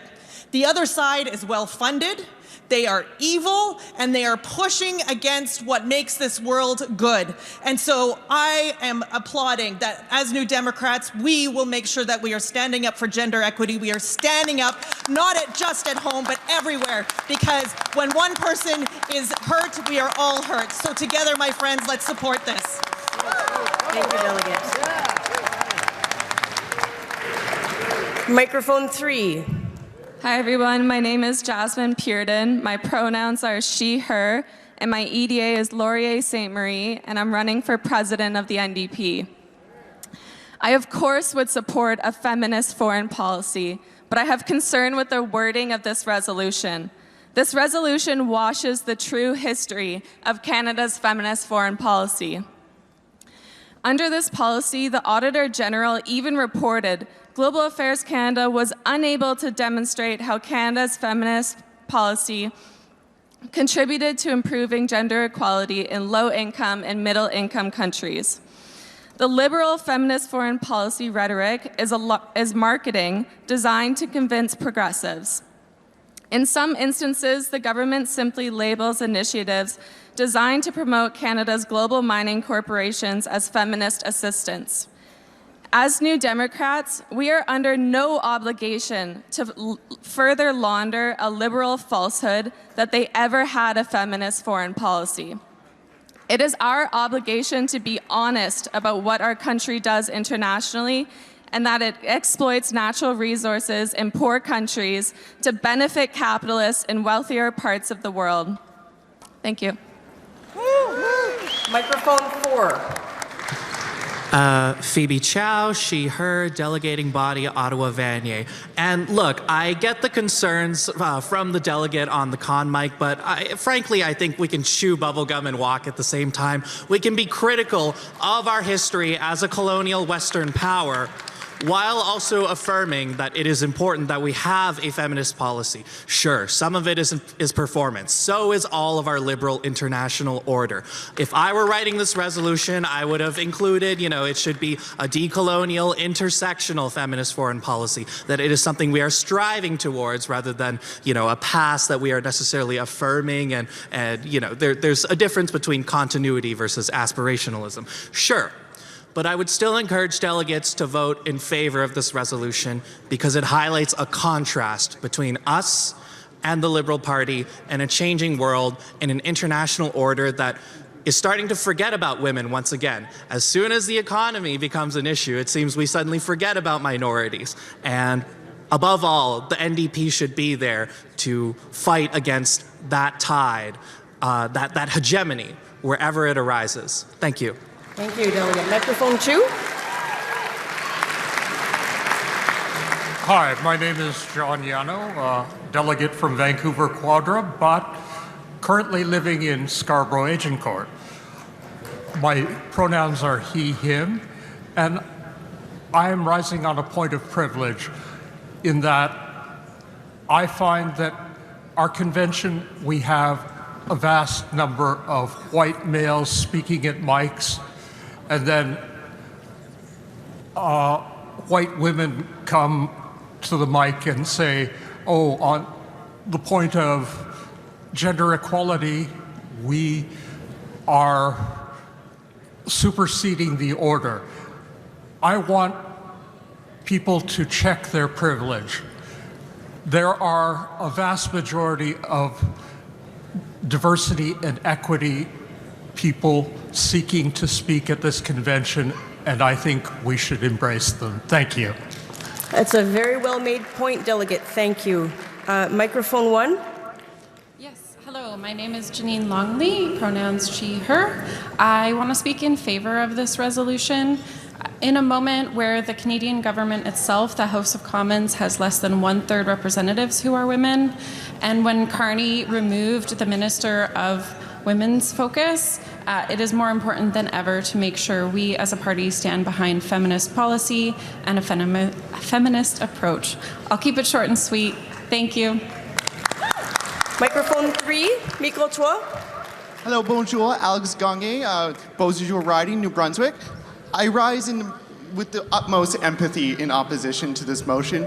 I recognize the intent and the value that is furthered. However, I also recognize that a feminist foreign policy was used to justify the invasion in Afghanistan and killing 170,000 citizens and affecting millions more, and I fear this could be used to uphold further wars in the future. So while I am a proud feminist and proudly will stand for gender equality, I do worry about such a foreign policy being used to negatively impact the marginalized people we are talking about right now. And for that, I rise in the most empathetic form against this motion. Thank you, Delegate. With the utmost respect for the delegates still at the microphones, I'm going to test the House. Those in favor of ending debate on Resolution 4514, Feminist Foreign Policy, please show. Thank you. Down. Those opposed? We're going to vote on Resolution 4514, Feminist Foreign Policy. Those in favor, please show. Thank you. Down. Opposed? Thank you. The resolution carries. Committee. Opposing Canada's complicity with the United Arab Emirates in support for the genocide in Sudan. Be it resolved that the New Democratic Party of Canada recognizes the atrocities in Sudan as a genocide and supports 1. Immediately suspending all arms exports, military cooperation, and security assistance to the United Arab Emirates. 2. Targeted sanctions on individuals, entities, and financial networks supporting the RSF and other perpetrators of genocide in Sudan. 3. Economic and political sanctions on UAE businesses and government officials to push for an end to the genocide in Sudan. 4. A comprehensive international arms embargo on all parties committing war crimes in Sudan. And 5, significantly increasing humanitarian assistance to the Sudanese civilians and refugees. The resolution is moved and seconded. Personne déléguée au micro 4. Microphone 4.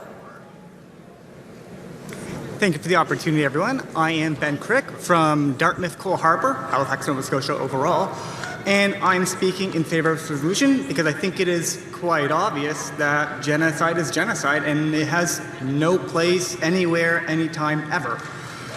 When you consider the scale of the Sudanese genocide, we have places such as in Darfur where you can see the actions of this genocide, such as enclosing entire cities in walls, as well as satellite proof of dead bodies in plain sight, wrecked cities in plain sight. This genocide is so open to the eye that it should be called for what it is, and we should be doing everything possible at every step of the way, through every body possible, to say this genocide is occurring, it should not be occurring, and we should be doing everything possible such that the people supporting, endorsing, funding, and arming this genocide cannot do so. And if they do so, they are hit with penalties, sanctions, blockades, whatever needed to say, hey, this is unacceptable in a world in which we want violence to not exist. You cannot be committing violence, and we will stand against that always. Microphone 3. John Nuttall, he, him, Waterloo. I have a point of information. What information do you seek? In the guide for writing resolutions for convention, I'm a little unclear. If we pass a resolution that speaks to our policy book but does not explicitly amend the policy book, will the resolution committee add it to the policy book on their own initiative, or does the resolution just get shelved into the minutes of the convention? As I understand it, we're amending the policy book, and things we pass today and tomorrow and the next day will go into the policy book. All right. Thank you. Microphone 1. Hello. My name is Peter Cohen. I'm from Oshawa, the Toronto area as well. I use he, him pronouns. I wanted to talk about the extent to which some Canadian companies are complicit. Complicit almost feels like too weak of a word. Canada has had maintained an arms embargo on Sudan since 2004 and sanctions against implicated groups and individuals since 2024. We have two major companies in Canada that have done everything they can to get around those regulations. Strike Group, which manufactures, for example, armored vehicles, got around Canada's regulations by just opening a factory in the UAE. And they have been condemned 3 times by the UN. And what has our government done so far? Referred the matter to the RCMP for investigation, and then the RCMP said, we don't have any intention of starting an investigation at this time. I think penalties are not strong enough. I would like to see these kinds of companies shut down entirely. Thank you. Thank you. Microphone 2. Hello, bonjour. My name's Evan Kelly, he, they, ill pronouns, and I'd like to call the question. The question has been called. Is there a seconder to end debate? I see it. Those in favor of ending debate, please show. Thank you. Down. Those opposed? We'll move directly to the vote on Resolution 4623, opposing Canada's complicity with the United Arab Emirates in support for the genocide in Sudan. Those in favor, please show. Thank you. Down. Opposed? The resolution carries. For the information of the delegates, there are 10 minutes remaining in this section. Is that a point on mic 1? What is your point? Hi there, Sabrina Payan-Smith, she, they, elle. J'aimerais juste rappeler aux gens l'équité de genre. I felt that gender parity was not very well respected in the last resolution debate. I just want to remind folks to consider that where they are in line, who has spoken. That's it. Thank you. Thank you, Delegate. We have a awkward procedural solution for the fact that some voices have dominated this hall in the past, and I'll draw people's attention at least on the question of gender to this colorful card. If you have a gender identity other than man, you can wave this at me and I'll move you up the line. But I think the point that we've heard before from another delegate is that there is a predominance of cis-het white dudes. And you might look and see who else is at the microphone behind you. I also sense some impatience to move along, and I'll give you a parliamentary procedure pro tip, which is if there's nobody at the microphone, we'll just vote. Calling the question is not absolutely compulsory. There are 9 minutes remaining. Committee. Auprès de la Cour internationale de justice concernant le crime de génocide dans la bande de Gaza. Il est résolu que l'article 4,1F du cahier des politiques soit modifié pour inclure un troisième point. 3.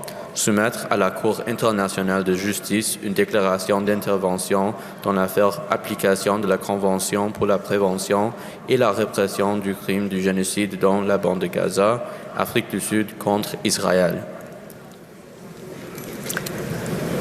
The motion is moved and seconded. The delegate on microphone 1. Hi, good afternoon. My name is Ahmed. I'm delegated here from the Erin Mills Riding Association. So I thank Erin Mills for the delegation. Just in terms of motivation on this resolution, we all know that the near total devastation inflicted on the people, the infrastructure, and society in Gaza. We've all been keenly aware of that for the past 2.5 years. We've all seen the horror of Gazans having to live stream their own deaths and recording their last wills and testaments.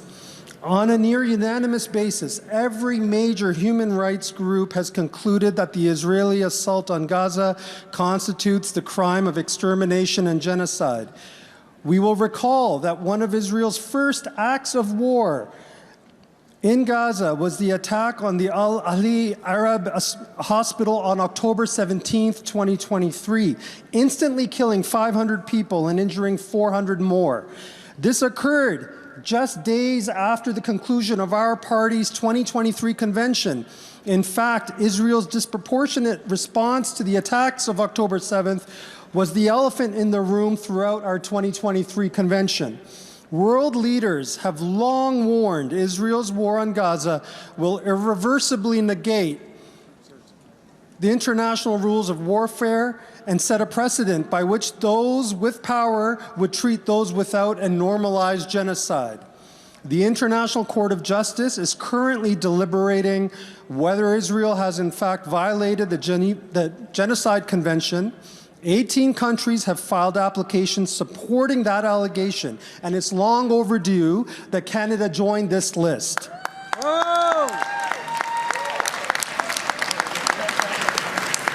NDP MPs have bravely condemned Israel's genocide on Gaza by sponsoring numerous petitions, private members' motions, and speaking openly about the ongoing genocide.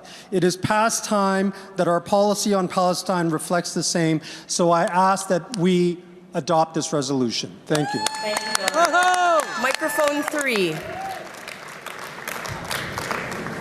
Hello. Elizabeth Strange, she, her, L, Edmonton Center. I would like to move to refer this to committee. Do I motivate now? What is your referral instructions?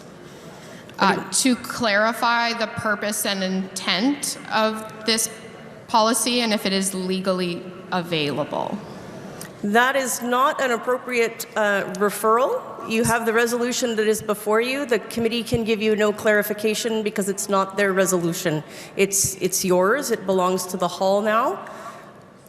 Are you asking, is this possible? I suppose I will just present my opinion on this, and if someone else wants to figure out how to refer this, feel free.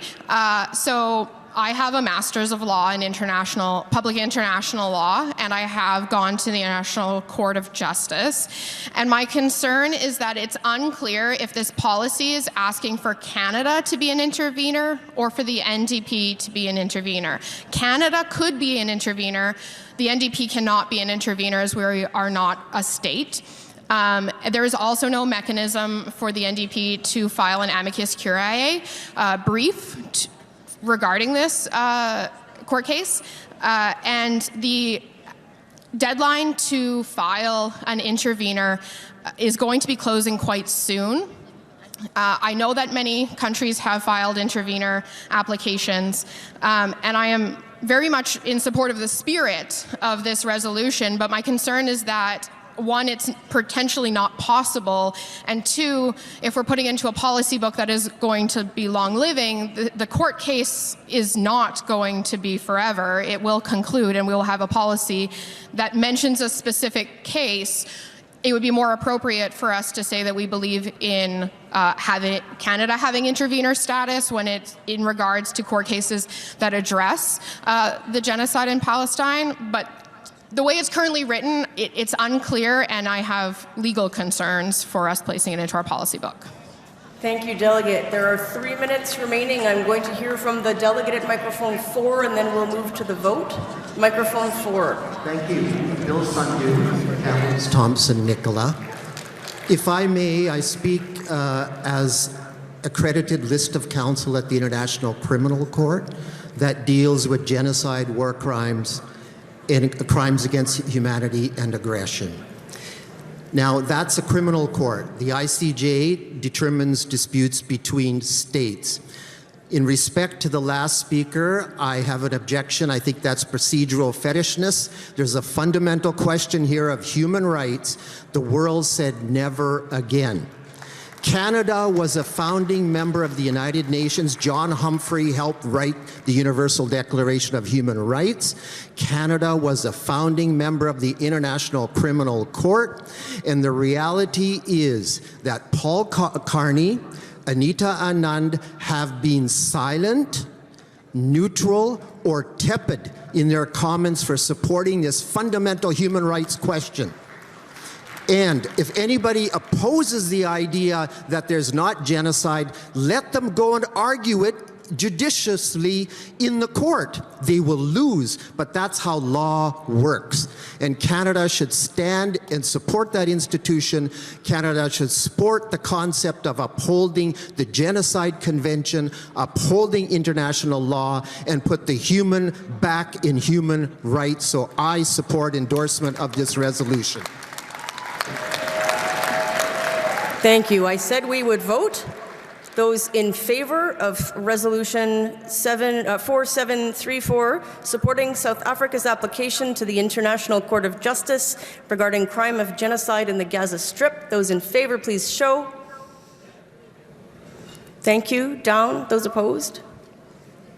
The resolution carries. There's a minute and a half. Do you want to squeak another one? Committee. Workers and citizens in international trade. Be it resolved that the NDP will press the government to only pursue trade agreements that, 1, prioritize enforceable and binding labor rights and standards and environmental standards, 2, protect the regulatory autonomy of governments at all levels, 3, reject investor-state dispute settlement provisions, 4, improve working conditions of workers in Canada and its trading partners, and 5, protect Canadian manufacturing and cultural industries.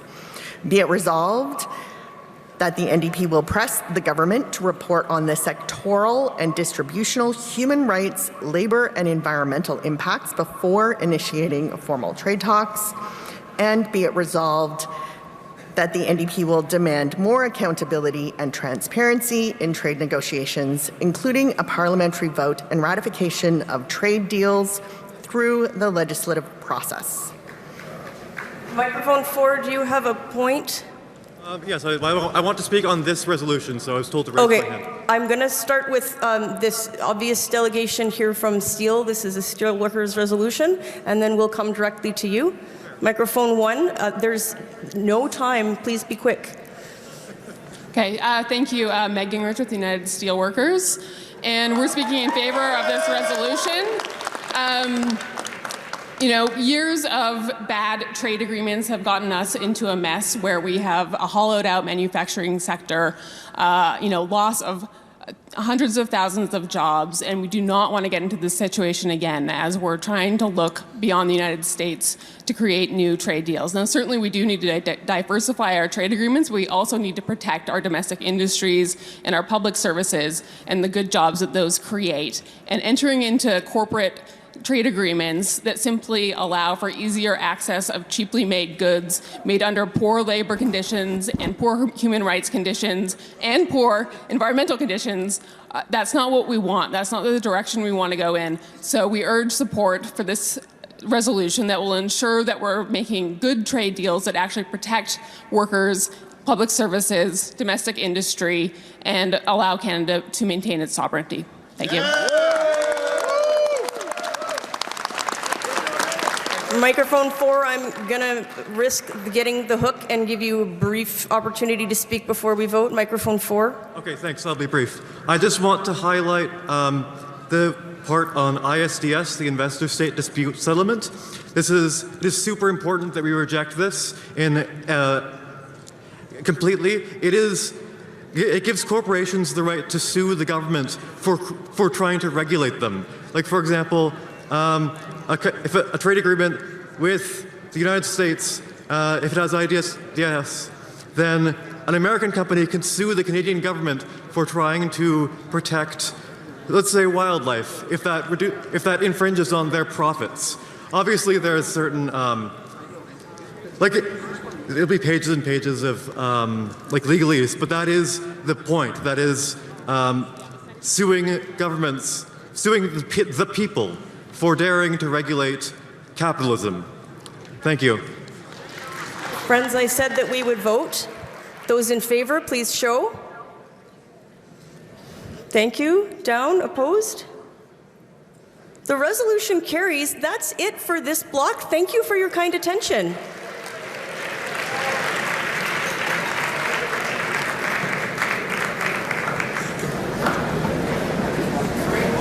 How about all that debate? So we've got something very exciting coming up. I just wanted to point to one of the resolutions, of course, more supports for youth. How incredible is that? Let's go. Because ultimately, when the question is, are you old enough to be involved in politics? The answer is yes, because you're old enough to lose your friends to addictions. You're old enough to live paycheck to paycheck to make ends meet, but to only have your employer get rid of your position. And you are old enough for conservatives across this country and across the world to make people who are younger than you public enemy number one. And so, yes, you are old enough. And there is someone that is part of the team that I'm going to be introducing soon that told me that I was old enough actually last time that I was here at RBC Convention Center with him. His name's Matt Green. He came up to me and said, so De La Cruz 2020, 2021, 2022, 2023, and I said, okay, that's enough. And he was right. And so we need so many more folks like them, but today we are going to be honoring the former caucus. We've made such a big impact across the country with all of your hard work, former caucus. Here they are right now. Your dedication to the cause and the fire that you all had to fight for what is right. So please, without further ado, turn your attention to the screens for this video.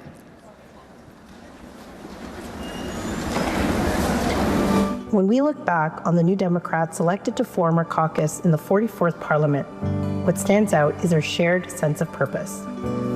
Choisis par leur communauté pour défendre leurs intérêts et lutter pour un avenir meilleur, ils ont pris cette responsabilité très à cœur. And it united them around a common goal, to make life better for working people. What I find inspiring about the NDP is that I find that they are brave. I think they actually go out and do what they're saying that they're gonna do. You know, I've ended up in marches with Alexandre Boulris. Like, I love the fact that they're actually on the ground doing what they said they were gonna do. It's a very welcome change to have politicians actually follow through. The NDP is always there, and I love the fact that they're actually in touch with their constituent. There are so many things we would not have as Canadians today if it weren't for New Democrats. Medicare being first and foremost amongst them. But just in these last few years, look what New Democrats have accomplished for Canadians. A dental care program, a pharmacare program, and strong advocates for childcare. We had a group of people that were looking after people. This last session of the NDP and what that looks like will really be remembered by anti-scab legislation, dental care. It'll be really remembered by pushing the child care. It'll be about expanding so that we can have pharmacare. The dental plan that came in largely because of the NDP's leadership was a game changer, and we need to see more progressive policies like that. I have a picture of me with teeth. So I'd love to have that smile back. Well, my message is this is a wonderful service that he's providing, and everybody out there should be applauding him, because I do. Ben, je peux te répondre que ce que je suis fière présentement comme politicienne, que je regarde les années, ce qui s'est passé, je suis très fière que finalement, le NPD a réussi à passer une loi anti-scab. C'est très important pour les gens, c'est très important pour le mouvement syndical, d'où je viens. Et donc, le NPD a réussi à faire ça, et bravo. During the last federal election, I was busy door knocking, and I walked up to this door. I knocked on the door, the woman answered. I was telling her all of the important things that our NDP MPs have done in this last session of Parliament. And I said, you know, we have a dental plan now for seniors. And she goes, yes, I know. And she said, that is so important, and let me tell you why. I'm a retired long-term care worker, and more than once in my workplace, my co-workers and I put money together so that we could pay for dental care for a senior living in a long-term care home because they had no more funds to actually access that dental care. And so that is a life-changing difference of making sure that people can live with respect and dignity. And that was brought to us by Jagmeet and those NDP MPs. Thank you. you guys rock. Like, that was an amazing time. And Canadians for generations, my kids, and maybe one day grandkids will benefit from that work. And I know it wasn't easy. The fact that we now, for the first time in our country's history, are going to have people accessing dental care who could not afford it. We're going to have, people like that family that I talked about accessing diabetes medication and having, not having to worry about whether or not they can afford it, not having to choose between putting food on the table, paying rent, and accessing life-saving medication. This is a historic, huge step forward for our country. Au fil des années qui ont suivi, ces engagements sont traduits par des résultats concrets. What this caucus accomplished will be felt for years to come. Un groupe, uni par des valeurs communes, travaillant ensemble pour obtenir des résultats concrets pour les Canadiens, and making a real difference in people's lives. Please give a warm welcome to your NDP caucus from the 44th Parliament.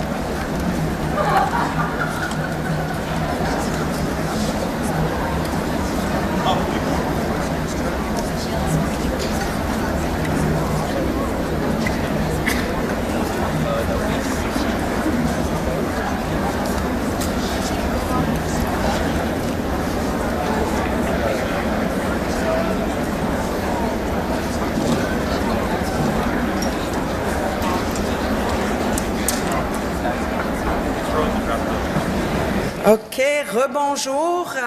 Voici le dernier bloc pour aujourd'hui.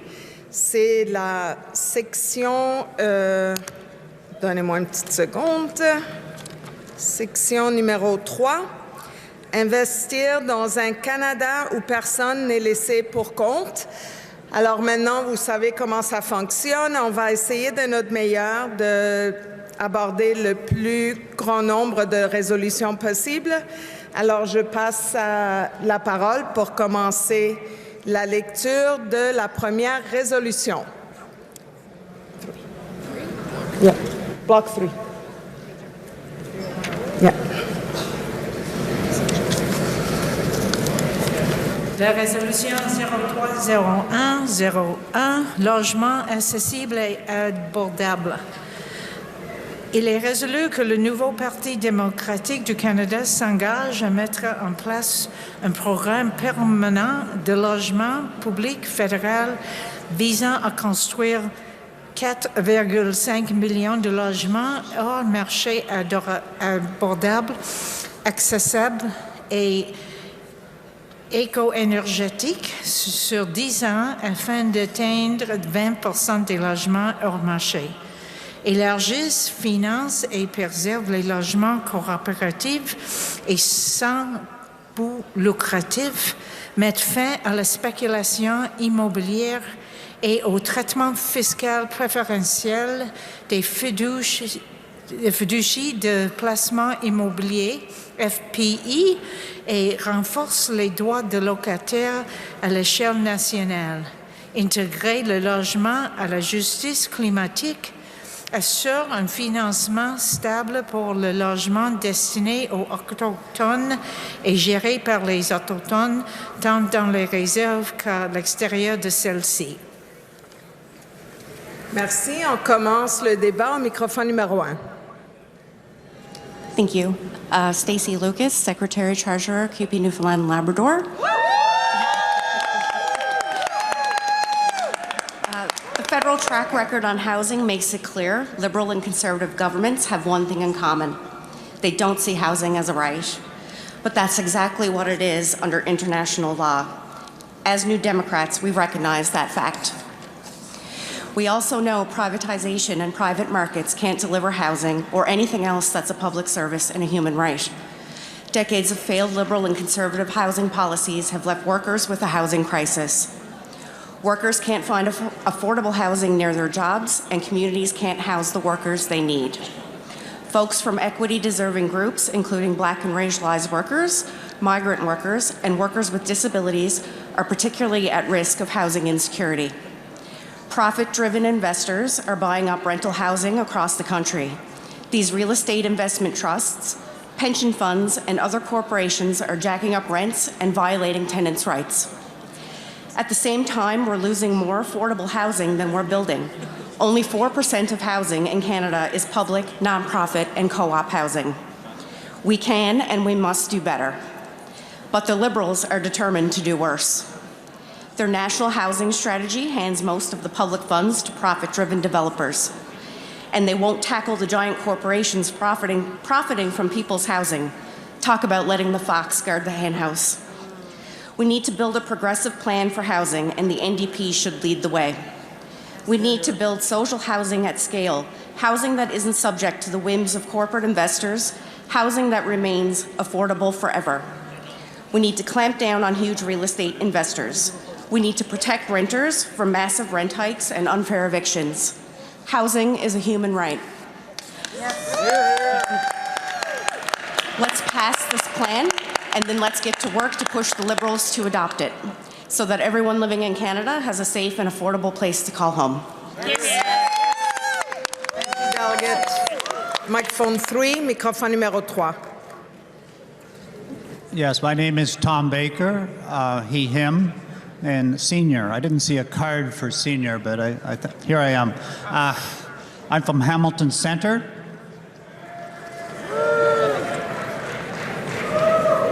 I'm supportive of the intent of this resolution, but I fear that it lacks in specificity and analysis, and also potentially legal authority. So I want to speak to that. First of all, we need to deal with the fact that the greed of the corporate rulers of our society has created a severe housing crisis by turning the need for adequate housing into a vehicle for massive financial exploitation, condemning tens of thousands of Canadians to homelessness and forced millions more to pay rent far beyond their means. So if we're going to change this, first of all, we need legal authority. This resolution does not speak to what would have to happen is a declaration of a housing emergency by the federal government. That's the only way that the federal government can really play a big role in reversing this situation. And secondly, we need to deal with one of the major contributors of this, and that's the corporate landlords. We need to remove them from the rental market. Convert all the existing real estate investment trust properties into housing cooperatives, with existing tenants guaranteed the right of first refusal. So that's basically what I feel we need to do, is declaring a housing crisis emergency, and then begin the process of using that federal authority to turn this situation around. Merci. On continue au microphone numéro 4. Je m'appelle avec autrefois. Il y a une crise de logement dans ce pays et c'est une crise produite par le marché. The crisis of housing in this country is market failure. This is not a problem of supply and demand. It is a problem of a market failing. And it's a failure of decades of liberal and conservative policy, which has utterly failed to build the housing that Canadians need. And housing, as the other speakers have said, has become an investment and not a place to call home. This is a quintessentially New Democratic motion because it connects the dots. What is the solution to a crisis created by the market? It is a public developer hiring public construction companies to build public housing, cooperative housing, nonprofit housing, supportive housing, all the housing that we need in Canada today.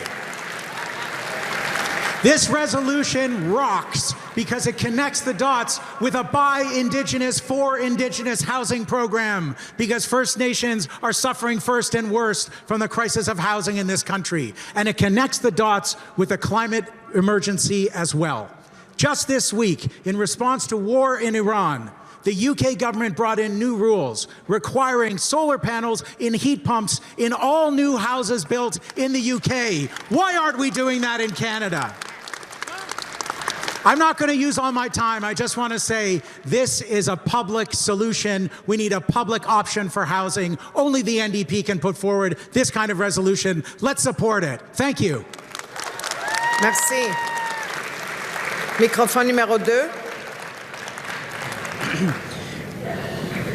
Jamie Moss from the riding of the future Premier of Nova Scotia, Claudia Chender, Dartmouth Cole Harbour. And I want to speak to this resolution because I do think there is something missing from this resolution. The challenge that we have right now is that people and landlords have done a horrible job of evicting people in the process and reno-evicting people from the process of being in affordable housing as it stands. This is missing this part in the resolution.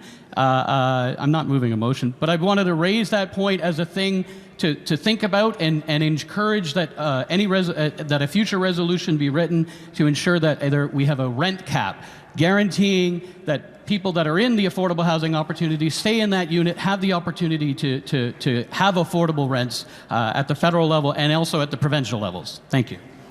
Merci. On continue au microphone numéro 1. Bonjour mes amis, je m'appelle Alexa Gilmore, je suis la députée pour Parkdale High Park et my pronouns are she, her and elle. I want to speak in favor of this resolution. Before I was an MPP, I still am a United Church minister, and the work that I did was situated with people who are living across the street from the park in an encampment. And we used to say to people, if you could give people a cure that would double their life expectancy, well, we would know that the government would invest in that. Well, this is a cure. We know that people who are living on the streets, when you are a woman living on the streets, your average age of death is 36 years of age. When you are a man living on the street, it's 43 years. When you give people housing, it doubles life expectancy. This is something we should be investing in. This is not something we leave the private sector for. This is something that the public sector should be investing in. And when I come to this microphone, I come with the people that I have lost. And there's one in particular, a man named Nelson. Nelson lived in Parkdale High Park. He had a 2-bedroom apartment. And he had a job, but it was not a job with benefits. It was not a job with the union. And when he got injured, he lost his job. He lost his housing. Then he lived in his car before he moved into a shelter. And 13 months after this tragedy, he lost his life to depression. And the very last act of care I did for Nelson was to assist his 11-year-old son in picking the teddy bear that would go in his coffin. Friends, it is time that we do not lose any more of our loved ones to the housing crisis. this resolution and the resolutions coming up. We need to vote in favor of it. We need to end the crisis of homelessness. Thank you. Merci. On continue au microphone numéro 3. Mic 3. Hello. Justin Abbott, Kettle and St. Paul representative. I am against this. I'd like to say I lived on the streets of Winnipeg for 2 years. I know what it is to not have housing, but it also, I've seen it, and nowhere is, we have foreign international people buying properties and not even having, not even being here in the country to make sure that, you know, things are getting fixed, things are okay, to monitor their property, that it's just a for-profit kind of thing, and the money leaves Canada, goes out, never comes back. With this, where accessible and affordable housing should be Canadian companies, Canadian unions, Canadian people helping to make sure that this is done, not internationally, but us alone in this country. We've forgotten how to be Canadian. We've forgotten how to be who we are, to become independent. We fight for freedom and we fight for to end homelessness. But the thing is it's constantly overlooked. Or, hey, it helps the economy, right? Let's make sure that affordable and accessible housing is so that the people here in Canada have made sure that it's not an international thing, that we as Canadians and as the NDP party make sure we take care of our own. Thank you. I'm going to go to microphone 4, and then I will test the floor, see if we're ready to move to the vote. Go ahead at microphone 4. Thank you very much. Akua Frempong, pronouns she, her, from the Mississaugas of Scugog Island, now known as Whitby, Ontario, and proud member of the Ontario Provincial Executive. I would like to thank the EDAs for putting this resolution forward and would like to provide further context. So the 4.5 million deeply affordable, accessible, non-market homes will be able to fill the gap in meeting that 20% target. Currently, the total stock in all of Canada for non-market housing is 3%. In order for us to get out of homelessness within the next 5 years, we have to build 50,000 non-market units within the next 5 years. It is estimated currently that over 500,000 people across this country are experiencing homelessness, the majority of which are people who identify as Indigenous. We are on stolen Indigenous land, and the majority of people who are experiencing homelessness in this country are lands in which we are inhabiting. It is a disgrace. Currently, in Ontario, we have a trash government that is about to use $1.3 billion of our public funds to line the pockets of his developer friends who have not been able to sell condos under the guise that they will allow for some of these condos to become non-market. We know that is a lie. This resolution also allows for the federal government, hopefully, when NDP forms government, to work directly with municipalities on the Housing Accelerator Fund. The Housing Accelerator Fund allows municipalities to include things like inclusionary zoning, as well as build non-market housing quicker than going through the province. We know that there are multiple provinces across this country that have been siphoning funds that could be going towards affordable housing today, siphoning education, siphoning our healthcare system, and we can go on. In addition, I would like to note that affordable housing is just for everyone and not only people who are workers. The people who impact from affordable housing the most are people who are not working. We just had a resolution that was passed in regards to what it means, the NDP having a preamble for working people. We need to justly define what that means. There is no current definition in our Constitution or our policy book that defines what the working class is. If we are so confident in us as a party that we are the party for working class people, I want my disabled dad who's elderly to be included in that conversation. I want my neighbors who are on the streets fighting homelessness because they can't have jobs and they don't have social determinants of health, the number one being income to support them. We are not just the party of working class people. We are the party of social justice, and that includes everyone. Thank you. Merci. Alors, est-ce qu'on est prêt à passer au vote? Oui? Il n'y a personne qui attend pour se prononcer. On va passer directement au vote sur cette résolution 03-01-01. D'accord? Tous ceux en faveur, veuillez lever vos cartes, s'il vous plaît. Merci. Contre? Merci. La résolution est adoptée. Nous passons à la prochaine résolution.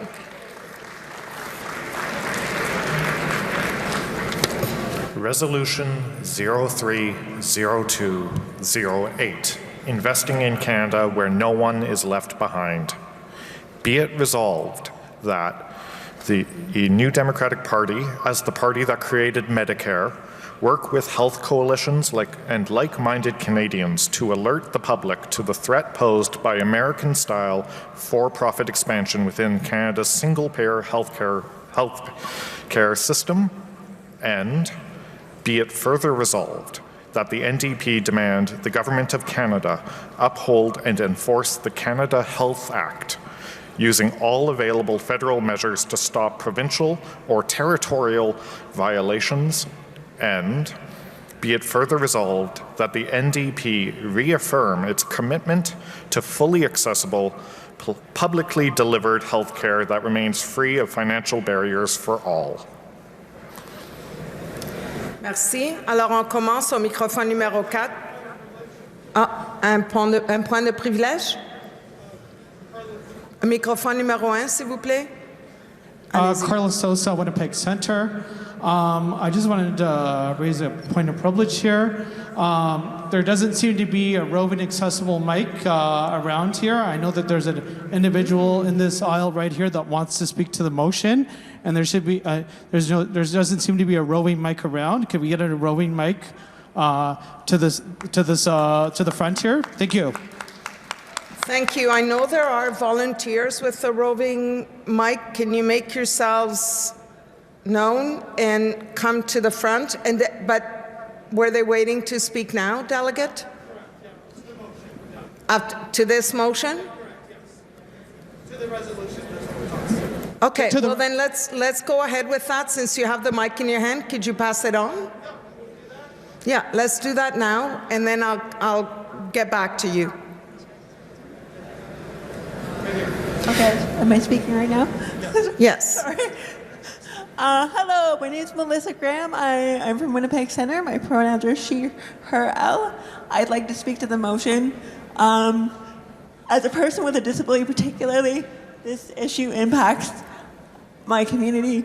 I've seen lack of access to affordable health care greatly impact people's lives. I believe it's a motion we should be supporting. It's something that's actually not only led to people's quality of life, but actually led to people choosing the end of their lives due to the lack of affordable health care in this country. And it's something that also impacted children's ability to access proper healthcare needs and access school supports because they can't get proper assessments.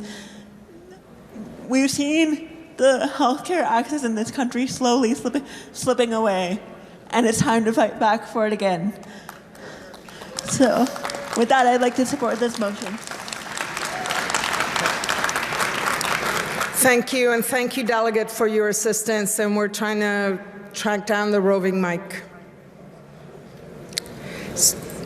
I will go to microphone 4, because I skipped you to make space.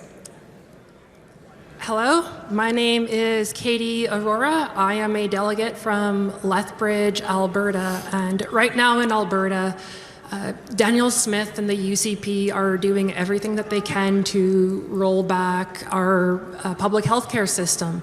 They are making way for private health insurance companies in the US to come into the country, and to be clear, if they are able to get a foothold in Alberta, our current legal system would allow them to then proliferate across the rest of the country, threatening healthcare for all of us. Right now, the federal government has within its power the ability to shut this shit down. They can enforce the Canada Health Act and ensure that all of us have access to healthcare. And beyond that, I do want to take a moment to recognize that when we're talking about healthcare, we should be talking about everything to do with our bodies. It's eye care, it is dental care, it is everything that the NDP has been fighting to include as our in our public health care. And it is also gender affirming care. I am non-binary, I am trans. Right now, it's truly worrying just what the UCP is doing. I mean, they introduced 3 new laws specifically targeting trans people. And interestingly, I am one of the extraordinarily few trans people in athletics in Alberta who is affected by their ban on trans people playing in sports. And sorry, I'm getting a little off topic, but to bring it back on topic, when we're talking about healthcare, we need to be talking about everything to do with our bodies, and we need to ensure that it is publicly funded, it is free now, and it is free forever. Thank you. Merci. Microphone numéro 2. Talal Wolf, representing University of Waterloo Young New Democrats. Having seen nobody on the con mics, I would like to call the question. Le vote a été demandé. Est-ce qu'il y a un appuyeur? Oui. Alors, nous passons au vote sur la question de mettre fin au débat. OK? Alors, ceux et celles qui veulent mettre fin au débat, en faveur, levez vos cartes, s'il vous plaît. Merci. Contre? La motion est adoptée, donc nous passerons directement au vote. J'ai demandé d'avoir le sous-titrage, comme ça je peux suivre et savoir si on est sur la même longueur d'onde. Voilà. Alors, on est prêt à passer au vote. Tous ceux et celles en faveur, veuillez lever vos cartes, s'il vous plaît.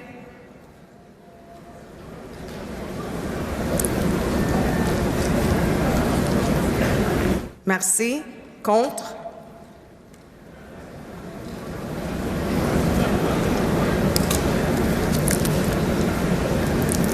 Merci. La résolution est adoptée. La prochaine résolution, s'il vous plaît. Merci. Résolution numéro 03-0306, créer des emplois pour les jeunes. Il est résolu que le gouvernement MPD lance un programme de placement en milieu de travail communautaire de l'année longue, offrant une expérience pratique renumérée et garantie aux jeunes Canadiens et Canadiennes dans les secteurs à besoins élevés. Veillez à ce que le placement soit rémunéré au salaire vital local et reflète le travail essentiel dans nos communautés dépendantes. Mettre en œuvre ce programme en partenariat avec des municipalités, les gouvernements autochtones, les conseils de travail et les organismes communautaires, avec un financement dédié aux régions rurales, éloignées et nordiques. garantissent 18 mois de soutien à la transition après le placement vers la carrière permanente, bien rémunérée et syndiquée, en mettant en relation les apprentis avec des travailleurs expérimentés pour bâtir une stabilité à long terme. Merci. Alors, nous commençons au microphone numéro 4. Merci beaucoup. Je m'appelle Heather McPherson. Je suis la députée pour Edmonton-Strathcona. I am so proud to be standing here with so many incredible New Democrats today to be pushing for a resolution that will help with the crisis we are seeing across this country, where young people in this country are being asked to bear the economic burden that they should not be having to bear. You know, right now in this country we have a crisis where young people can't find jobs. We should have free post-secondary education in this country. And more than that, we should be expanding our post-secondary, free post-secondary for universities, for colleges, and for those that want to go into the trades, for apprenticeship programs. You know, we need to have year-round job placements for young people so that they can get a job, they can get the experience that they need to have a future, to build a future in this country. And you know what? Let's tie it to mentorship. Let's tie it to a mentorship program so that young people are able to work in the trades, in the care economy, in the green economy, in the futures economy of this country. And then they get the support they need to be successful. You know, that's a future that we should be building. That's the future New Democrats believe in. So I hope we can count on your support. I hope we can count on everyone in this room's support for this resolution. Thank you very much. Microphone numéro 3. Thank you. My name is Mace Matthew. I'm a delegate from Coquitlam, Port Coquitlam. I'm a young Canadian, and I am the English Communications Director-elect for Canada's Young and New Democrats. I agree with everything that Heather has just said, but this resolution doesn't go far enough. What it doesn't talk about is how to take young Canadians who are already employed in precarious situations and bring them into good jobs. But not only that, how to bring democracy into workplaces that aren't going to be part of this program. What we're facing right now is not only a crisis for young Canadians who are seeking jobs, but a crisis in a lack of understanding and communication from our provincial and federal governments on labor rights and how young people can organize in their workplaces. If we're going to talk about investing in Canada where no one is left behind, we can't forget about young people who are currently employed but are in precarious working conditions. Therefore, I agree with this resolution in principle, but it should be expanded to include young Canadians that are working overtime without pay, young Canadians that are confused whether or not they qualify for paid sick leave because the government's not clarifying information in language that is accessible to them, and we need to actually put this in writing. So I agree with Heather. But I disagree with the fact that what Heather's talking about is in the text of this resolution. This resolution just doesn't go far enough. Thank you. Merci. On continue au microphone numéro 1. Merci beaucoup. Moi, je suis Mathieu Sévigny et j'avais l'honneur d'être le candidat pour Trois-Rivières lors des dernières élections fédéraux. My name is Matthew Sévigny. I'm 20 years old and I was the candidate for Trois-Rivières in the past election. Je vais vous dire une chose. Les jeunes, on est tannés d'à chaque jour checker LinkedIn et Indeed pour un emploi au salaire minimum. On est tannés de ne pas avoir les moyens à vivre. Mon loyer, c'est 1 900 $ par mois. Mes assurances auto, 200 pièces par mois. J'ai pas le moyen à vivre parce que je suis un étudiant sous-employé. I don't have the means to live. I am an underemployed student. The reason why I joined this party in the first place, at 14 years old, as a queer kid living in Alberta at the time, is because New Democrats showed that we actually give a damn about youth. And not just for the social issues, which are extremely important, but economically as well. We know we need to build a new green economy to bring us into the 21st century. But that has to include youth and all workers from 14 to retirement age. This resolution helps people like me, underemployed students, helps folks like those behind me. And I encourage all delegates, tout le monde ici, show you give a damn. Montrez que vous voulez prendre soin des jeunes comme moi et ceux et celles juste en dernier mois.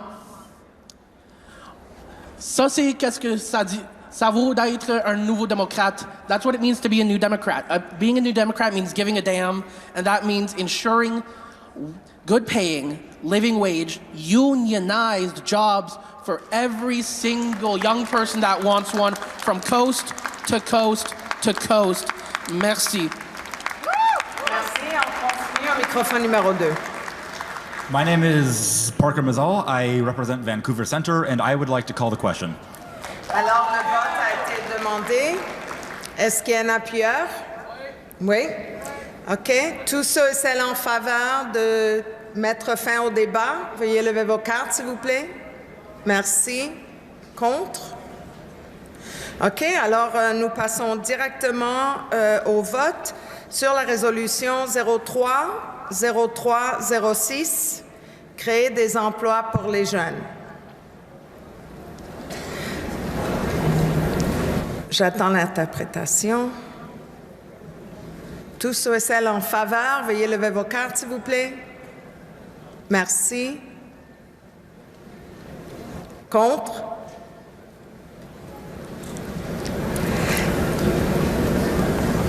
Sorry, I know it's slower. I'm going to try it in English because only a few people voted. All those in favor, please raise your cards. Thank you. Opposed? La résolution est adoptée. So, sorry? Yeah. Okay, so here, because you're following on the captioning, they have to listen for the interpreters and then do the captioning. There's a little bit of a delay, so let's just all remember this. En faveur? What does that mean? All right, contre? All right, so we don't need to wait. When I say en faveur, you know what you're doing. Contre, you know what you're doing. We'll try to move a little faster. All right, prochaine résolution. Resolution 03-0409. Sorry, I'm just going to stop you for a second. Can we keep it quiet while we're reading the resolution? Some folks are really relying on the reading of the resolution to follow what we are doing. So that's not the time to chit-chat. Thank you. Over to you. Thank you. Resolution 03-0409. End homelessness. Be it resolved that an NDP government will end the dismantling of encampments on federal lands, partnering with local authorities to transition residents into permanent housing, restore interim housing assistance program funding to ensure refugee claimants access essential housing and services, establish a homelessness prevention fund providing emergency rent relief for those at risk of immediate displacement, expand Housing First initiatives, prioritizing permanent supportive housing with integrated mental health, addictions, and employment services, and guarantee permanent housing for those with chronic support needs by mandating health and social service conditions in federal provincial housing agreements. OK, on commence au microphone numéro 4. Thank you. My name is Kate Moyer. I'm from Kings Hants in Nova Scotia. Thank you. His name is Billy, and I want you to remember that. His name is Billy. He was one of the top motocross athletes in Nova Scotia. He loved cars and people and cats. And on November 24th, 2024, on the eve of our provincial election, he died, frozen to death by himself outside of his tent. Billy had been on a list for 3 years for addictions treatment. He had an apartment waiting for him, fully furnished. He was supposed to move in 5 days. It was a new start. He was so excited. But the system, our system, failed him, and he died alone, a victim of being unhoused. He did not die from addiction. He died because he was living outside. This resolution is so important. No one deserves to die alone outside. No one deserves to live in a tent waiting years for treatment. We need legislation that ensures everyone has a roof over their head and a warm place to sleep. My province just cut funding for our warming centers, which means 50 people in my community are sleeping outside tonight. The NDP needs to demand that everyone have a warm place to go with appropriate mental health and addictions treatment. So please support this. Merci. Microphone numéro 3. Hans Modlik, Beaches, East York. Mic 3, please. Is the microphone on? Yes, okay. Hans Modlik is my name. I'm proudly representing Beaches, East York, which has half of its voters as tenants. 1 in 5 Canadians is 1 paycheck away. 1 in 5 Canadian tenants is 1 paycheck away from homelessness. That is unsupportable in any country, let alone one of the richest in the world. Our distribution of wealth is so harsh, it matches our climate. And one of the things we should do is we should ban evictions in winter. People should not be thrown out in the street when they have no place to go. We should stop the illusion that we cannot solve the housing crisis now. We can do so by forcing rent controls with teeth, not rent controls that have already jacked up the rents by as much as a factor of 2, while our wages have risen maybe by a factor of 1.5, and the landlords have enjoyed the increase of the value of their properties by at least a factor of 3 in the last 10 years. That is why we have such an unequal wealth distribution in this country. Rent control can be a federal matter, not just a provincial matter, because the feds have something called the Central Mortgage and Housing Corporation. And with that leverage, we can induce the provinces to enact rent control with teeth. Rent control with teeth and with the statistics to enable the rolling back of some of the voracious rent increases that landlords have been getting away with under the loophole that's called vacancy decontrol in Ontario. Only 2 provinces have vacancy decontrol in this country. In other words, the vacancy should be, the rent should be controlled based on the housing unit, not on the tenancy. In other words, when a unit becomes vacant, the landlord should not be given a license to increase the rent, the sky's the limit. And those exorbitant rent increases should really be rolled back based on statistics that the federal government has. So we'll go to microphone 1. Hello, thank you. My name is Peter Cohen. I'm from Oshawa, Ontario, and I want to talk about what our mayor, our city has decided to do. They have not decided to help people, to uplift them out of homelessness, or to support them while they're on the streets. They have made it a bylaw violation to feed and clothe homeless people. You can still, there are soup kitchens that are able to do it within their own buildings, but that forces all of these nonprofits to move inside or move elsewhere. What we've done to respond to this, me and a bunch of friends, like 5 people maybe, is we start a distribution, a mobile distribution similar to Food Not Bombs. We cook meals once a week, we hand out hand warmers, we hand out warming supplies, and we try to give out harm reduction supplies when we can. This might be slight self-promo. We're always looking for more support. We're looking for funds to potentially fight a future $1,000 ticket.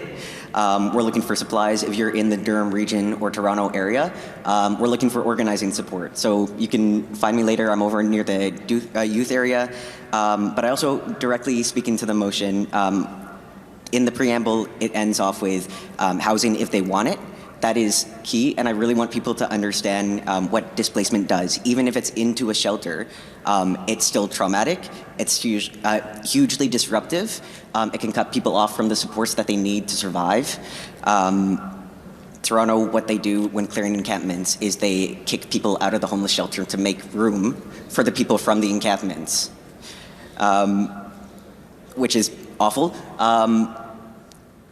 One thing that I noticed as well about the this motion is that it has the stuff to prevent people from becoming homeless. It has the stuff to help people get into stable housing and stay there. It misses the stuff in between. So I guess my suggestion, I implore people to pick up some bags, pick up some supplies, help your homeless neighbors. We need hand warmers and warm supplies in the winter, tarps and dry socks in the spring. And we need shade providers like umbrellas and hydration drinks like coconut water in the summer. This is going to be more and more vital, especially as more of us feel the impacts of climate change more frequently, as people lose jobs, as capitalism tramples over people's lives. This is going to be key. This homelessness prevention strategy, but also homelessness support. So I urge you with your local, your friends, your EDA to go out there, support your homeless neighbors. Thank you. Merci. So I'll entertain one more speaker and then we'll go to the vote so we can try to hit a couple more resolutions. Go ahead, microphone 2. Hi there, my name is Brayden Kapachuk, pronouns he, him, and I come from Saskatoon South, Paris of the Prairies. And I'm just speaking because I 100% support this policy, but I don't think it goes far enough. This last fall, I had the opportunity to be involved in Saskatoon's point in time count, where we went out into the community, engaged with unhoused individuals, asked about their personal histories and potentially what circumstances might have exacerbated their situations. And one thing that kept coming up in Saskatchewan in particular is that the government of Saskatchewan, prior, it would handle the financial transactions between the individuals and private organizations. But what they changed is they now left that up to the individuals. And whether due to executive dysfunction, disability, or the individuals going, I need a stocked fridge right now, first and foremost, though a lot of those financial transactions were not happening, leading to more people on the streets. So what I think this amendment in this motion needs is we also need to expand ministries of social services and create teams that specifically advocate on behalf of people in riskier situations to make sure people aren't falling through the cracks, that private organizations aren't using every loophole they can to kick people out. So I think we need to create an administrative body that is focused on supporting people unhoused individuals, and making sure that they're being advocated for the best possible. So I think it's not necessarily just resource allocation, it's also people power allocation and skill allocation. So that's just my point. So. OK, merci beaucoup. Alors, tel que mentionné, on va passer au vote directement sur la résolution pour qu'on puisse discuter de au moins une ou deux autres résolutions.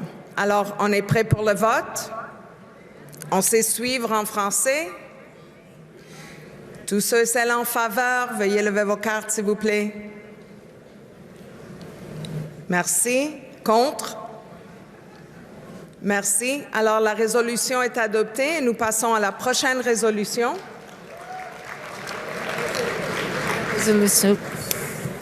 La résolution 030532, expansion publique les services de garde d'enfants.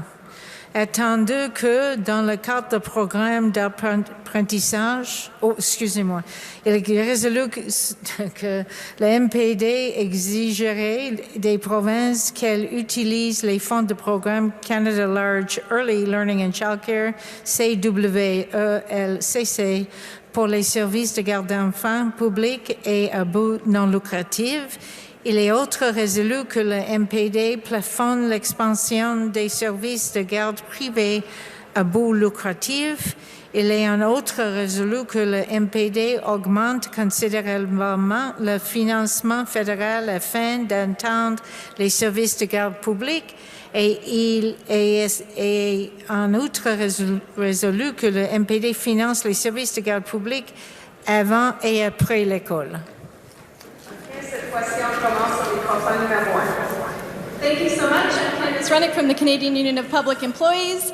And my friends, for decades, New Democrats have proudly fought alongside feminists and workers and parents to win a national childcare program in this country. And our relentless efforts have brought about the promise for a $10 a day childcare program and the largest ever federal investment in childcare that our country has ever seen. But now, that program is under threat. Federal spending falls far short of what's needed, and as a result, hundreds of thousands of families can't get access to programs. Qualified workers are being forced out of the sector by low wages, by impossible working conditions, and by the failure of the federal government to deliver a comprehensive program to raise compensation levels. And on top of all of that, the federal government has allowed provincial governments to significantly expand for-profit childcare in direct contravention of federal legislation. Yay! And that means, I know I don't have to tell you this, but that means more public funding going into the pockets of childcare profiteers. It means more educators are being paid minimal wages. It means more children are being cared for in lower quality programs. My friends, Canada needs a strong national childcare program that puts children first, that responds to the needs of working people.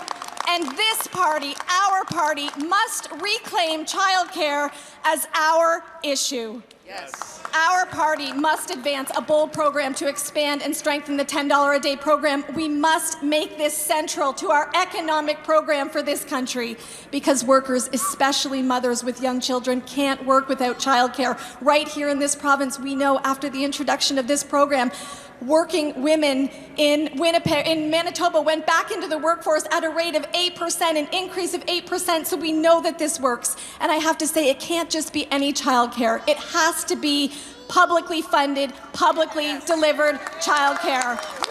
My friends, we need childcare in every school. We need more childcare operated by municipalities. We need it in our hospitals, in our colleges, and our universities. It is a public good. It is not a market commodity.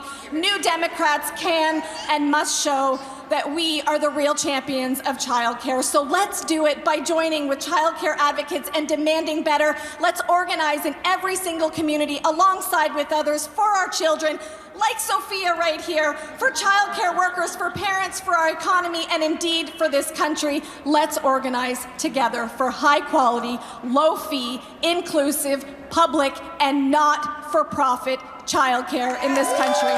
Thank you so much. Merci. On continue au microphone numéro 2. Hello, Talal Wolf, he, him, ill, representing University of Waterloo Young New Democrats. I would like to call the question. Is there a seconder? Okay.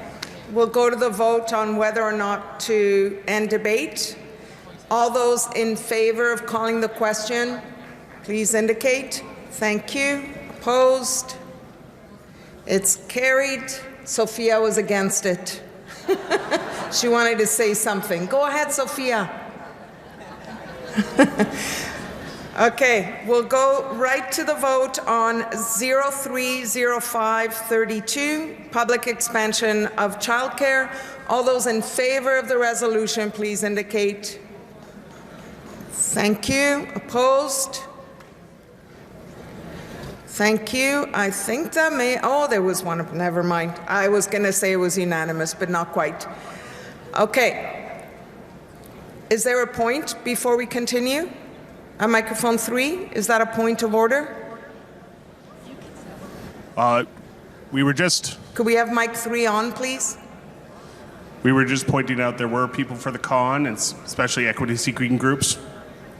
Sorry, could you say that again? There were people at the con, especially equity-seeking individuals. Yeah. The question was called, and the floor decides. I do try to alternate if you're following my system. Okay. Next resolution, please. Priority number 6. Resolution 030636, rejecting cuts to the public service. Be it resolved that the NDP reject this approach to fiscal policy and instead call on the government to make investments in programs and services for Canadians. Be it resolved that the NDP stand in solidarity with federal workers who are facing or have lost their jobs because of this liberal approach.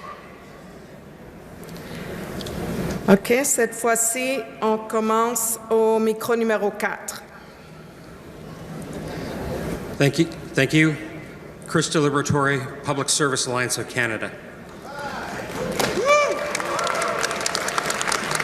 Thousands of workers across the federal public service have received workforce adjustment notices, putting critical services that we count on every day at risk. Just last month, 10,000 PSAC members received notices that their jobs could be at risk. Shame. The government is moving to cut a further 30,000 federal public service jobs over the next 3 years. These are services that Canadians rely on. Nearly 900 Health Canada workers received notices, including reductions at the health products and food branch that will weaken oversight of pharmaceutical drugs and health products on our shelves. Half of the staff at government operations centres received notices that their positions are at risk, reducing Canada's ability to monitor, respond and coordinate our response to natural disasters and national emergencies. The Canadian Food Inspection Agency is losing 20% of its workforce, which is significantly more than the 15% savings that Mark Carney was asking for in his comprehensive expenditure review. Shame. On top of years of understaffing, and this means fewer food safety inspectors and slower responses to foodborne illnesses. And we all know what happened when we reduced inspectors previously. It's not too long and not too far away from Brookfield, Alberta. Income support is also in jeopardy. At Employment and Social Development Canada, almost 1,800 members received their notices and 800 term positions have been eliminated. These workers issue old age security, social insurance numbers. They also handle passports and employment insurance checks every day. Public services aren't just a budget line, they're a lifeline for communities. And this approach that the government is taking is like burning down your house to save on the heating cost. The government is cutting first and explaining later, and they haven't said which programs or services will be affected or how communities will be impacted, leaving workers and the people who depend on them in the dark. For every dollar invested in a public service, the return is $1.28. And I can't think of a single corporation out there that wouldn't be ecstatic with that kind of a rate of return on investment. With all of with all affected by these cuts, when you cut the jobs, you cut the services, and when you cut the services, you cut the community. This government needs to stop recycling old austerity measures and start investing in public services that people in this country rely on. Because let's be realistic, when the Liberals and the Conservatives talk austerity, what they're really talking about is corporate charity. So we need to oppose this approach, and we need time. We'll move to microphone 3. The last person must have been tall. Erin Elward, UFCW Local 401. I like this resolution, but, and again, I don't think it goes far enough. Unfortunately, I live in Alberta, who is under the rule of Danielle Smith, and the problem with her is even when we do get funding for services from the federal government, Danielle Smith withholds them. She's talking about getting a private police service. She, just for instance, AISH was raised $200 recently, and instead of letting the AISH people in Alberta get that money, the Alberta government pulled back $200 of theirs, told them they had no choice but to apply for the federal government, so they never got any type of raise. We're going to Alberta Next panels where they're supposedly be talking to the people, and literally when someone asked, are you going to denounce the actions of Trump because she's following his playbook, the person was told to fuck off by the moderator and the mic was turned off. This is the situation that we are in Alberta. She is attacking everything to do for the working class, and she is hiding everything that she's doing for the wealthy. So we also need protection from our provincial government in order to have the federal government even be able to help us. Thank you. Merci. On continue au microphone numéro 1. Thank you, Chair. My name is Suzanne Skidmore. I'm the Treasurer of the Federal New Democratic Party of Canada, and I'm also the President of the BC Federation of Labour. My pronouns are she and her. Delegates, let me ask you a question. How many people in this room have used a public service? Probably today even. Raise your hands. Every single one of you. You know why those public services exist? They exist because of workers. And right now, as the world gets more uncertain, we're hearing again that Mark Carney is going to continue planning on thousands and thousands of public sector cuts.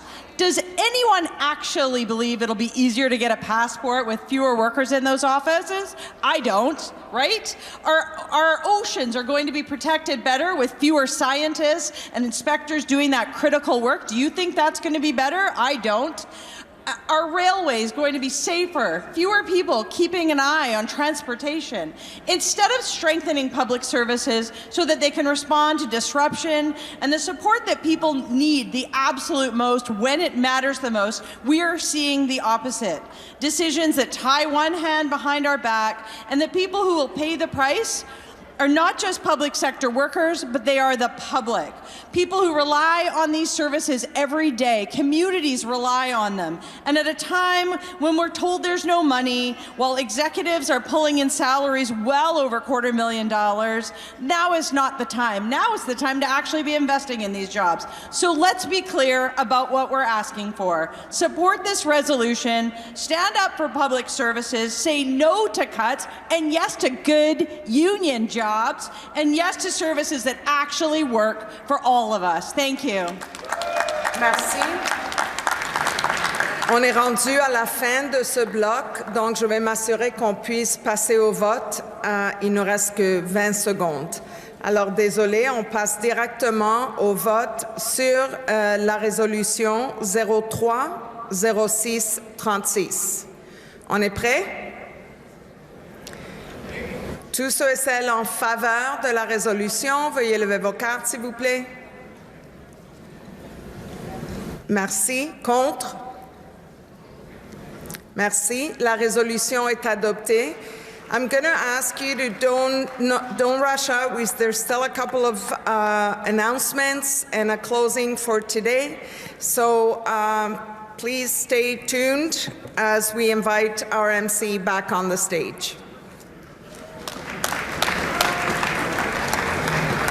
As we close on day one of the NDP convention, we would like to give a huge thank you to each of you for being here. What an amazing way to start this weekend, and we truly hope that you enjoyed today's events and speakers.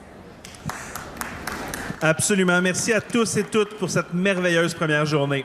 J'ai hâte de voir ce que nous réserve le reste de la fin de semaine. But before you go, we want to make sure you know everything about everything happening this evening. Right after we wrapped up here, there will be a regional caucuses meeting at 6:30, which you can find their location on the side screen. There. Prairie Meeting Room 3, Atlantic Meeting Room 15, North Meeting Room 2, BC Meeting Room 4, Québec Rencontre Salle 1, Ontario in this room here. And tomorrow morning we will have the PSAC FPC breakfast in the Panam Room and the Women Commission meeting in Meeting Room 1. And don't forget, we'll be starting day 2 of convention with our leadership showcase. Thank you all for this great first day. Merci beaucoup. À demain.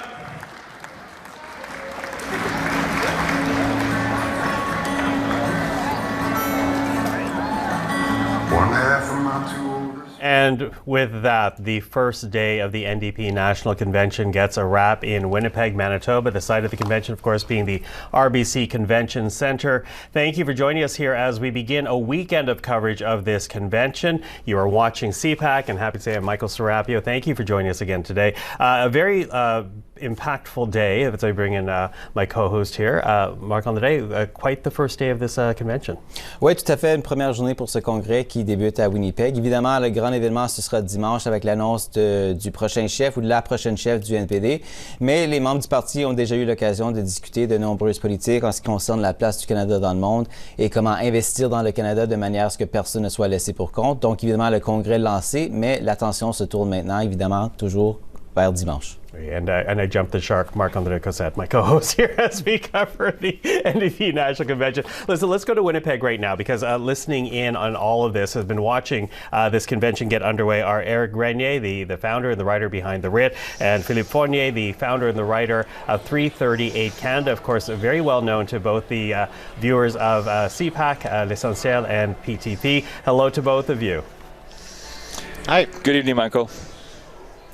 Et Éric, Philippe, je sais que vous avez tous deux sûrement eu l'occasion d'arpenter les couloirs à Winnipeg. Je sais que vous aviez hâte d'échanger avec les délégués. Qu'est-ce que vous entendez sur le terrain? Est-ce que vous avez appris quelque chose de nouveau alors qu'on se dirige justement vers ce vote dimanche? On peut commencer peut-être avec vous, Éric. Je trouve que c'est intéressant de voir les délégués ici. Il y a la perspective que ça va être un course pour Avé-Louis à perdre, je crois. Même des délégués ils vont donner leur appui à Heather McPherson. Ils disent qu'ils pensent que peut-être Avé-Louis va gagner. Mais je remarque aussi qu'il y a beaucoup de jeunes ici. Et pour le NPD, c'est très important pour eux d'avoir un relève, un avenir. Et ça, probablement, c'est un bon signe pour le parti. Et vous, Philippe? J'ai les mêmes remarques. J'ai parlé à beaucoup de délégués aujourd'hui et évidemment, c'est une manière de faire un petit sondage informel et non scientifique. Mais je pense qu'il y a une résignation que M. Lewis est vraiment le favori de cette course. Mme McPherson a clairement beaucoup d'appui venant de sa province natale, l'Alberta. Mais est-ce qu'elle a suffisamment d'appui pour vraiment faire compétition d'un océan à l'autre? Ça risque d'être plus difficile pour Mme McPherson. Mais évidemment, on ne voit que quelques centaines de délégués alors qu'il y a presque 100 000 membres qui vont voter. Alors, l'échantillon que nous avons est assez restreint. Let me jump in there because we will get to the leadership vote because, of course, this is not only just a policy convention for the party, but we will, by Sunday, learn who will be the next federal leader of the New Democrats. But before we actually get there, and Eric, I'll get you to start us out with this one. Overall, whoever actually wins this leadership is going to have, quite an uphill climb to build this party. I was looking at the recent edition of The Writ. You noted the challenges that this party has. Walk us through what the numbers are telling you right now. Well, they have a lot of challenges. One is just the support for the party right now is still in single digits in most polls, and on average they are below 10%. So they haven't really made any ground up since the last election. We see that all of the contestants for the leadership, so whoever ends up winning, not very well known, will have a huge amount of name recognition challenges they'll have to overcome over the initial parts of their leadership. And I think the biggest problem for them is that they are just not really in the conversation, it is still very much about Mark Carney and the Liberals versus Donald Trump and the U.S. president, and then Pierre Poilievre trying to make himself part of that conversation as well. And I think for the NDP, just getting in there is still going to be a big challenge for them. Yeah, and you know, Philip, I'm going to get you to add to it in a second, but this is the Abacus numbers that came out today, and I appreciate the two of you both aggregate the polls. But Abacus this morning releasing these numbers, nearly 1 in 2 Canadians do not see the NDP as being relevant anymore. Nearly 34% of Canadians, only 34% of Canadians rather, would even consider voting for the party if and when another election happens. What does that tell you about the challenge before this party and whoever does become the new leader of it? Well, there are interesting numbers, but I would also put them in perspective, because if the NDP has a pool of 34% of Canadians, that's actually not bad at all. Historically, usually that party gets between 15 and 20%. And so getting half of your pool would be pretty good. But it's, again, the question of the demographics, also the regional numbers, we have to be careful. When we look at the age breakdown, we notice that young voters really deserted the NDP starting around 2024. The end of Jack Meeting's reign was really not positive for the NDP, pulling young voters. And also, when we break down by gender, we notice that Mark Carney and the Liberals really pulled a lot of support among women from the NDP. The support for the Conservatives among women did not move last year. It was just a transfer from the NDP to the Liberals. And as long as Mr. Carney is that popular, the NDP doesn't have much room to grow. Éric, Michael a évoqué le sondage d'Abacus Data. Il y a aussi un sondage publié cette semaine par l'Institut Angus Reid. Il y a eu plus de 1000 répondants, en fait, qui avaient voté déjà pour le NPD au moins une fois au cours des 10 dernières années, entre 2015 et 2025. Selon le coup de sonde, 44% de ces gens disent ne pas reconnaître aucun nom des candidats. Environ 40% estiment que les meilleurs jours du NPD sont derrière lui. Qu'est-ce que ça vous dit à ce moment-ci de la course, mais aussi vraiment des défis qui attendent le prochain chef qui s'apprête à prendre la tête du parti? Mais pour la course à la chefferie, c'est vraiment une course à la chefferie à l'interne. Ce n'est pas une course qui a eu beaucoup d'attention dans la population générale. Mais aussi cette question sur l'avenir de la partie. Le problème pour l'NPD, c'est que ça indique qu'il n'y a pas beaucoup d'enthousiasme. Il n'y a pas beaucoup d'optimisme, même chez les électeurs du parti de NPD. Et ça va être un défi pour le prochain chef, de donner l'envie de voter pour l'NPD, que c'est un parti avec une chance de faire quelque chose dans l'avenir. Ça va être difficile. Il y a pas une solution magique. Mm-hmm. Et Philippe, là-dessus, je pense qu'on peut dire qu'il n'y a pas vraiment beaucoup de bonnes nouvelles dans les résultats de ce sondage, mais est-ce que vous voyez quand même des raisons pour lesquelles le parti peut être optimiste pour ce qu'il attend dans l'avenir? En effet, les sondages, et juste si on prend les résultats de l'élection d'avril 2025 et les sondages depuis, il n'y a pas vraiment de bonnes nouvelles. Cependant, bien sûr, c'est difficile de penser qu'il y a seulement 6% d'électeurs de centre-gauche et de gauche au pays. Je pense qu'avec Mark Carney qui fait un recentrage du Parti libéral, qui tend un peu vers la droite, même certains diraient, il y a de l'espace dans le spectre politique canadien pour un parti de gauche et de centre-gauche. Et donc, si le NPD arrive à capturer cet espace-là et en profiter, il pourrait bien sûr faire des gains électoraux. Mais si on regarde les sondages du moment, et bien sûr, c'est ce que les sondages font, c'est difficile de trouver de l'optimisme. Ça ne veut pas dire qu'il ne faut pas en avoir pour le futur si vous êtes un membre du NPD en fin de semaine. Mm-hmm, mm-hmm. So, as you've both outlined here, whoever leads this party, they're going to have their own challenges to deal with and trying to rebuild it, prove its relevance. But, you know, as much as our viewers are used to seeing you on our programs and on CPAC, we also listen to you guys because you have your own podcast, The Numbers. And I have to raise the fact that you both seem, and correct me if I'm wrong, you both seem very convinced that this is a leadership race for Avi Lewis to essentially lose, that it's his to win or his to lose. Is that fair to kind of typify it that way, Eric? Yeah, I think so. You look at the fundraising. Now, it's not a one-to-one predictive factor, the amount of money that a candidate raises. But for Avi Lewis to be raising over $1.2 million, 2-to-1 advantage over Heather McPherson on the fundraising, having many more donors as well. It would just be very unlikely that he does not at least do very well. And he has enough support, at least from the fundraising account, that he should be in the running to win on the first ballot. And honestly, I haven't really heard someone here express any real doubt that he will win. Even some of the Heather McPherson's supporters kind of admit that it'll be tough for her to come out on top. Philippe? Well, to have a challenging second or third or fourth ballot, you need strong candidates down the line. And if we don't think that Mr. Ashton, Mr. McQuaid, we don't think that the other candidates can have a strong result enough to block Lewis. If Madame McPherson has 30%, well, congrats. That means that Avi Lewis has 55% of the vote. So the vote is not that divided, since there are really two clear front runners, and the other players. There could be a surprise on Sunday. I'm not saying it's impossible, but from the data that's been made available, there's no sign that it should go beyond a first ballot.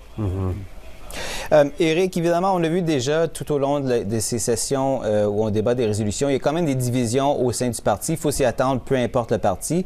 Mais les visions qui ont été mises de l'avant par les différents candidats et candidates sont quand même des visions, on peut le dire, très différentes pour l'avenir du parti. Et à part le défi de voir mieux se faire connaître dans l'ensemble du pays, le ou la nouvelle chef devra aussi mobiliser des efforts pour maintenir l'unité au sein du parti. Est-ce que vous avez eu une idée sur le terrain justement de l'ampleur du défi qui attend le ou la prochaine chef à ce niveau-là?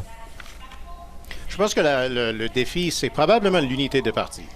Surtout si c'est Avi Lewis qui gagne, parce qu'on sait qu'il y a un peu il n'y a pas beaucoup de gens qui viennent les partis provinciaux, qui sont très contents de voir que ça va être Avi Lewis ça va être le chef.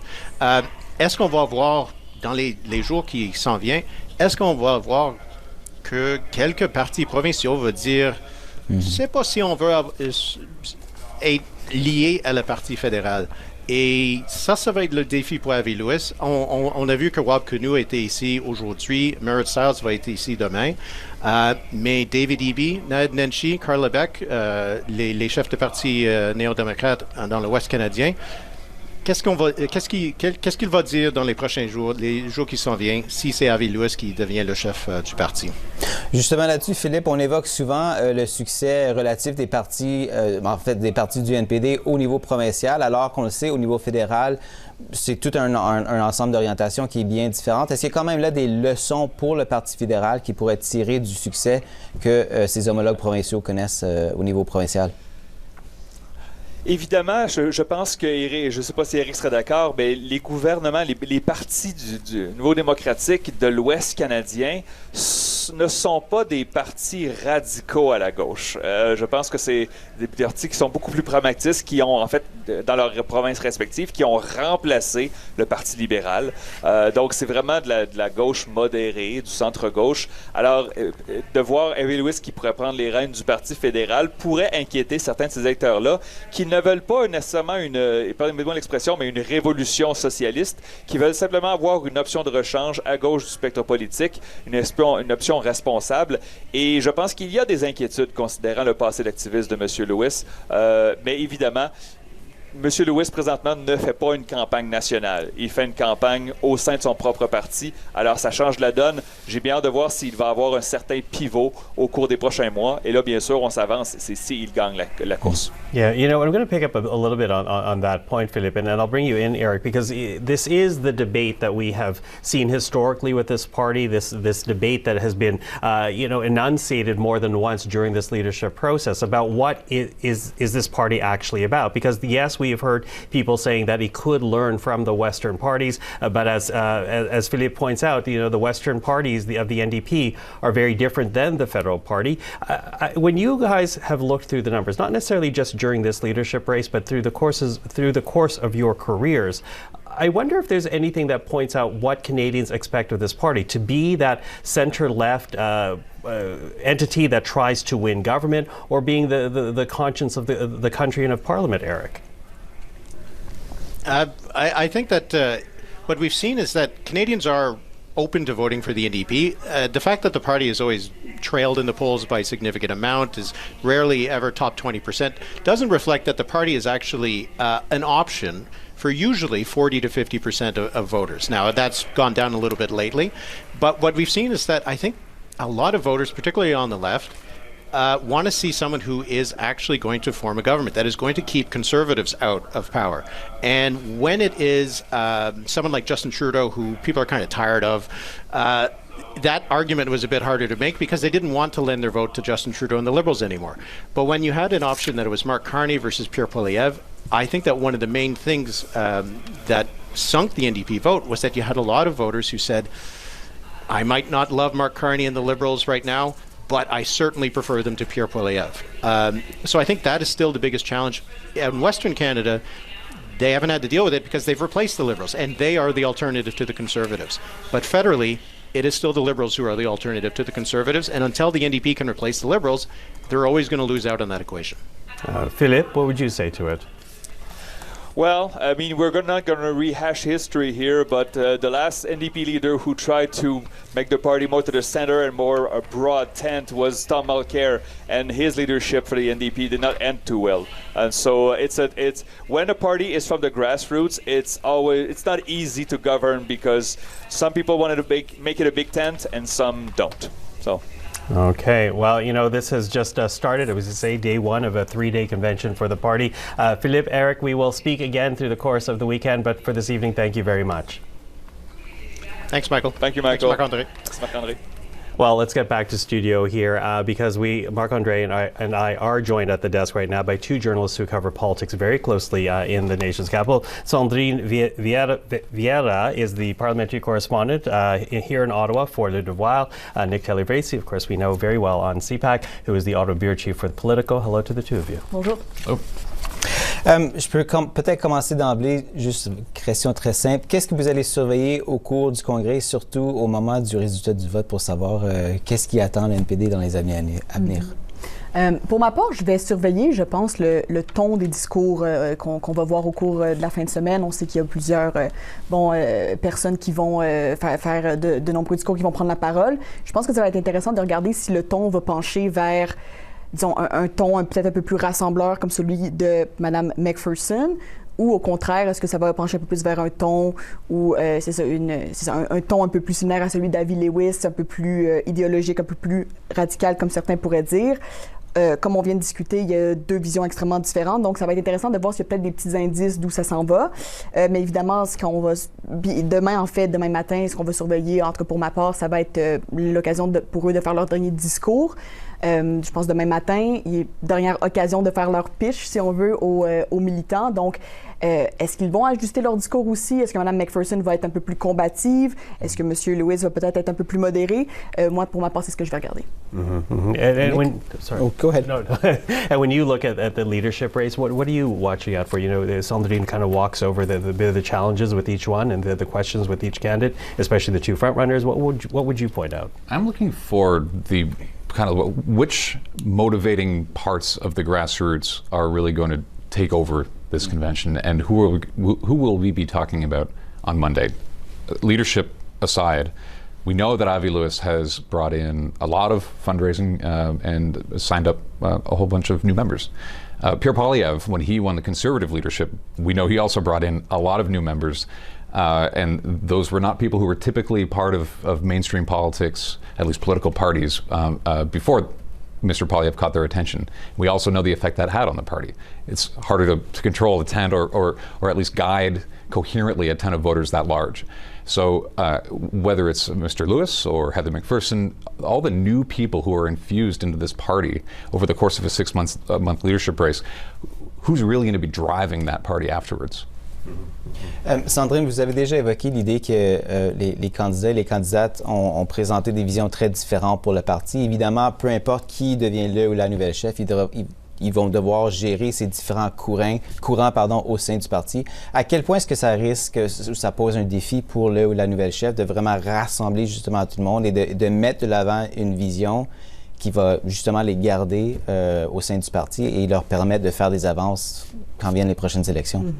Mais je pense que c'est un défi qui va être majeur. Puis c'est un défi de longue date. On vient d'en discuter là, avec Philippe et vos autres panélistes. C'est un défi qui est là depuis longtemps et ça s'est définitivement pas réglé pendant cette course au leadership. Il n'y a pas de consensus. Il y a des voix très influentes qui ont pris le bord de M. Lewis et de Mme McPherson. Donc, clairement, les divisions sont toujours là. Et je pense que dimanche matin, peu importe qui sera élu, il y aura des personnes qui vont être déçues et il y a des personnes qui ne seront pas nécessairement tout de suite prêtes à se rallier au nouveau chef. Donc, ça va être un défi, évidemment. Après, la manière de s'y prendre, je n'ai pas la réponse, mais c'est sûr que le chef va devoir peut-être tendre la main à l'autre camp, si on peut appeler ça comme ça, peut-être reconnaître la légitimité des différentes visions et essayer de trouver un équilibre là-dedans, mais ça va certainement être un défi.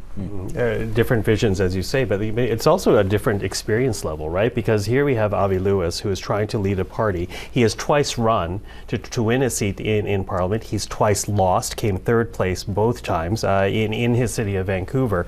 And what you do have is Heather McPherson being the only, of the 5 candidates running here, the only person who currently has a seat in the House of Commons, which means she understands the political process, the parliamentary process, the committee process, all of which will be a challenge if it is Avi Lewis who does win the leadership come Sunday. So talk to us about the transition here, because I don't want to necessarily say it's going to be Avi Lewis's win. We're going to find out on Sunday. But if it is Avi Lewis who wins, talk to us about that challenge. Yes, there will be a challenge in terms of uniting the party, but the practical work of leading a party, proving it is relevant, if you don't understand the process here in Parliament, how much more difficult is that going to be? I think the party faces a challenge and a question. The question is, how much will Ottawa matter in the short or medium term? Especially if, as you point out, Mr. Lewis wins the leadership, because he does not have the mastery, the understanding of the way this place ticks. But maybe for the NDP, that's not the biggest concern right now. We may be years away from an election. This party has to rebuild itself. It has to understand, and it has to solve a fundamental problem, which is a lot of the policies that NDP leaders and these NDP leadership contestants push and champion are popular among Canadians. A wealth tax.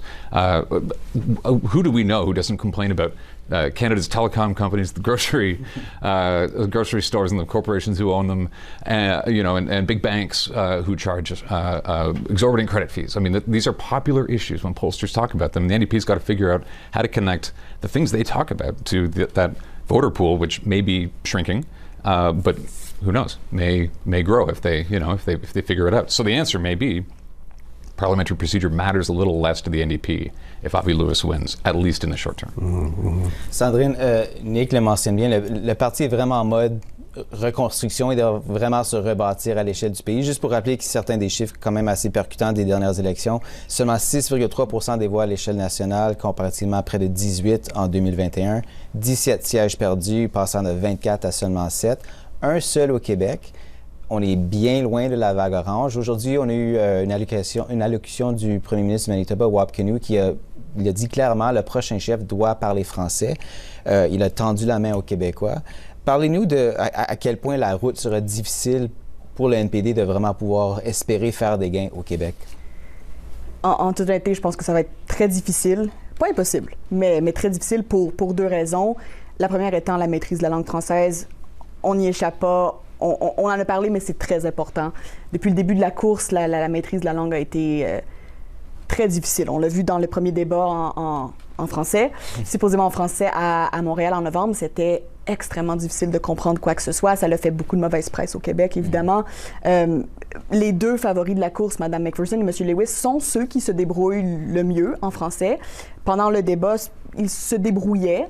Mais par contre, je noterais quand même que on sentait que c'est parce qu'ils lisaient leurs feuilles et parce qu'ils avaient pratiqué d'avance. Pour avoir moi-même fait des entrevues en one-on-one avec eux, quand c'est le temps d'improviser, c'est plus difficile. Ça cherche beaucoup les mots, ça va beaucoup en anglais, donc il y a encore beaucoup de travail à faire là. Et la maîtrise de la langue, c'est important pour les Québécois et ils le ressentent. C'est une barrière, ça c'est certain. Mais au-delà de la langue, j'ajouterais aussi le deuxième point, c'est que le prochain chef va devoir aussi avoir une compréhension et une sensibilité aux enjeux du Québec. L'identité québécoise, la culture, tout ça, c'est très important. Encore une fois, au-delà de la langue, parce que ça s'apprend, ça se développe, puis les Québécois, on n'a pas besoin d'avoir un chef qui parle parfaitement français. Mais la compréhension, c'est important. Donc, il faut avoir un intérêt personnel. Et je pense que ce qui va être super important, c'est de s'entourer aussi d'une équipe qui va avoir cette sensibilité-là. Et ça, c'est très compliqué et complexe dans le contexte où M. Boulris, qui représentait un peu cette personne-là, bon, les rumeurs sont qu'il va quitter pour Québec solidaire. Il ne l'a pas confirmé, mais tout le monde s'y attend un peu. Il n'a pas démenti non plus. Non, il ne l'a pas démenti du tout. Je pense que tout le monde s'y attend exactement. Donc, M. Boulris, c'était la personne qui jouait ce rôle-là. On savait qu'on pouvait se tourner vers lui pour poser des conseils sur une politique ou comment un message serait perçu au Québec. Cette personne-là quitte. Le nouveau chef va devoir trouver quelqu'un pour le remplacer. Donc, apprendre le français, oui, mais s'entourer de la bonne équipe.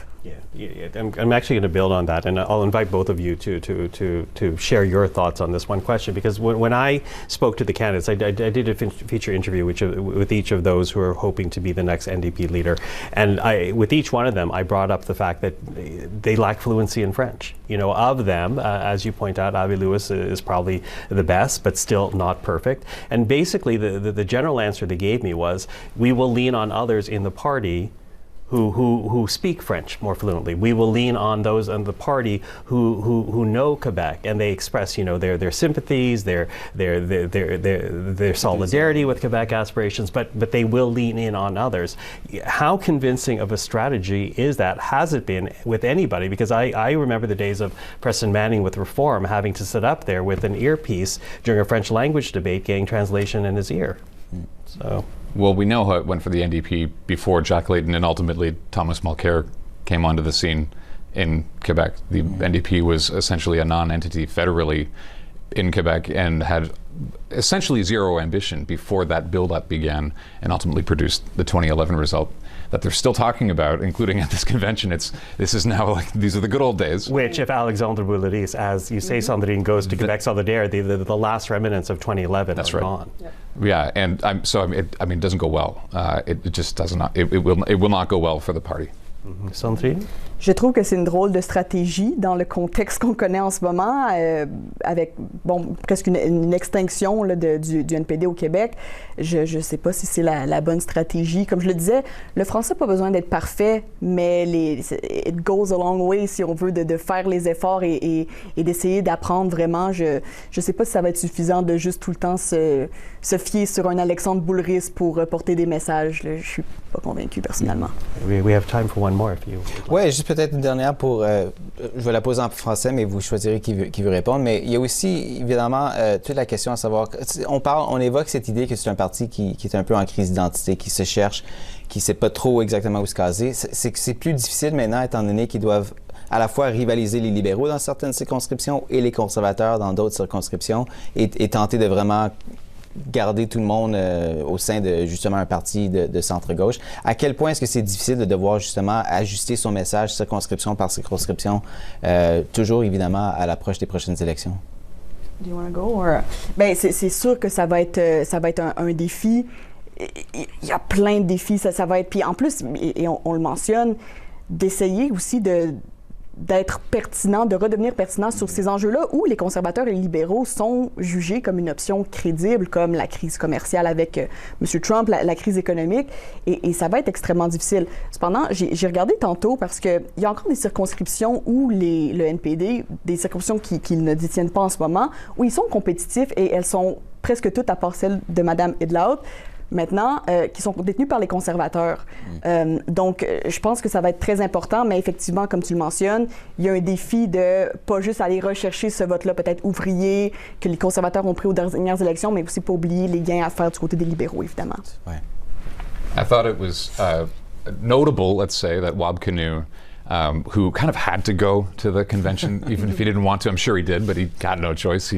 He's the informal host of this thing, but he went up and he took a side in the NDP debate about conscience versus power. He said, you got to win if you want to do stuff. But his political context is very different than the federal NDP. He's not fighting a left or right. There are two sides of essentially the political fight in Manitoba and most of the western provinces. And there is also a rich tradition in Manitoba of electing Democrats. So I'm not saying it's easier said than done, but for him, he's speaking to a crowd that is thinking of a much more complex, much more national political context. Winning is nice when it's an option. It's a tougher fight for the federal New Democrats. Well, you and I were at the First Minister's meeting out in Saskatoon, and we had Wab Kinew being very open to a pipeline being built to Churchill, Manitoba. Yeah. Compare that to what we're hearing from Avi Lewis when it comes to pipelines, oil and gas. Listen, of course, we will speak throughout the weekend, but to help us cap off this first night, Sandrine, Nick, thank you very much to you. Merci beaucoup. Thank you. Well, let's head back to Winnipeg now, because standing by is a member of our own team on the ground at the RBC Convention Centre, CPAC's Andrew Thompson. Andrew, good to see you. So here we have essentially us wrapping up the broadcast portion of this first night of the NDP National Convention. But there is still, where you are right now in Winnipeg, meetings taking place for the different caucuses of the NDP. That's right, Michael. The work has kind of sprinkled itself now throughout the convention center. We have regional caucus meetings broken into 6 regions: the Atlantic, Quebec, Ontario, the Prairies, the North, and BC. And this is a chance for delegates to talk about party operations and issues at a more local level, to talk about strategy, and a chance to talk with their regional representatives on the federal NDP Council. Now, those same delegates are going to be voting for new regional representatives to start work on the NDP Federal Council going forward. So although you can see it has quieted down behind me here outside the main hall, still work going on. That is the last official piece of business for tonight before what will be a full day here tomorrow. Yeah, and Andrew, as we near the end of our coverage on this first day of the NDP convention in Winnipeg, I'll just note quickly that we'll be back on the air tomorrow at 10:15 Eastern, 15 minutes before things kick off again in Winnipeg. But maybe you could just quickly walk us through what is on the agenda for tomorrow, the highlights. Right, Marc-André. Well, right at about 10:30 Eastern, we are awaiting those leadership showcases. The 5 candidates will get about 20 minutes each to make their case here to the convention about why they're the right person to lead the NDP. It will be their last pitch to any New Democrats who still have yet to vote. Again, that voting process closes tomorrow at 7 p.m. Eastern. Now, beyond that, there are a few other items we are watching for. We're expecting a keynote address from Ontario NDP leader Merritt Stiles in the afternoon. New Democrat delegates here will also be holding an election for party president. And of course, as we saw today, there will be more debate on policy. We have resolutions tomorrow on the economy, resolutions on democratic reform, and there are emergency resolutions planned. Now, we haven't seen the list of those topics yet, but Michael and Marc-André, these resolutions deal with issues that have arisen in the 2 months leading up to the convention. So, for instance, we may see something on the situation in the Middle East and the Iran war. So lots to watch for tomorrow, and of course CPAC will have full coverage. Andrew, I'm sure we'll have a chance to catch up with you then. Thanks again. Andrew, thank you for that. And you have been watching the first full day of coverage here of the NDP National Convention on CPAC. Thank you for joining us. As Marc-André says, we are back again tomorrow morning, bright and early. But until then, I'm Michael Serapio. Ici Marc-André Cossette. Merci d'avoir été avec nous et on se revoit demain matin. Take care. Bonne soirée.